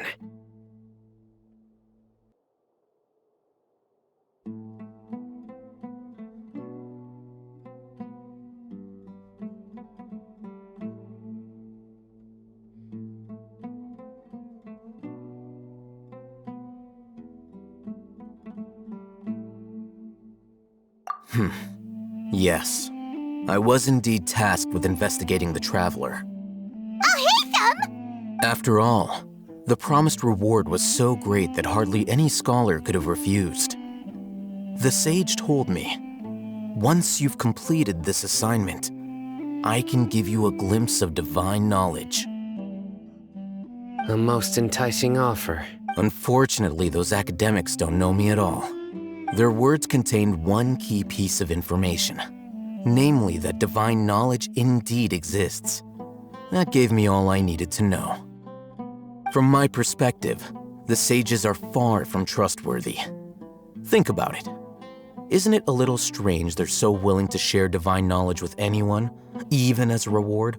So, I began my own investigation following the lead of the Divine Knowledge Capsule. In the end, I realized my wisdom in committing to this rather than collaborating with the sages. Had I been less guarded, I probably would have ended up like that Ain al-Ahmar mercenary, incapable of remaining sane for long enough to hold a conversation. You mean that the sages originally planned to dispose of you, using one of those capsules that drive people insane? I'd already given up on the assignment by then. I only told the academia I was waiting in Port Ormos for you to appear so they wouldn't suspect anything. So it came as quite a surprise when I encountered my erstwhile target while investigating the Divine Knowledge Capsule. Criminals do love to talk about coincidences. Even though I ran into the Traveler by chance, I had no intention of providing assistance to the academia. Also, you should remember, you were the ones who decided to follow me and strike up a conversation after I left that tavern. That's true. Alhaitham helped us out at Caravan Rebat as well. Maybe he's telling the truth. I'm willing to apologize, if that's worth anything to you. I took the Divine Knowledge Capsule behind your back because I judged its existence to be a significant risk. I felt that it would be best for no one to interact with it before it had been properly studied. After all, curiosity often proves to be the most dangerous thing in this land. You should be well aware, Scribe Alhaitham, that curiosity can also lead you to danger and suspicion. Answer me this. Did the sages share any information about their project with you? Have I not made myself clear? You and I are both distrusted by the academia. Do you really think they would tell me anything? Fine. Although you haven't completely proven your innocence, I won't regard you as an enemy, for now. As you wish. Good. I'm glad to see you two clearing up your misunderstandings. And now you, Dia. I believe it's your turn. Oh, sorry. Whatever the boys were talking about must have been so boring that I spaced out. My situation is pretty straightforward. My employer, Dunyarzad of the Homayani family, is friends with the Traveler and is currently recovering from her illness at home. I had nothing going on, so I decided to return to Aru village for a visit. I was actually looking forward to a pretty exciting time getting back together with everyone here. But then I saw these two random guys in the middle of a pointless argument. It ticked me off, and things went downhill from there. Is that all? Well, I will admit that definitely sounds like your style. In that case, welcome back, dear. That's more like it. I missed you all so much, Candace. Whoa! What was that sound? No need to worry. Now that you're no longer at each other's throats, please make yourselves at home. I'll take a quick trip outside to clear out some of those creatures in the sandstorm. Creatures? In the sandstorm? Are you sure you don't want some backup? Fighting in a sandstorm is not for the faint-hearted. Anyone without extensive training in these conditions is at a disadvantage. You needn't worry. Yeah, just leave him to Candace. Don't worry, she's as tough as they come.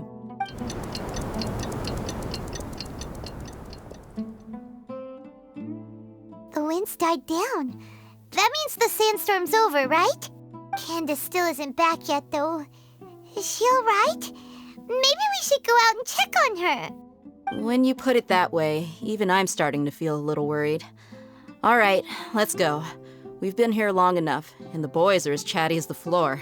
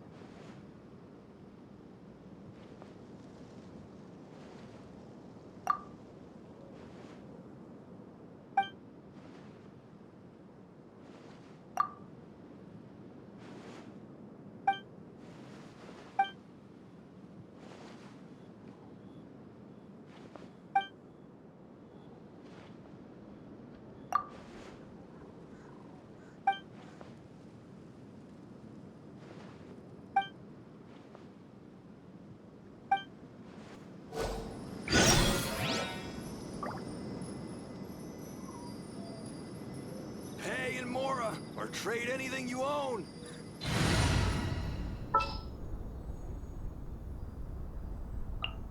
I'll ensure your safety.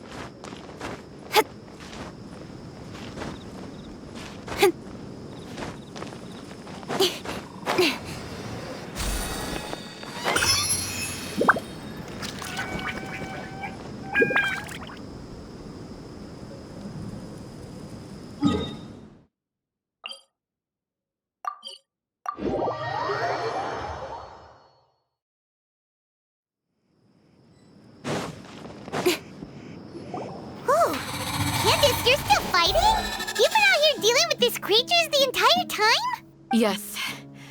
They just keep coming in waves. I've lost count of how many I've defeated. Before I realized it, even Here comes another wave! Leave this round to us.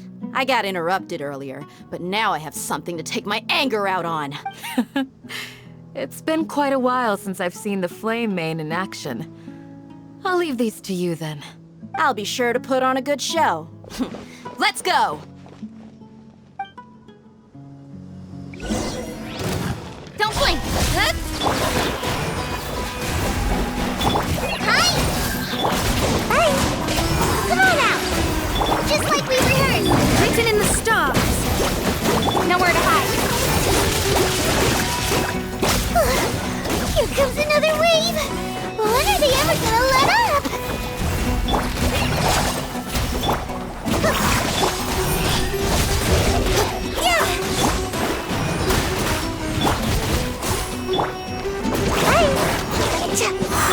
Incoming!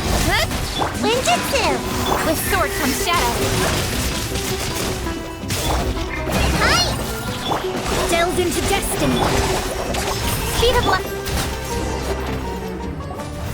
The creature stopped appearing. Was that the last of them?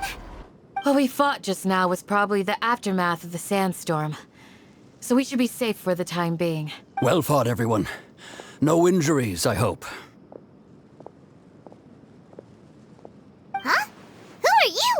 Ah, my apologies. I haven't had a chance to greet you yet. I had my hands full taking care of the village's elderly and children. I am the chief of Aru Village. Everyone usually calls me Uncle Anpu. Sir, I am also originally from the desert, but I have not been back for some time now. May I ask if such sandstorms are common? I can't say they've always been common, but recently the storms have become increasingly severe and frequent. Besides sandstorms, we also occasionally get earthquakes. According to an investigator who stayed in the village a while ago, these unusual natural phenomena are related to the withering of Irminsul. Another effect of Irminsul's withering. So, Irminsul's withering causes withering zones in the forest, and sandstorms and earthquakes here in the desert? Everything in the natural world is inextricably connected to Irminsul. These regional symptoms can indeed be a reflection of Irminsul's present state. Everyone in Aru Village needs to take good care of them. Speaking of which, why haven't I seen a single village keeper since I got here? Village keeper? Who are they?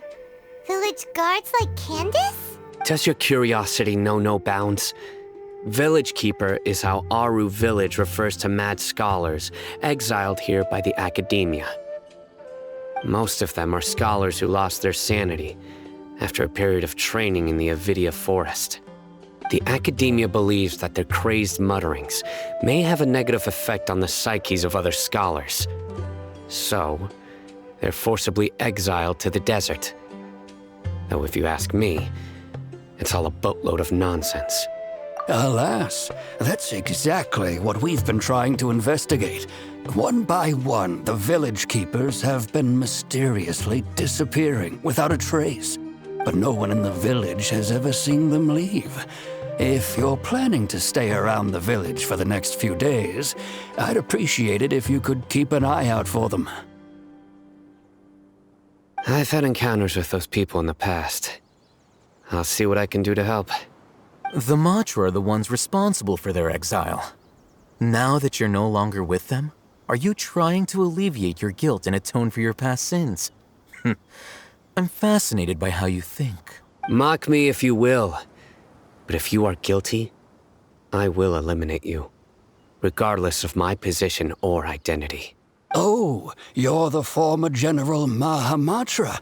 You must be an expert in these kinds of investigations. Thank you for your help. Is it because you're reminded of Hypatia? Oh, these poor scholars. First they lose their sanity, now this! We need to help get them back home, safe and sound. But, is it really a good idea to tag along with Sino? You seem like you really don't trust him. I'll be grateful for the assistance. No doubt you will do a better job than some of my former subordinates. Let's start by finding a spot to share what we know so far.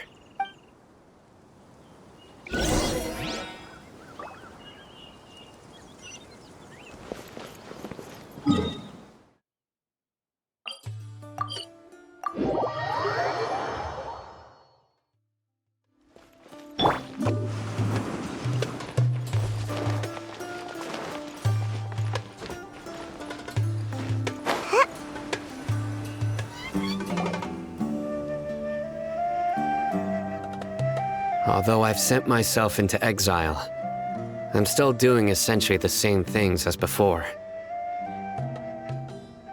Do you still have any questions for me before we start our investigation? One of my former subordinates told me that this title has its origins in a strange incident. The academia has long exiled mad scholars to Aru Village. A mysterious phenomenon exists here. When mad scholars first arrive, they are as incoherent and deranged as before. But after spending some time here, they invariably begin to calm down. Initially, the people of Aru Village greatly resented having to take in the mad scholars. But a strange incident one night changed that. Aru Village was struck by the strongest earthquake in living memory. seeing buildings on the verge of collapse all around him. The then chief of the village was preparing to take everyone to safety. Suddenly, he noticed a mad scholar crouching in a corner, caressing the ground with his hands. A soft, green light radiated from him, like a divine glow against the backdrop of night. Despite the powerful tremors that ripped through the ground that night, all the houses remained upright, almost as if they had grown roots reaching deep into the ground. In the end, not a single building collapsed, and no one was hurt. After that, the people of Aru village treated the mad scholars with greater kindness, and began to refer to them as the village keepers. The soft green light? A mad scholar protecting Aru village? What do you make of it, Traveler? Paimon thinks so too. Actually, Sino, do you know if any of the mad scholars continued to wear their Akasha terminals at Aru village? In theory, they would continue wearing them so the academia could still monitor their activities. With that said, the main Akasha system would no longer have any interaction with them. Oh, no wonder! Everything makes sense then! Add in the fact that they calmed down, it was probably Nahida who calmed them. If you are able to draw a conclusion from this one story alone, then it appears you possess much more information than I do. So, what do you make of the story? Really?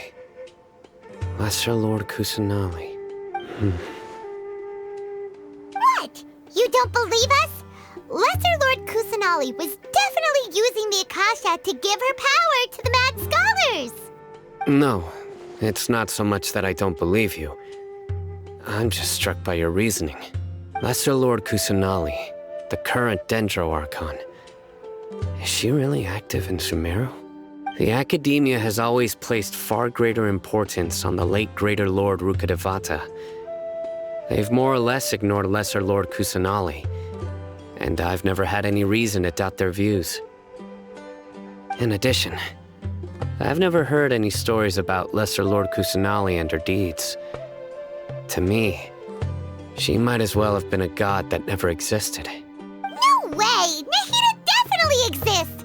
She's a... how should Paimon put it? She's a good Archon who's kind and wise, even if she says weird stuff sometimes.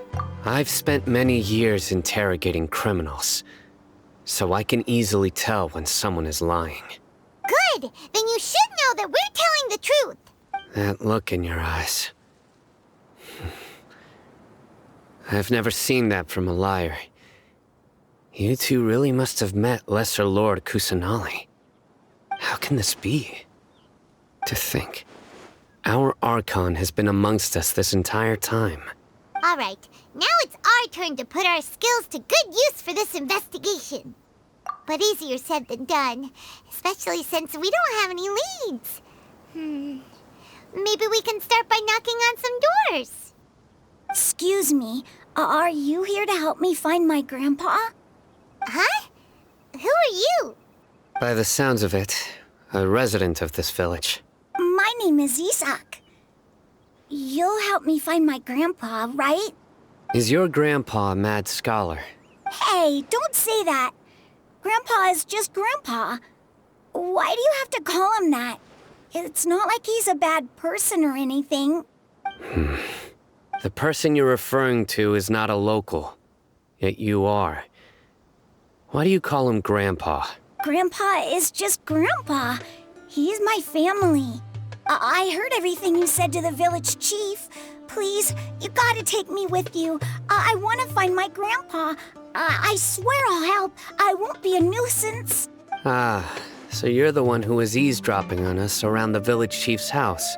I was planning to go out and take care of whoever it was, but I had a vague feeling that they didn't harbor any ill intent. Whoa. Haven wasn't kidding about Matra having sharp senses. Sino, he's just a kid. All he wants is to find his grandpa. Let's find a way to help him. Sorry. I was only listening in because I wanted to know where Grandpa went. Honest, If you don't believe me, you can ask Miss Candace. All right. But first, let's confirm the facts with Candace.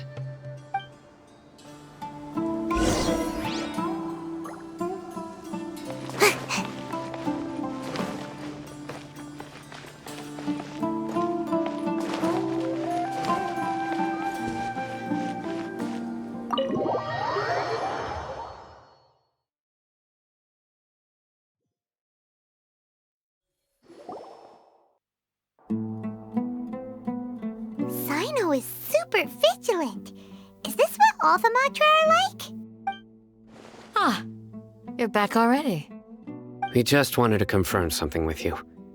Do you know? I had a feeling he'd go looking for you. Huh? You knew this would happen? Yes. Although he tried his best to stay hidden, I still noticed him eavesdropping outside the window. He really wants to get his grandfather back. Isak's parents were both Aramite mercenaries who rarely returned to the village after finding employment in the city. He was raised by his grandfather. Unfortunately, it was only a few years before his grandpa passed away. Isak was still very young at the time, so various families in the village took turns caring for him so he could survive. Later, an elderly mad scholar arrived at the village. Isak thought the scholar bore a striking resemblance to his grandfather, and thus often spied on the man. However, the scholar was unkempt in appearance and incoherent in speech. Although Isak referred to the man as his grandpa, he was afraid and didn't dare to approach him. One summer night, the oft mumbling and bumbling grandpa suddenly calmed down and seemed to become more lucid. He even noticed Isak hiding in the distance. So Grandpa walked up to Isak and patted him on the head.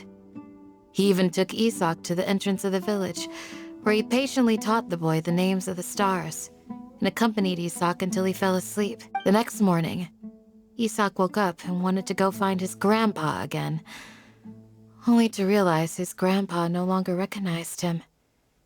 However, even so, Grandpa retained his calm expression. It's said that those who saw the scholar claimed he no longer appeared to be crazy, but appeared to be living in his own world, almost as if he were sleepwalking. Isak was thrilled that his grandpa was able to find peace, and would follow him all the time, asking him things like, "Grandpa, want me to take you somewhere fun?" Or, "Grandpa, could you tell me stories about the stars again?"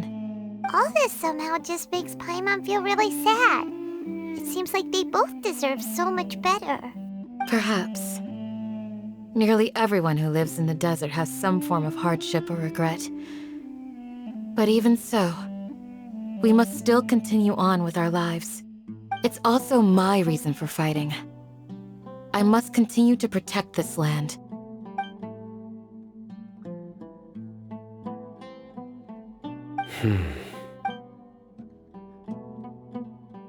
Maybe the people have always had a considerate god watching over them.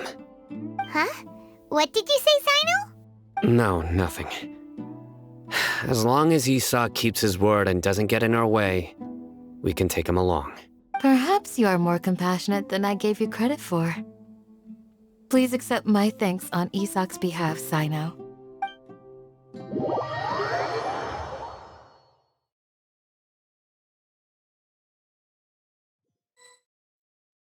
Hey, Isak! Oh, it's you guys! We've cleared everything up. Let's go find your grandpa. Really? Wow! Yeah! Alright. Let's ask the local residents some...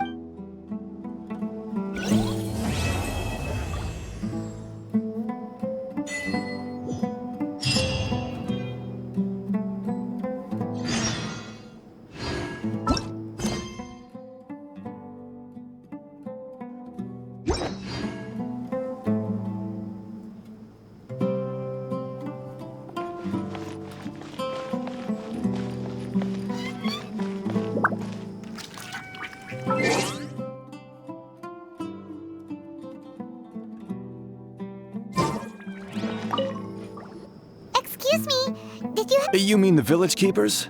When I was eating dinner the other day, I saw one of them by the side of the road, muttering away and eating mushrooms and tree roots. They shouldn't go around eating that kind of stuff. Okay. Did you notice anything else? Anything else? No, I think that's all I have to tell you. Sorry.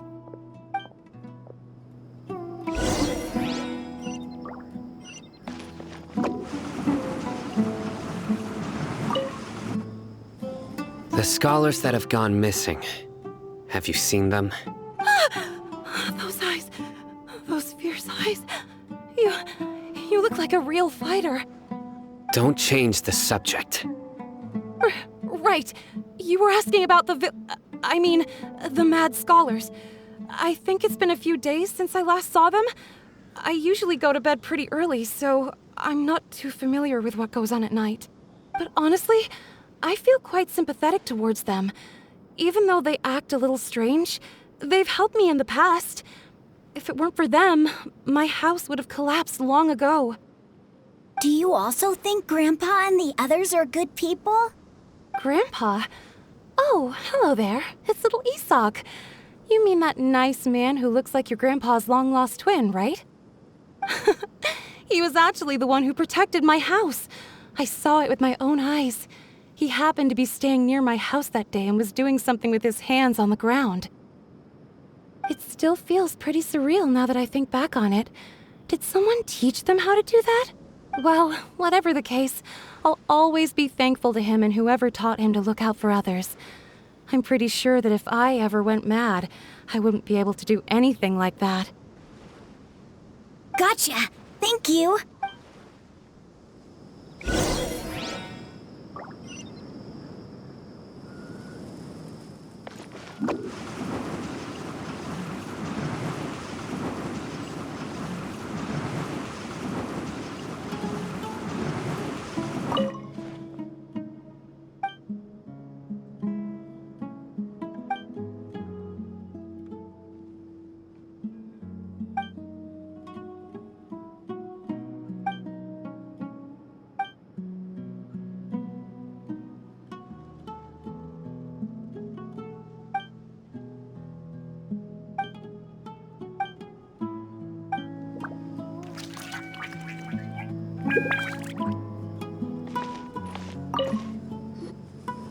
Sir, have you seen my grandpa recently?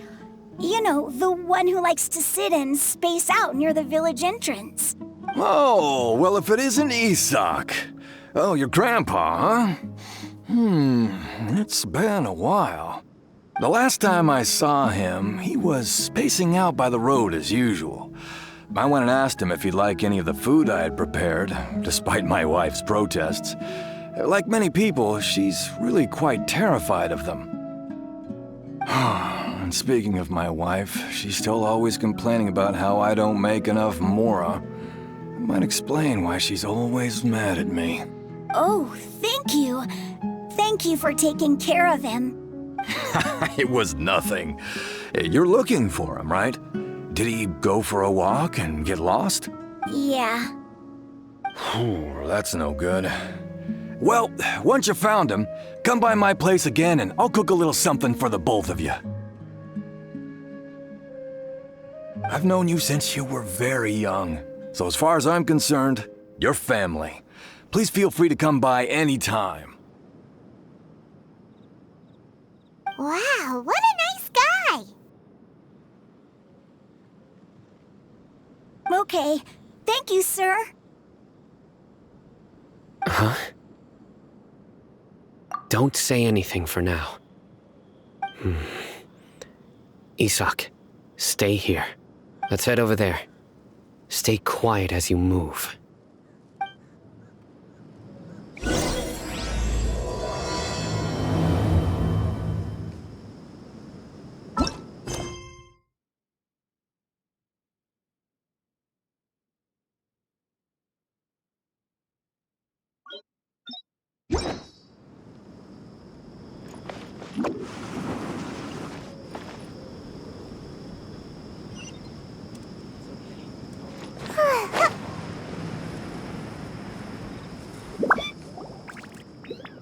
Listen, see if you can make out what they're saying.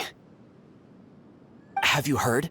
The mighty King Deshret, the sovereign of our faith, will soon return to this world. Yes, of course I have. King Deshret is the one and only true ruler of this land. I've never believed in any other gods. Still, you say he's coming back, but it sure doesn't feel like life's about to change around here anytime soon.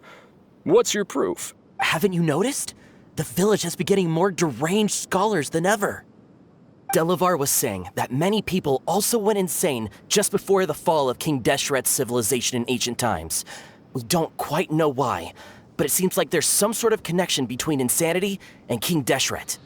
Isn't it a sign of King Deshret's power that all the mad scholars have disappeared? If you ask me, they must have been chosen as the final sacrifice for King Deshret's resurrection. Huh. Now that you say it, that does make some sense. Does this mean our lives are finally going to take a turn for the better? Exactly. Those city folks will get what's coming to them. Now, repeat everything you've just said from the very beginning. Huh? Who are you? Where did you come from? My patience is running thin. You heard what I asked.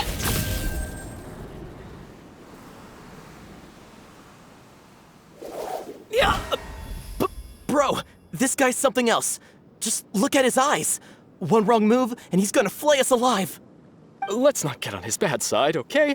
I am no match for this guy. Oh, okay, good sir. What is it you would like to know? Tell me about King Deshret's resurrection.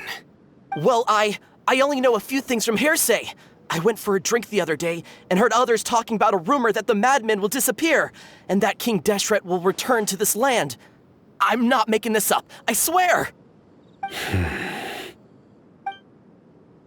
Hey, go on, keep talking. It's true. It's all true, sir. We desert folk have had more than enough of those people at the academia.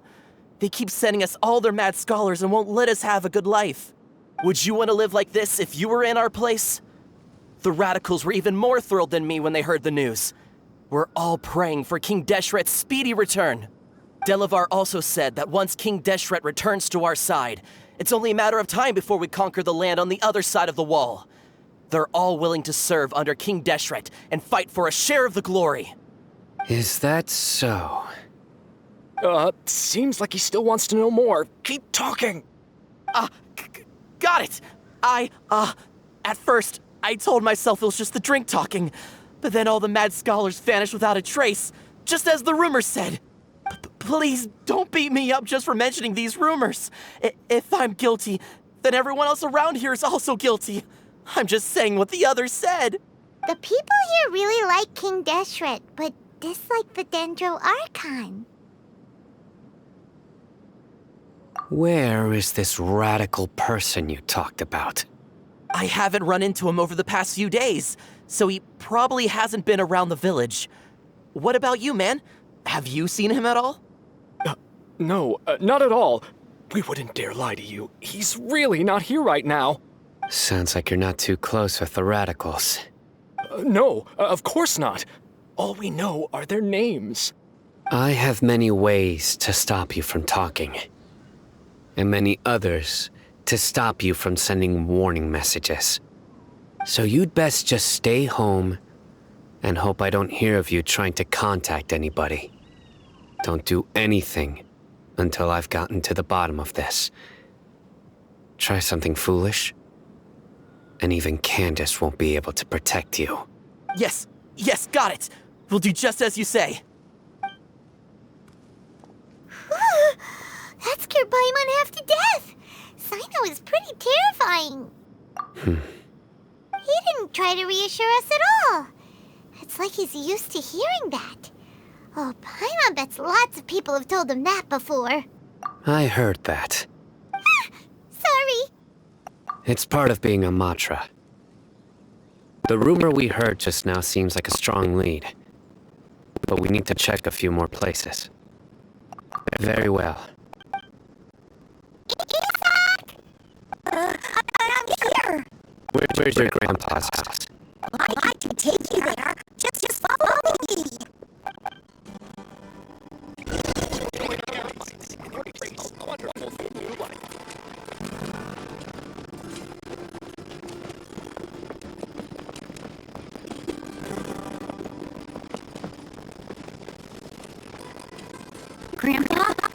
He likes to be alone. Sometimes he stares at the sky and days. Other times he just pokes at the ground with his fingers. Every now and then, he yells out at the top of his lungs, so a lot of people are really scared of him. But he's a good person, really. I know he is. I swear, he's just like my real grandpa.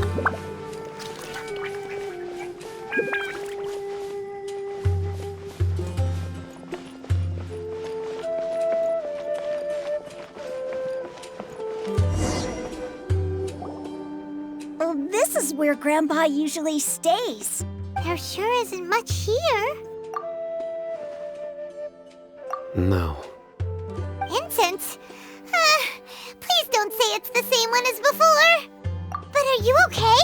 Are you getting dizzy or need to lie down? There's a scent that you can sense, but I can't. A certain traveler here once passed out from that smell. Thankfully, Tainari saved the day. And then he gave us a long lecture to explain all about how it worked. So, you know Tainari? Huh? You know him too? Are you two friends?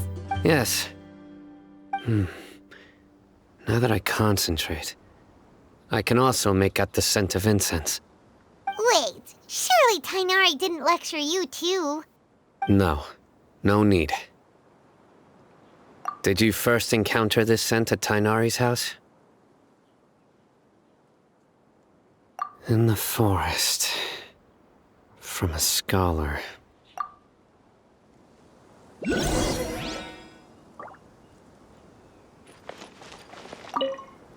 Oh,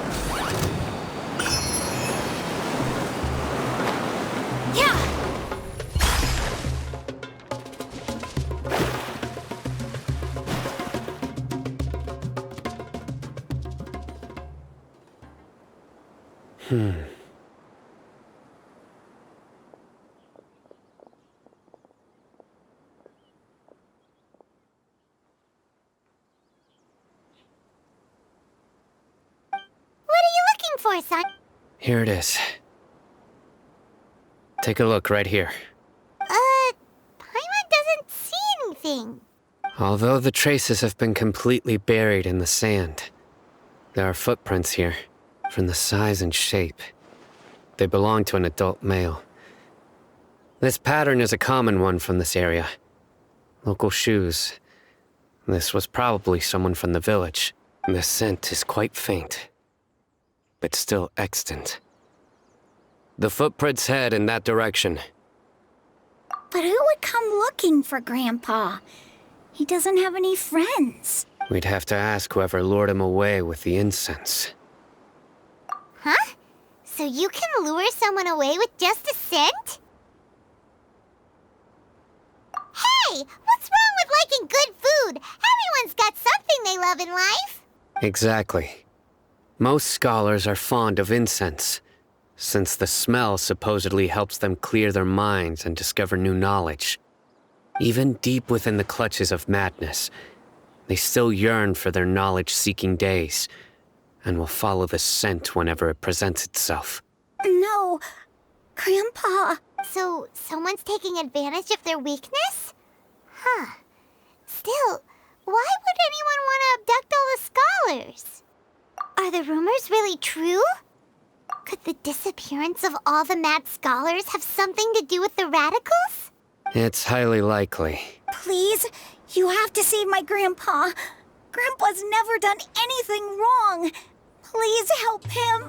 Sounds like we'd better help get him back. Don't you worry, Isak.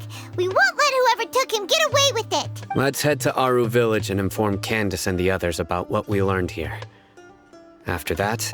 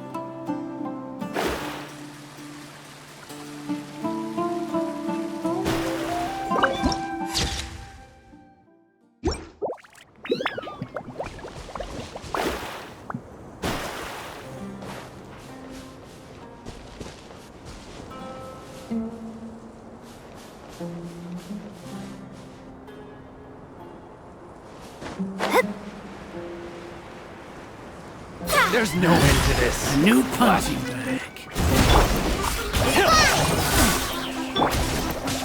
Don't blink.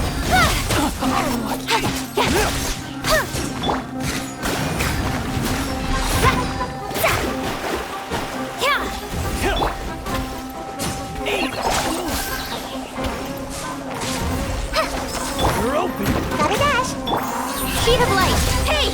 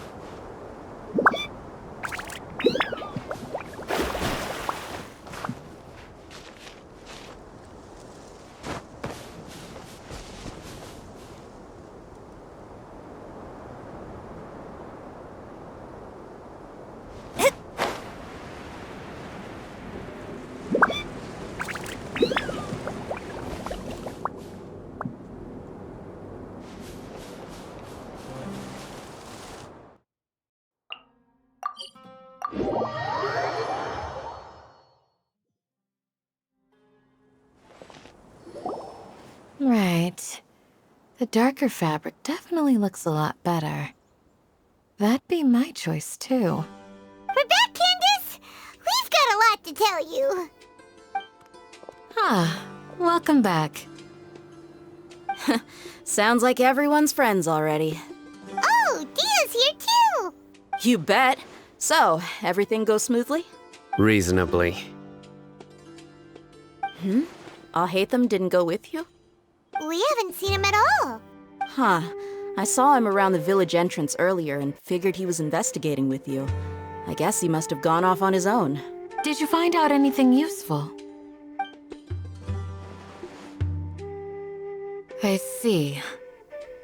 So someone used a kind of incense to lead the exiled scholars away from the village. The resurrection of King Deshret? First I've heard of it. Far as I know, the kind of incense you just mentioned is only popular beyond the wall. Scholars are fond of it, but as you can see, there aren't many scholars still studying around these parts.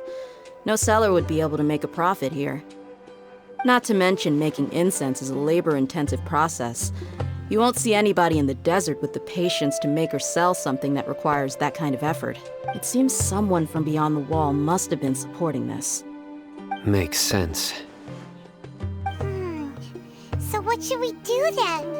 Do we go back to the academia and search for leads there? If it was any other day, that would be your next logical step. But today, you've got me on your team, so you get an extra tip. Didn't you say that the villager got his news from the tavern? Well, I also like to drink at the tavern, so I know a thing or two about these radicals he mentioned. If Paimon remembers correctly, the leader of the Radicals is some guy called Delavar. Ah, yeah.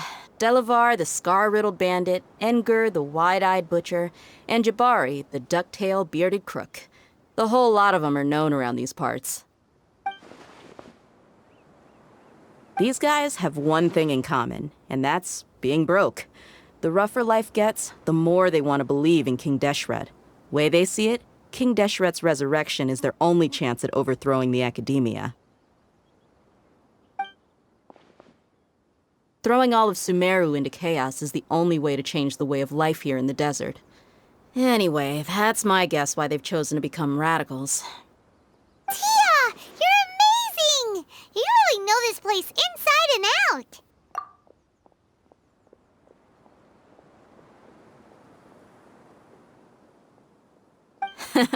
No merc can afford to slack off on gathering intelligence.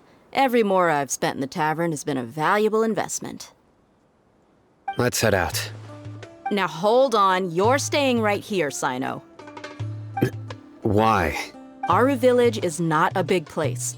Outsiders stand out here like a sore thumb. I'd bet word about you has already gotten out. The desert is unforgiving, so the way of life here is also a lot tougher than on the outside of the wall. You survive on making connections out here. Compared to you, mercs like me are just third-rate amateurs. I've got no actual fighting skills to speak of. But that also makes it a whole lot easier for me to gain the locals' trust. I need to go around and ask some questions, but it'll be difficult if you're with me. Fine. Good, then we've got a plan. The Traveler and Paimon will go to Caravan Rebot with me, and we'll try our best to figure out where the mad scholars have been taken. Sino, you'll have to stay in the village and continue investigating on your own. All right, sounds like a plan.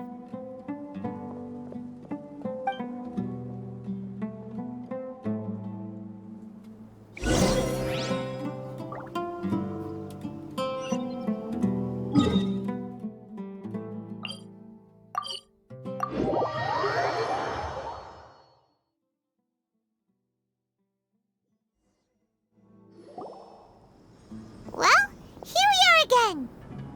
Sounds like you're starting to get familiar with the area. Paimon's amazed every time we see the wall of Samiel. How can a wall this tall even exist? It's almost unreal. I know what you mean. I had the same question every time I walked this way when I was a kid. Also, why is this high wall here? And can a wall really block sandstorms? It was only after I grew up that I realized the wall of Samiel isn't just there to keep out the sandstorms. It serves a more important purpose, keeping out people like us. Sumeru is run by wise and mighty sages. To them, us desert dwellers are nothing but tools that can be used and discarded at their whim. We're cheap labor, like livestock, but easier to control. Nothing more. Even if a child from the desert got the chance to obtain an Akasha terminal, almost all their requests for knowledge would be denied. The Academia believes we're underserving. Geniuses like Sataria are 1 in a million. The other children never get a single chance to try and rewrite their fate, even though the Academia knows very well that we're humans, just as they are. That's terrible. I would tear down this wall with my own hands if I could.